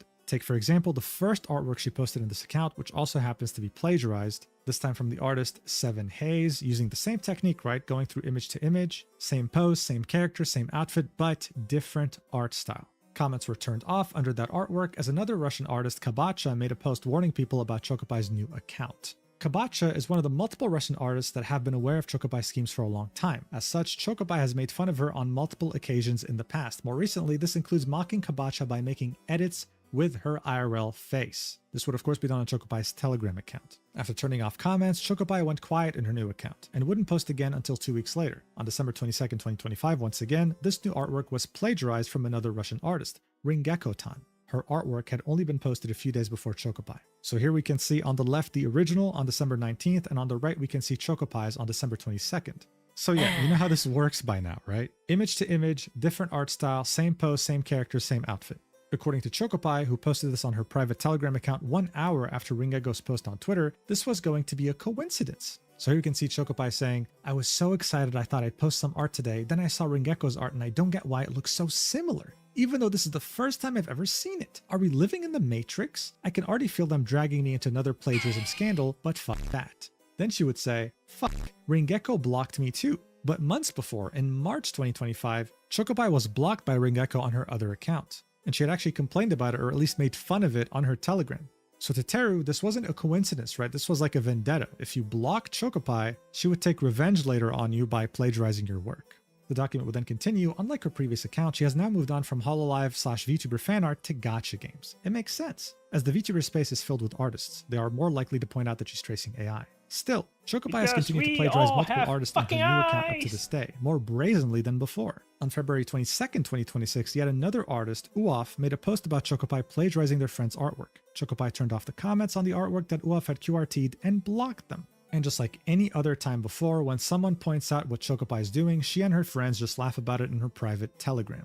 On that same day, February 22nd, 2026, and in reference to Uof's quote tweet, She would say, write more documents exposing me, it turns me on. While hiding comments and blocking people is effective on Twitter, it's even easier to get away with being a tracer fraud on her Instagram, where comments can be entirely deleted instead of just hidden.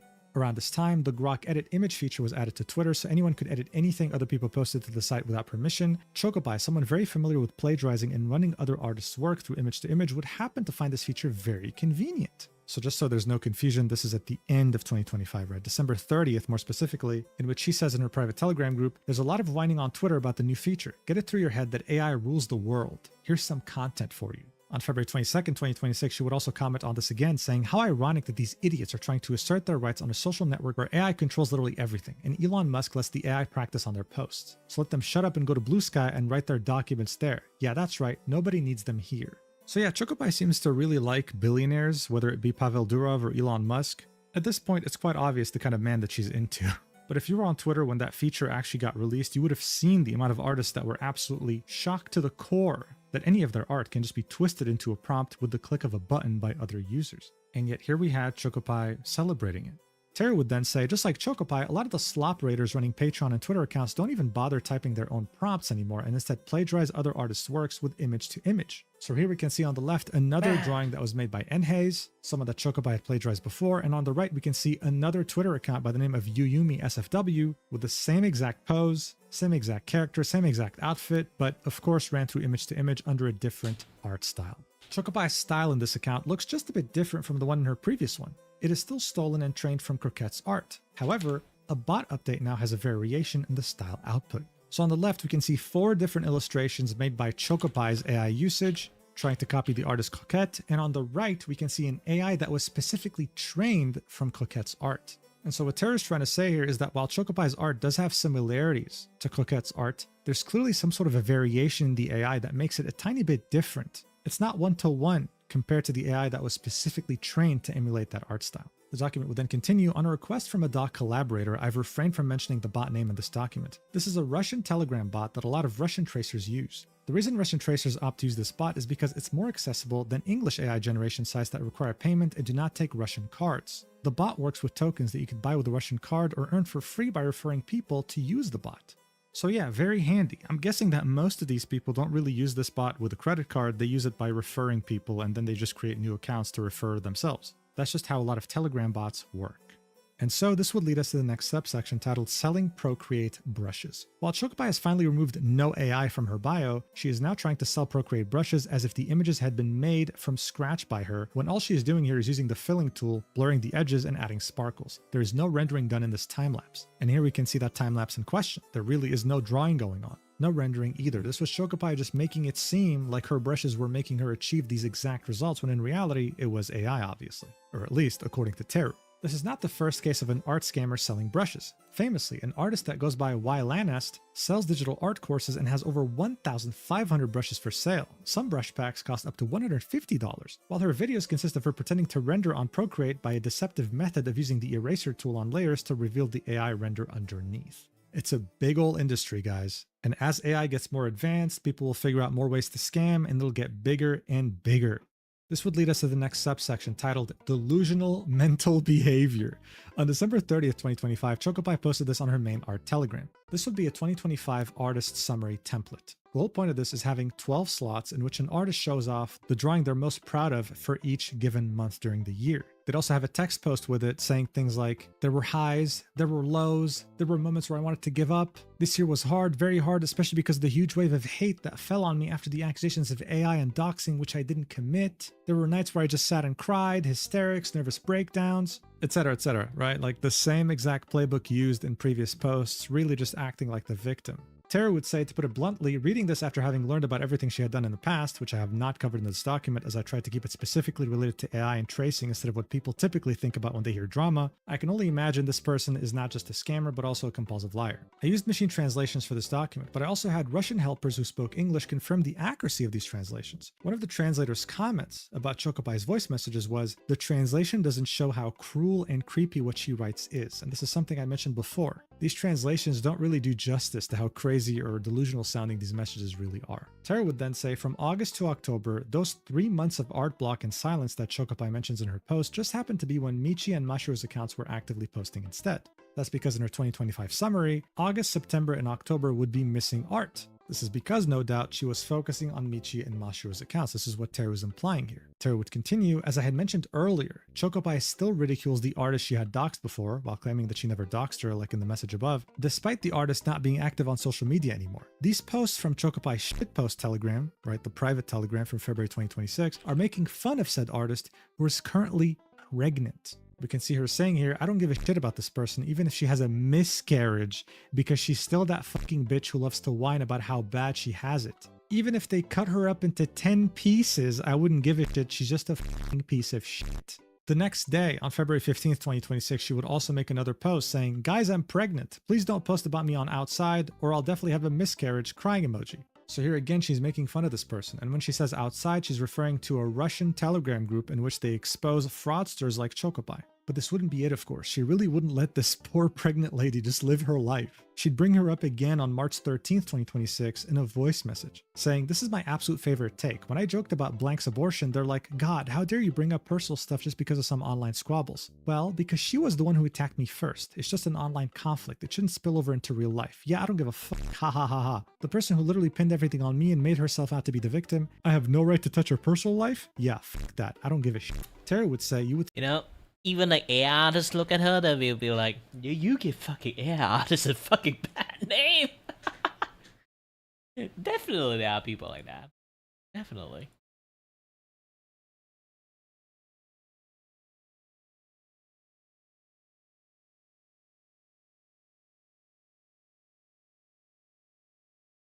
Think that from these posts, we're talking about an entirely separate situation or a long-time feud. Yet all this toxicity is merely because someone simply told people that Chocopie was tracing AI. And so this would lead us to the next subsection titled Fake Improvement. On March 22nd, 2026, Chocopie posted a before and after comparison of her art improvement. The 2014 art is part of Chocopie's improvement meme I had shown earlier in the document, but it's attributed to 2015 in here, not 2014. Alright, so there are two images here, right? The first image is something that Chocopie had posted back in 2024, showing art from 2015-2024 with this coincidental 2023 art block, right? I had already shown this. But when it comes to this subsection, Terry was referencing a tweet that was made in 2026 on the new Chocopie account. Here we can see the image that was used in 2015 on the previous template again, but this time Chocopie would claim that it's from 2014, comparing it to an AI trace she made in 2026. Terry would say, this proved that the template image was real, as it had been deleted from Chocopie's account and there were no online sources for the picture. This is referring to the one that was made in 2024 with that little art block in 2023.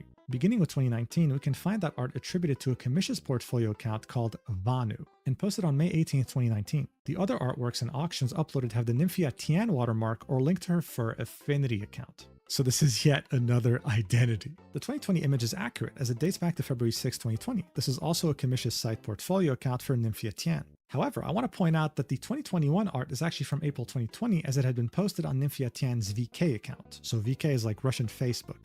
Tracing AI will not improve your art skills. As a reminder, Asami was exclusively tracing AI for 3 years, and when the time came to maybe finally draw something without the aid of tracing, she was still unable to draw anything by herself and still had to trace an AI image. So this section here was to show that obviously this was fake improvement, but that before incorporating AI into her workflow, Chocopie was slowly but surely improving. There was an art style there. Now she uses AI, and this AI is not going to improve her real skills. It's just not going to happen. When you do that, you're essentially giving up on this hobby. You don't want to improve anymore. So look, I'm sure this was already one hell of a roller coaster when it came to Chocopie, all these different accounts, her role-playing as her 15-year-old sister, charging egregious amounts of money for AI-traced commissions, ghosting clients, making fun of a pregnant lady, doxing anyone who speaks against her if she can. But as crazy as this all is, she also happened to have a sidekick, Nian Yakwi, otherwise known as Maria, which leads us to the next section.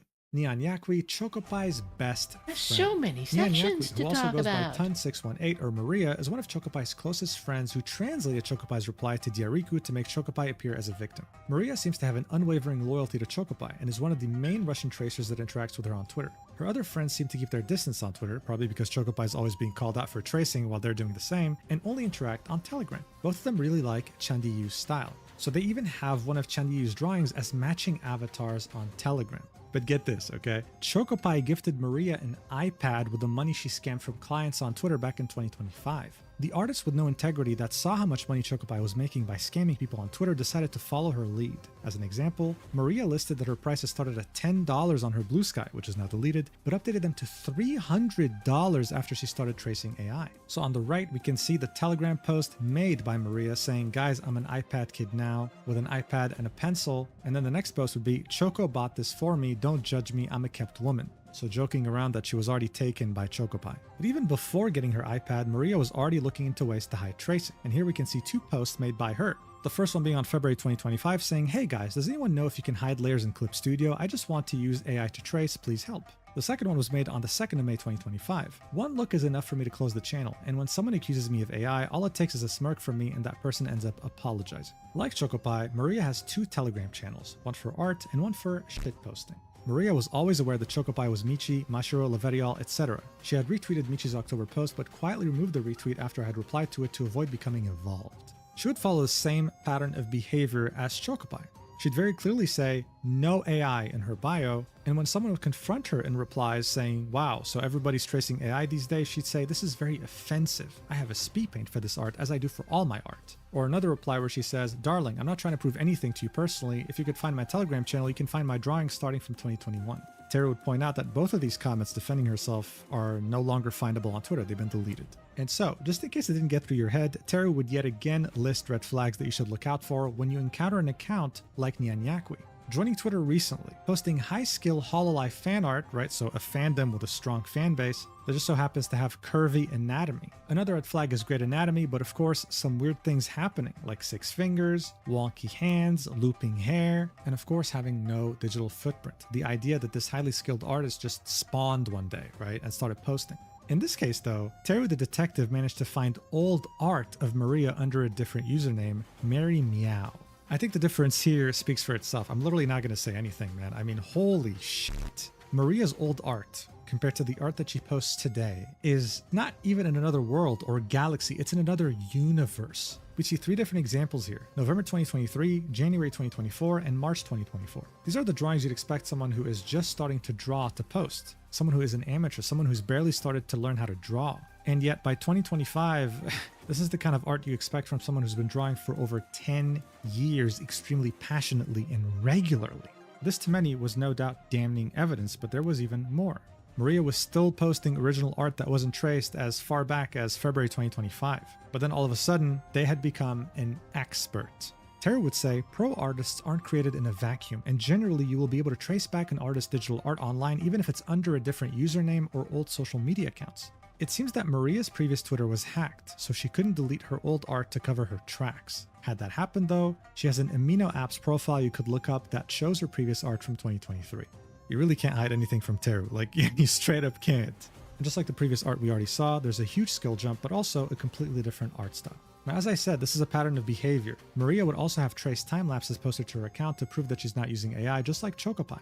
But she'd make a pretty big mistake in posting one time lapse in particular. This third time lapse right here on the right would get deleted because, according to Teru, Maria forgot to hide the layer she used to trace the horn and flashed it for a second.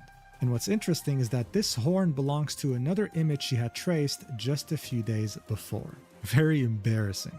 But according to Teru, there would be another time lapse with even worse slip-ups, and it would all be in the face. At this supposed skill level, drawing a side view face and eyes should be relatively simple. You wouldn't have to trace over a previous face or eyes you drew before. Evidently, Maria didn't set those Procreate layers as hidden so they wouldn't show in the final timelapse, and she only noticed they were in the timelapse after uploading it to Twitter. The post was then deleted. So yeah, even in Procreate where you can hide layers, it was obvious that there was some tracing involved here when it came to the eyes. But that wouldn't be everything weird in this timelapse. There would also be an instance of 6 fingers. Tara would say it's very easy to miss as it happens near the end. Maria was not paying attention and traced an extra finger. Of course, by the time she had noticed and deleted the image on Twitter, it was too late. People had already shared it and uploaded it to Danburu, the image board. Maria went back and fixed the fingers, then re-uploaded the image. Teru would say a single artwork having an extra finger is not indicative of AI tracing. This is a result of multiple red flags accumulating over time. Artists can make human mistakes, and in the past, before AI, you can find artworks where artists accidentally added an extra finger while drawing hands. I would like to note that the amount of artists accidentally adding extra fingers has increased since then though. So to some of you, when you hear Teru talk about things like this, it might seem obvious to you, but for a lot of people it's not. There have been actual witch hunts against real artists because of the rise of AI and the lack of trust in the art community. This is why Teru makes these disclaimers. It's important for someone who doesn't know art while reading this. And of course, continuing with this pattern of behavior, Maria, just like Chocopie, would post art that is very similar to Chandaiyu's style, using what seems to be a LoRa that was trained exclusively on Chandaiyu's drawings to make her own AI-generated traced illustrations that she would post on her Twitter. The resemblance is insane. And of course, seeing that Maria was probably doing this for the same reason that Chocopie was, money, she would also charge for commissions. At the current time, Maria is taking commissions starting at $300. Her prices were $135 for a half body back in April 2025 before raising them to $300 during December 2025. We confirmed that unfortunately many people had commissioned her before finding out she was tracing. The following images are from her card portfolio. On one of these images, you'd see a missing hand. And on another image, you'd see incredible anatomy, and yet there would be looping hair, another sign of AI. But that wouldn't be all, because we wouldn't have just one person pretending to be 15-year-old in this controversy. We'd have two. And here we go. Encouraged by Chocopie and her multiple accounts, Maria would try to do the same strategy of making an alt persona to scam more people with traced commissions. On February 2025, this account was created, Mei-chan 200. This would, of course, I'm tired of saying it, but pattern of behavior, the same exact thing Chocopie was doing. In fact, it would be such a Control-C, Control-V to what Chocopie was doing that Maria on this alt account would claim that she was also 15 years old. So weird. They would spawn around the same exact time according to Teru and would immediately start interacting with each other on Twitter. And to Teru, again, this would be another opportunity to point out red flags, but by now I think you already know them. And on top of this 15-year-old artist would already have a Patreon ready to go while charging $200 for commissions. But what if Mei-chan was yet another 15-year-old that was being roleplayed by Chocopie? This is when Teru would outline why they think this is genuinely Maria's alt. Unlike Choco, Maria didn't follow herself when she made Mei-chan 200. Instead, she followed Michi, Chocopie's other alts like Lavadiol and Kira Uep, and the rest of her Russian tracer circle. The reason I believe this is Maria and not Chocopie is based on these observations. Number 1. When Mei-chan made her account, Chocopie had yet to gift Maria her iPad plus Procreate. Maria was still using a regular tablet and Clip Studio. Mei-chan mentions using desktop Clip Studio Paint. Number 2. Although fluctuating a lot, the style did not seem immediately similar to images posted by Chocopie, Michi, or Mashiro where you could make a vague connection between the faces. And number 3, the desaturated color values of the first few images Mei-chan had uploaded resembled Maria's color palette values from earlier artworks instead of Chocopie's. And here we can see 2 artworks by Mei-chan and 1 artwork by Nian Yakui, and yes, they look very similar, same color palette, same saturation, almost as if posted by the same person. And so, this would lead us to the final section involving both Chocopie and Nian Yakui.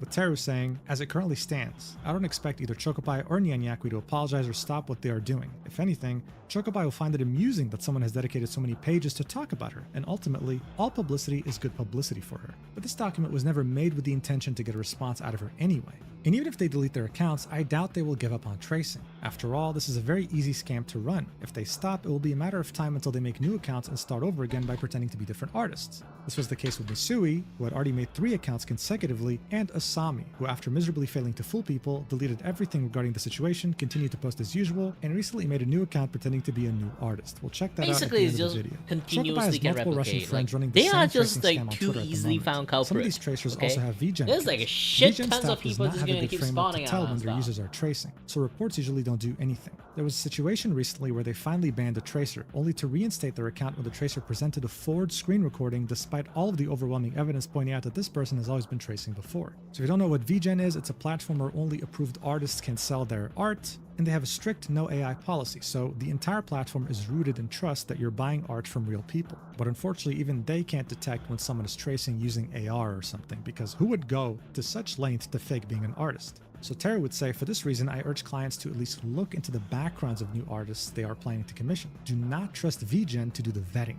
The people who do this deflect by calling these situations witch hunts. I don't believe that term applies to a situation where you're letting others know about fraud. I am aware, however, that there's certain people, more often non-artists, that love pointing out fingers and screaming AI towards artworks that when analyzed by a competent artist do not show signs of being AI or traced in the slightest. the kind of people that see the bucket tool not filling in the last 2 pixels in the line art intersection and somehow find that suspicious when it's simply a normal digital art occurrence. Because I don't expect Chocopie or her friends to stop making new identities to take scam commissions, I will expand the document to include a summary of red flags I had provided through the document to spot traced AI. Did you think I was done with Chocopie and her friends' alt accounts? I would like to present yet another account likely related to them. Now look, this alt account right here would be called ML Kamari. Again, another red flag showing up out of nowhere, amazing talent, no digital footprint, etc, etc. Teru believes that this account might belong to Chocopie or Nyanyakwi, but unlike the other instances of alt accounts, they couldn't find a very direct source to prove that this account was related to them. Instead, they would do some very impressive, detailed detective work, looking at patterns on dresses in certain drawings, analyzing the tiniest details, like known workflows used by Maria or Chocopie, as well as even looking at the location displayed on Twitter to determine that this has to belong to either Maria or Chocopie. To Teru, this is proof that these 2 best friends are becoming smarter with making new alt accounts that are not directly tied to their previous identities, continuing on with the scam and making money from unsuspecting clients. And as I mentioned in the beginning, the rest of this document would talk about different artists that are doing the same thing based on proof from their art, whether it be their past art versus their art today, whether it be the incredible evolution of their art or just their shady behavior. But as impressive as Teru's document was with all the evidence, the proof, the formatting, it didn't cause Chocopie or Maria to just disappear overnight. In fact, they would end up replying with their own Google Docs. Alright, so before any official responses were made by both Chocopie and Maria, the first form of response would be made by Chocopie as an acknowledgement in her private Telegram channel. She'd say, "Today the same person writes about me on all social networks that I'm an AI tracer. I don't really care, I'm just silently blocking. I haven't cared for a long time, it just feeds me, huh."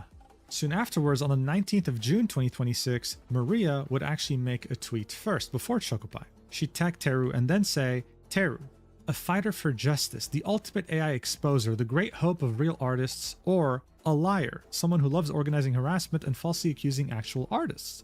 Today I'm presenting a document I spent around 36 hours writing. It's dedicated to Teru's false accusations." Now the tweet would be longer, but Maria would delete it. On June 20th, she would post it again, this time removing the first few lines that we read. Instead, what she'd do is tag Teru and say that Teru falsely accused me of using AI. I wrote a 220-page document refuting all of it. Please, if you believed her... It would be fucking hilarious that she just used fucking AI to do it. Read this document and stop writing offensive things to me.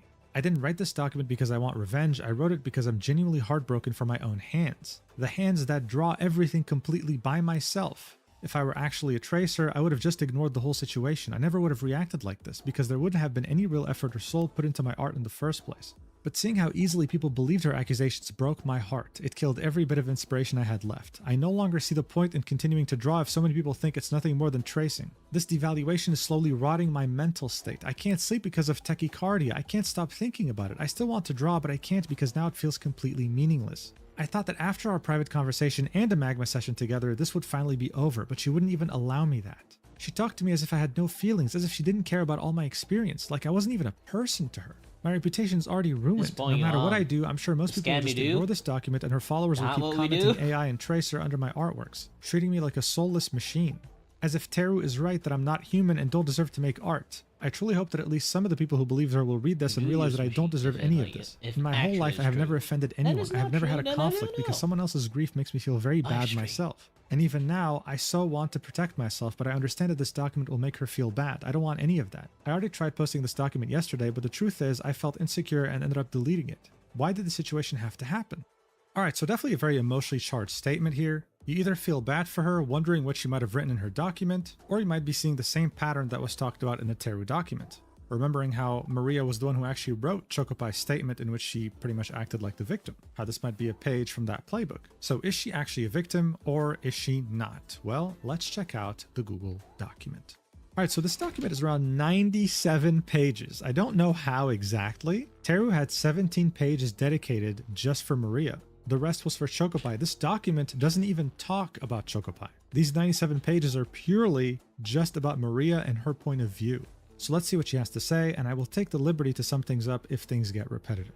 So this would start off with Maria saying, "So, I'd like to start by pointing out that before publishing the document, Teru made absolutely no attempt to contact or interact with me. I had no idea whatsoever that anyone was preparing a document about me.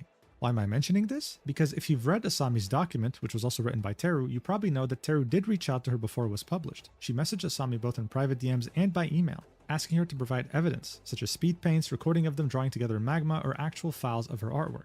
She did the same exact thing with Chocopi. She notified her that she was going to write a document about her, mentioning her username multiple times and even reposting all the derogatory posts about her. What did I get? Complete silence and total ignoring from her side, plus being confidently labeled a tracer right at the very beginning of her document about me before she had provided even a single piece of proof.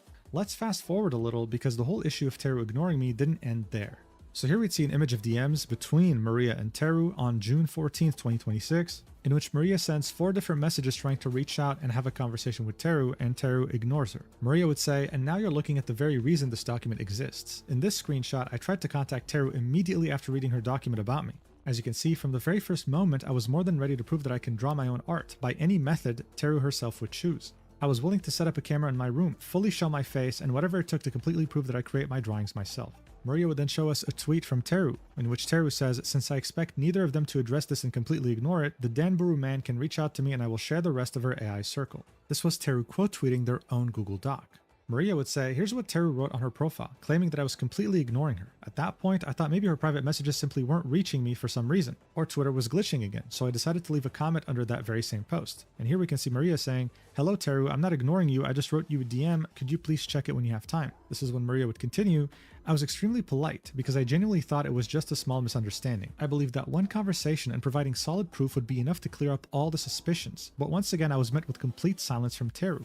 Why didn't I post about the situation on my profile? There are a few reasons. First of all, I'm not a confrontational person. I always try to avoid arguments with people. I don't like drama, because I believe any conflict can be resolved privately between the 2 people involved. There's no need to drag the entire internet community into it. At this point, I already have some guesses about why she chose not to reply to me, neither in DMs nor under the comment, but we'll talk about that later. Maria would then say, Teru deleted that post but still never replied to me. So this is of course referencing the post that Teru made in which they quote tweeted their own document. On that post, apart from my comment, there was only one other comment. Now I have a question for you, my dear readers. Did Teru really not see my message? Another update later. I posted the document and tagged Teru, but then I deleted the post because I wanted to fix some inaccuracies and blur out the usernames of unrelated people in the screenshots. As a bonus, I suddenly got a reply from her in private messages. So here we can see Teru saying, hello Maria, your messages were under hidden DMs. To which Maria would say, hello, okay, what about Magma? Teru would reply with, I hope you can understand that I don't hold any grudges or harsh feelings despite what the people you're involved with have done. I have seen other screenshots that I did not talk about or show in the Google Doc, so it's hard for me to trust you at the moment, especially knowing how involved you are with Chocopi. I don't want this issue to go on forever, but I do believe people can learn from situations and do better. They don't have to be held back by the things they've done in the past. You have the skill to draw on your own after all. I have seen the magmas you have participated in before. To which Maria would reply with, and what are you trying to say? That being friends with someone automatically makes me an AI? So here Maria claims that Teru is lying because her account isn't shadow banned, so there's no reason for her to be in hidden DMs. She also claimed that Teru was dodging the idea of doing a magma drawing session together. According to Maria, she believes that Teru's feelings towards her are purely based on her friendship with Chocopi. Yeah, hold on a little bit, I need to grab some snack. Very hungry. Very, very hungry.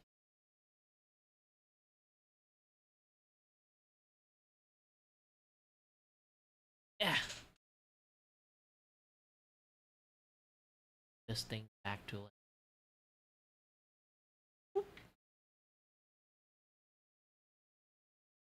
I'll be going to grab some snack and we'll be back soon.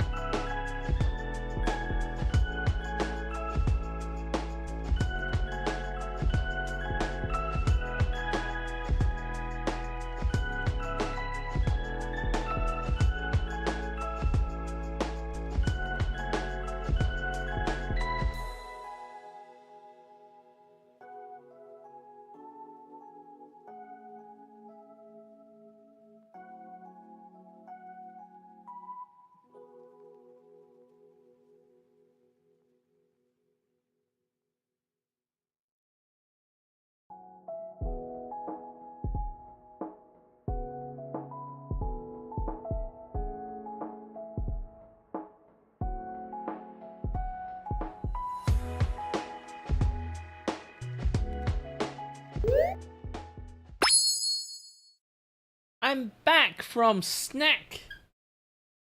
And also a little bit doom scrolling.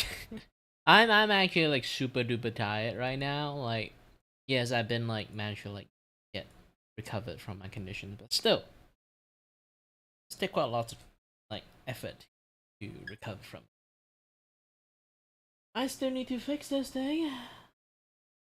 Let us complete at least the hair part. Only the hair part.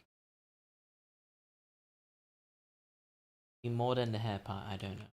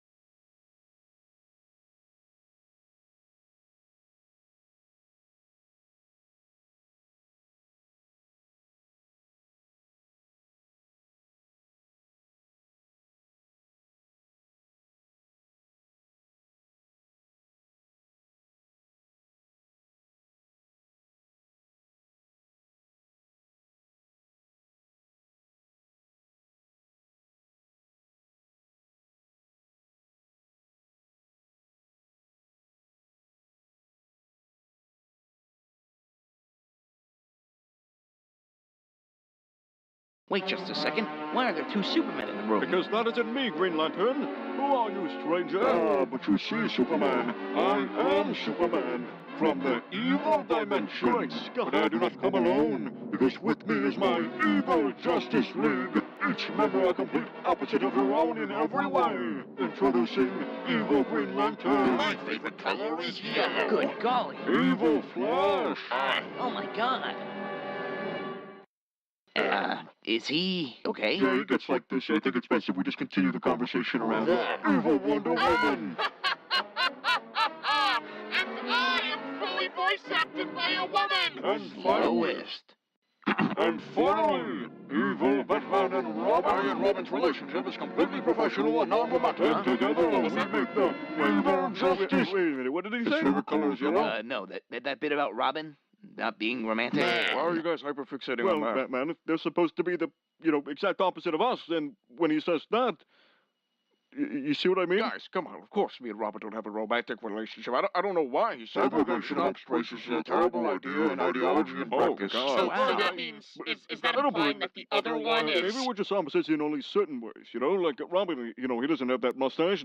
That's an evil mustache if I've ever seen one. Batman has never put me in a human-sized birdcage wearing only my underwear whenever I'm in public. Okay, I'm seeing it now. What does that mean? Oh my god. I don't know why they're saying this, but it's not true. I would never do that. I don't know why they're saying this, if they're trying to get in our heads or what, but it's working. We need to stop this evil Justice League before it gets too late. Well, it's definitely a sphere and not flat. All right, so hear me. What does mean?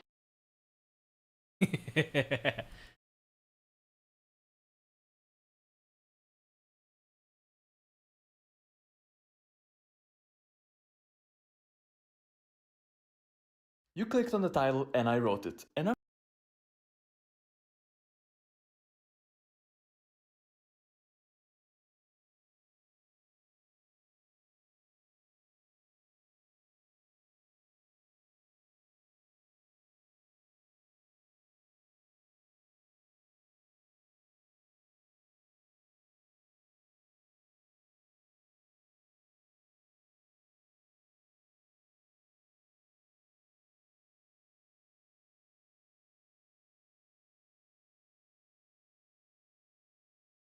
Massive day for the unemployed. Kai Cenat is in hot water and he can't even swim.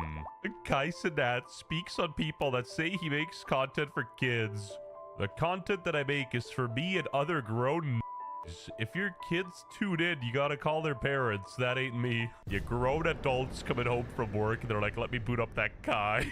Streamers really think 27-year-olds get off work and be typing W-mans and Gyat in the chat. I don't know who thinks and believes that I make content for kids, but you're dumb as shit if you think I'm making the content that I make is for me and other grown-ass bro. Newsflash, most grown-ass people don't watch live streams. If kids tune in, you gotta call their parents, gang. That ain't me.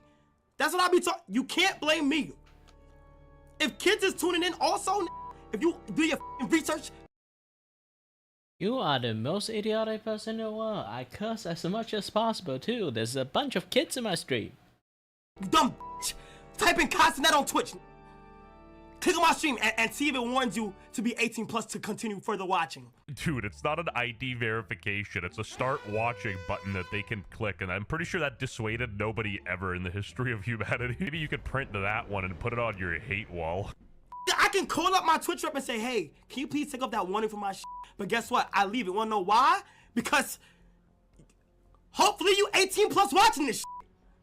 It literally warns you before you click on my stream. Newsflash, Buster. The only adults watching you are the bum friends you've accumulated who want a piece of your pie. If a coworker told me they watch Kai Cenat, I would lose a lot of respect for them. I don't know any man who watches a Kai Cenat stream. No living adult that pays rent while respecting themselves watches anybody streaming, much less this goofball pineapple looking. Okay.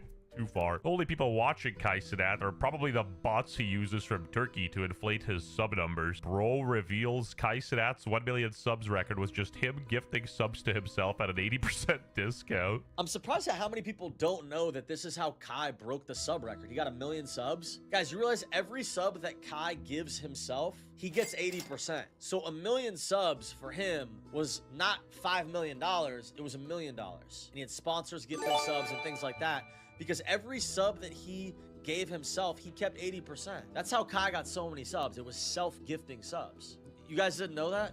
Dude, don't go after his begathon, man. That's all this guy has left, man. He has to get his sympathy primes from his teenage audience off their dad's Amazon account. But in all seriousness, this dude is the god of LARP. He disappears for 6 months, loses all of his subs. I think he had like 200 subs left, and then he returns back with another cash cow to milk his audience. Unemployed University. Wow. But before we go any further, recently a jury ordered Meta and YouTube to pay millions for their role in designing and promoting addictive platforms. They knew their apps could contribute to anxiety, depression, and body image issues, but did not share those risks while prioritizing profits. The recent historic verdict underscores the consequences of those decisions. If you or your child spent years growing up on social media and experienced serious mental health struggles, you should hear this. You may be entitled to a potential recovery of over $1,000. Morgan & Morgan is stepping up to hold these platforms accountable for the harm they have caused. You can use the link in my description or scan the QR code to take a short quiz to see if you qualify for a case. It is entirely free to do, and you may be entitled to compensation. And now, let's get right back into our video. This gotta be hype if you're watching it on a PlayStation 4 on food stamps. But jokes aside, I could give credit where credit is due. The video Kai Cenat made for this was pretty good. good. You know, the production value is up there. But before even starting, Streamer University is looking like a disaster. Things get out of control at Streamer University Atlanta audition. Oh, and trust me, you guys haven't even seen the Detroit edition. Kai Cenat Streamer University tryouts were honestly, unsurprisingly, a complete clown show. From Kai Cenat sneaking in well-known streamers in the back door. Ron, Marlon, and Lacey ended up showing up. So it's like the Oscars, but instead of celebrating the they're celebrating the victims. Everybody wasting their time. Everybody outside. Everybody still waiting. All the while, the people that did manage to make it in there for the tryouts were acting like a bunch of goofy goobers, even though in reality, none of them were ever gonna get in the first place. Yeah, this narrator might be bugging a bit because, bro, streamers are goofy goobers. That's what Streamer University is. Now I'm mad as bro. I'm ready to just crash out, gang. I'm ready to just crash out. What's up with you, gang? Nah, I ain't gonna crash. Gang. It didn't get like that, bro, but I ain't gonna do that to you because my amigo, gang. But nah, bro, see this shit dead, bro. What the How are you gonna act like a gang member when you're in line to audition for Streamer University? Well, you're gonna crash out? What does that mean? Your bit rate's gonna fall? Or even Andrew Tate's Hustlers University is more legitimate. You know, at least you can get the value of learning how to pimp out your girlfriend. Kai Cenat's just a legend of LARP. This is f***ing insane. Imagine you had 6 elixir. For legal reasons, that's a joke. But in all seriousness, this is what the people call a recession indicator, because if there's this many people lining up for Streamer University, something's wrong. What's going on? I'm about to show y'all how serious this really is. Got fucking water. It's got lifesavers. We're prepared here. I got my book and I got a ticket to show Kai. Kai, you gonna love this. To be fair, it looks good, but still, you made a dude a postcard. You know, the thing is, I don't see this many people lining up at the job fair, and that's the problem we got with society. This stuff is so serious, they're bringing their Jolly Ranchers, probably to mix with some cough syrup in case Aiden Ross shows up as a cameo. Absolute disaster. So we going to the Streamer tryouts. I'm gonna be honest, I'm low-key late. We late as f***, I'm not gonna lie. These people don't want to be streamers. They just want the Willy Wonka golden ticket. They don't want to put in the hard work. They don't want to be queso making like 15 videos a day, uploading TikToks to promote a stream. They just want the easy way. Walmart's not paying me enough.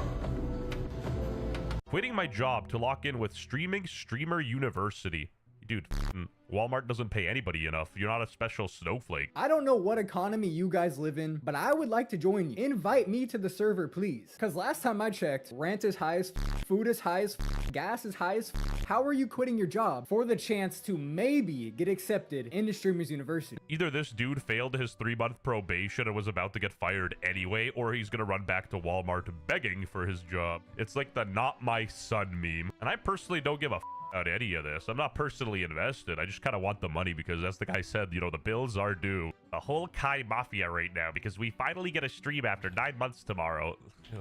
I just find it comical how this dude believes adults are genuinely watching his content. But you're dumb as shit if you think I'm making the content that I make is for me and other grown ass bro. They don't actually think that. They have to maintain plausible deniability so they can get away with basically showing to 12-year-olds. Huh? Why is he so offended by that? You're making millions a month doing what you love and have the ability to change people's lives. Who cares if they a kid or if they 80? The thing is, if this guy really loved streaming, he wouldn't quit for 9 months to pursue a fashion brand to try to milk more money out of his audience, but I digress. And I know some Kai Cenat fans are gonna call me racist, but, you know, that's far away from the truth. You know, I got black friends, and I think iShowSpeed is doing a hell of a lot cooler stuff than Kai is, and he's less of a fraud. Initially, I thought these were cigarettes for some reason, but Kai Cenat loads up this cannon and shoots up these enrollment letters that land straight into what looks like Gangland, Chicago. Legend of LARP. FYP thinks I'm a loser. FYP thinks I'm a dork. Sponsor, I want you to pay me $200,000 for this. Actually, give me $250,000 of subs. I mean, everybody knows this. His #1 sub gifter was Valorant, followed by Snoop Dogg, eBay, Crocs, State Farm. All right, sit down. Hey, listen. I don't want to. Hey, listen. Let me set it up for you. Okay? I'm telling you right now. You got to come correct. You shaking ass? Denied. Oh, sorry. Denied! Sorry. Denied! I take her. I might have to go to his chat and hit some W Kais. I'm so embarrassed. Oh I really think we gotta get rid of the girl content in the streaming space. I genuinely think it's the most corny of all time. As a white knight, you know, let's not single out the woman here because, bro, streaming inherently is corny in itself, and it used to be better when people just gamed and they were self-aware they were nerds. Now they're trying to act all tough and gang. Same as how Demon Slayer and Jujutsu Kaisen introduced a bunch of morons to anime, but we're not ready for that conversation yet. Kaisenat. All my homies hate Kaisenat. You getting mad? I'm getting red. Fortunately, we ran out of time for this video.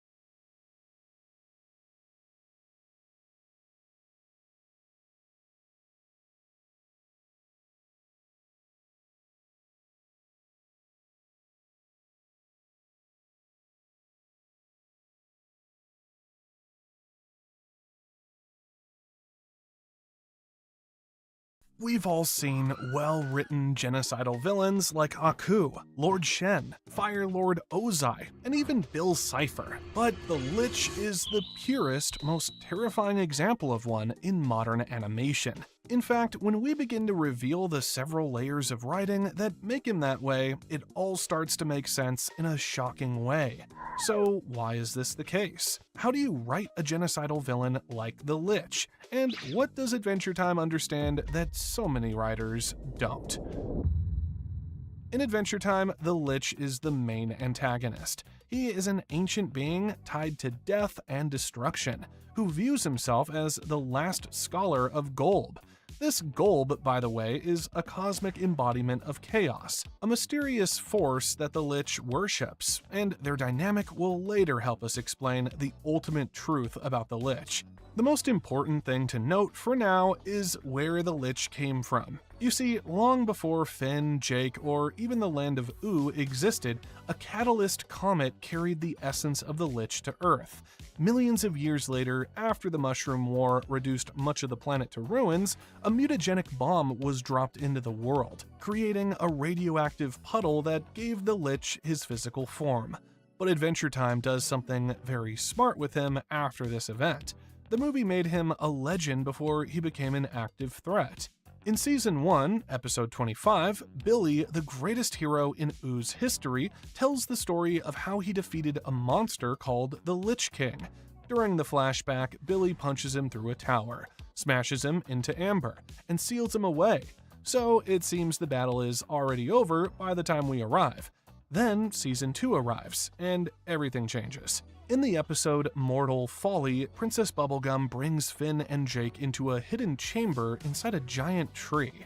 She explains that the Lich once tried to destroy Oo and wipe out all life, but now he is trapped inside amber in the tree. She reveals that there are special gems that protect people from his spells, because the Lich can possess living creatures and bend them to his will. Now, take note of this particular detail about the Lich because we will need it later. Anyway, when Princess Bubblegum talked, everything sounded under control, right? Well, not really, because soon, a snail that had accompanied the heroes was possessed by the Lich. This snail ends up breaking the amber, and suddenly, one of the most dangerous entities in the world is free again.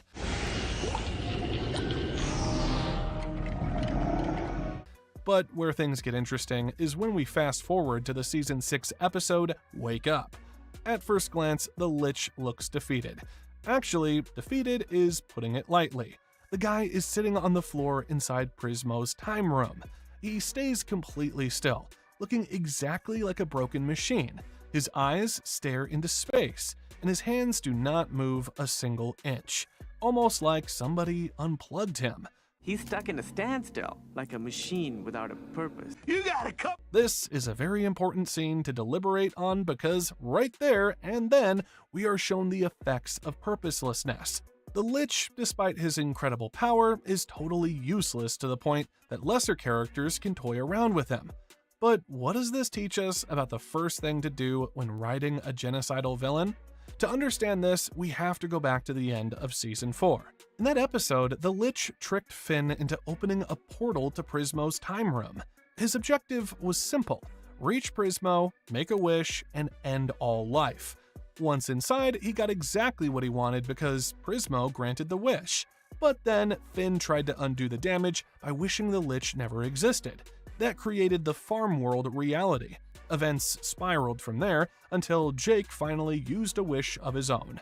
Jake wished that the Lich's wish had been for Finn and Jake to return home, but the result was unexpected. Finn and Jake went back to Oo, leaving the Lich behind, and just like that, he became trapped inside Prismo's time room. No more wishes, no way home, no universe to destroy, no life to extinguish. This brings us back to the Wake Up episode, because this might be the single most important lesson here. You see, the Lich sits there because he has no purpose. The Catalyst Comet origin frames him as a single function being from birth, which gives us the initial explanation. However, Prismo explains it better for us. He says that the Lich functions like a machine, with his entire existence revolving around ending life. So, because his singular fundamental purpose is to destroy all life, he found himself in a paradox. In a universe where his wish was already granted and no life existed to destroy, he had no function. So, Prismo kept him confined in the time room, effectively rendering him a machine without a mission. The Lich still possesses all his power, intelligence, and knowledge, yet none of it matters because he lacks a direction, a why. With that, Adventure Time is essentially teaching us the first thing about creating a genocidal villain, which is to give them a reason for being. We see this exact same rule of writing when we look at other legendary villains across animation history. Fire Lord Ozai burns down nations because his entire purpose revolves around absolute colonial dominance and family legacy.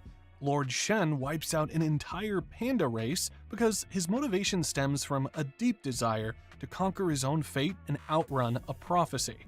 Aku inflicts centuries of suffering because his reason for being is to spread the absolute rule of darkness across the universe.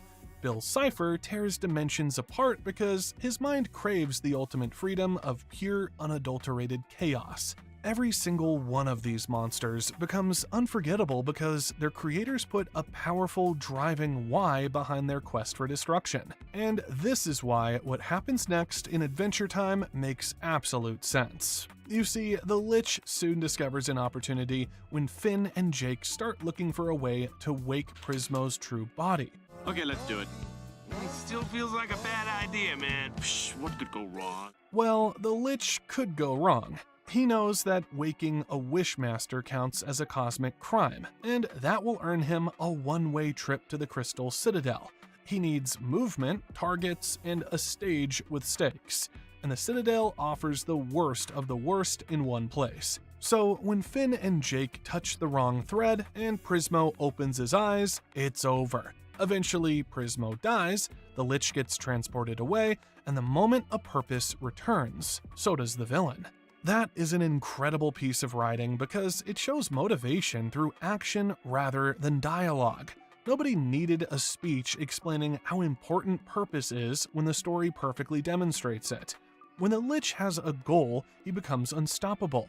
When the goal disappears, he becomes a statue. Simple. Every genocidal villain can learn from this. Mass murder alone creates a shallow character, but purpose creates a memorable one. And the really fascinating part is that Adventure Time kept dropping hints that there is something deeper hiding underneath that purpose. But where things get interesting is what the Lich shows us after he leaves the Wish Room. In the episode Escape from the Citadel, Finn and Jake find themselves standing inside one of the strangest places in the entire Adventure Time universe. Crystal cells stretch in every direction, and some of the worst beings in the cosmos, including the Lich, sit trapped inside them. Earlier, he had successfully escaped the Wish Room, and with his purpose restored, he had been claimed by the Citadel. Then something weird starts going on. Gray slime begins leaking from his crystal prison, with some of it entering the nearby cells, causing the prisoners to change. Yeah, he's melting the crystal all up! Breaking cats out, nothing he likes! The prisoners turn the same sickly gray color, and before long, the entire Citadel is falling apart. This is the power of the Lich announcing itself without a single word, and we see this throughout Adventure Time. The Lich rarely needs to attack directly to make an impact. Plants wither when he passes through a forest, fish rot across Iceberg Lake as he approaches, and fires dim near him. Even his victories often come through corruption, possession, and influence rather than brute force. The Lich creates destruction simply by being present, which is vital because the most memorable threats let the environment do the talking for them. That's an important lesson for writing a genocidal villain, especially one of this much cosmic effect. You have to give them abilities like what the Lich commands, even while he is stuck in a frozen prison. But the Escape from the Citadel episode teaches us another lesson about cosmic power. You see, when Finn and Jake first enter the Citadel, they discover somebody Finn has spent years searching for. His father, Martin Mertens. He is trapped inside one of the crystal cells. He looks just like you. Man, look at his clothes.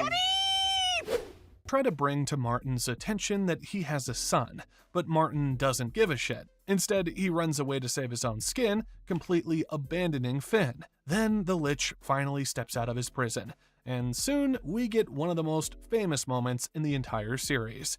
A single word, fall, and instantly Finn and Jake collapse on the floor. Fall. The power itself is terrifying, but what truly sells the moment is how effortlessly it happens.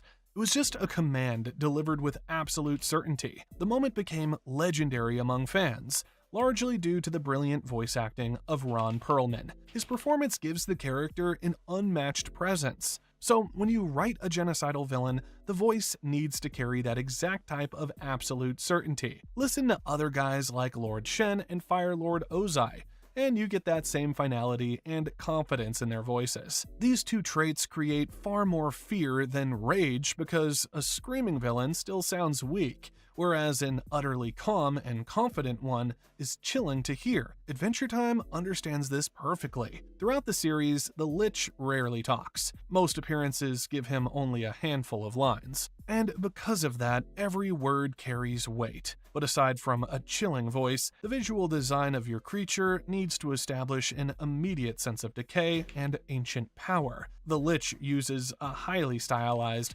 minimalist silhouette that stands out instantly. Tight, greenish-gray skin stretches across exposed bones to emphasize a mummified body. Sunken, pitch-black eye sockets glow with a toxic green light to signal intense magical power. Then there's an oversized horned helmet sitting on top of his head, establishing his ancient status as a ruler of the dead. Even the tattered, flowing robes draped over his shoulders give him a giant, imposing shape on screen. Everything about that design suggests death. The Lich works because his silhouette tells the story immediately. You could remove every line of dialogue and still understand what he represents. He's evil. He's not even trying to hide it, bro. Another important part of the Lich's persona is his personality. We already established that he doesn't waste words.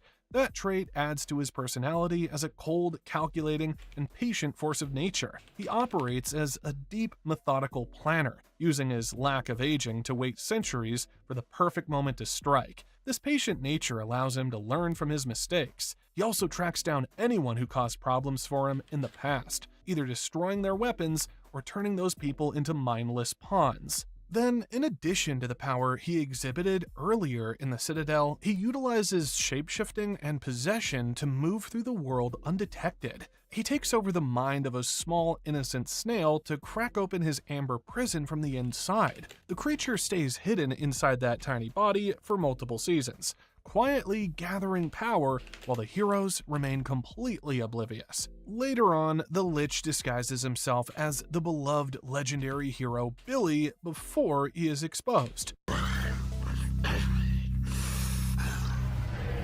He even possesses Princess Bubblegum, turning her skin a pale blue color and making her drink toxic chemicals to transform into a giant monster. This constant switching of shapes makes him an unpredictable threat, showing that the monster can hide behind any familiar face. Arrogance stands as his only major flaw, which leads him to underestimate his opponents. In any case, creating a genocidal villain like the Lich requires you to come up with a legendary force of nature. Your audience will stay glued to the screen, waiting to see how the heroes can possibly survive a confrontation with absolute cosmic evil. But once that is done, you will need your hero for this next part. The Catalyst Comet gives a soul to Finn in the comet, and an older comet once carried the spark that became the Lich. Same cosmic source, different paths taken. Finn grows up saving people, sword in hand, ready to protect anyone who needs help. However, the Lich wakes from ruins after the Mushroom War and walks toward the extinction of all life. That single contrast sets the temperature for every scene they share. This is an important next step for writing a genocidal villain, because the conflict becomes deeply personal when the villain stands as a dark mirror of the hero. Their contrasting beliefs crash into each other every time they share a frame, and that crash teaches the audience what both of them truly are. Another vital part here is to make the mirror visible in their smaller choices. For example, Finn keeps his promises even when he loses his hand or his weapon breaks. He carries love in the shape of a sweater and in the shape of a laugh with Jake on a bad day, whereas the Lich keeps pressing on even when a plan fails. He finds new hosts like the snail, wears Billy's body, studies rules, then breaks a cosmic one to force a trip to the Citadel. Both adapt, but in ways that match their core.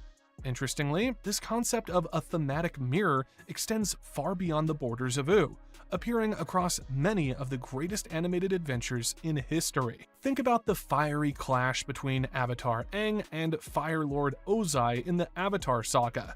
Aang embodies the peaceful preservation of life, balance, and the harmony of nature, while Ozai represents the total opposite, seeking to burn down entire nations to achieve supreme dominance. This exact dynamic creates a powerful battle of ideas, forcing the young monk to find a way to take away Ozai's power peacefully instead of resorting to lethal violence. We see another incredible mirror image when we look at the rivalry between Po and Lord Shen in Kung Fu Panda 2. Po and Shen are reflections of each other because they were both shaped by the same childhood tragedy. Shen's attack on the Panda Village led to Po being separated from his parents, while Shen was cast out by his own family after his actions. Both grew up carrying the scars of that day, but their difference lies in how they respond to that pain. Po confronts his past, accepts it, and finds inner peace, whereas Shen spends his life trying to outrun a prophecy. Ironically, his attempt to prevent the rise of the warrior of black and white helped create Po, the very hero destined to defeat him. So one heals from trauma, the other is consumed by it. Even Samurai Jack faces a dark reflection of his inner purpose whenever he clashes with the shape-shifting master of darkness, Aku. Jack travels through time as a symbol of unchanging discipline, honor, and hope, while his shadow opponent represents deceit, tyranny, and despair. These examples prove that a memorable genocidal villain must always serve as the ultimate test for your protagonist's beliefs, which would transform a mere physical fight into a massive debate about right and wrong. But once you have the purpose, persona, and thematic mirrors, I'm gonna take a break. Watching, guys, and as always, stay healthy, stay safe. Until next time, stay tuned on the next stream. Game.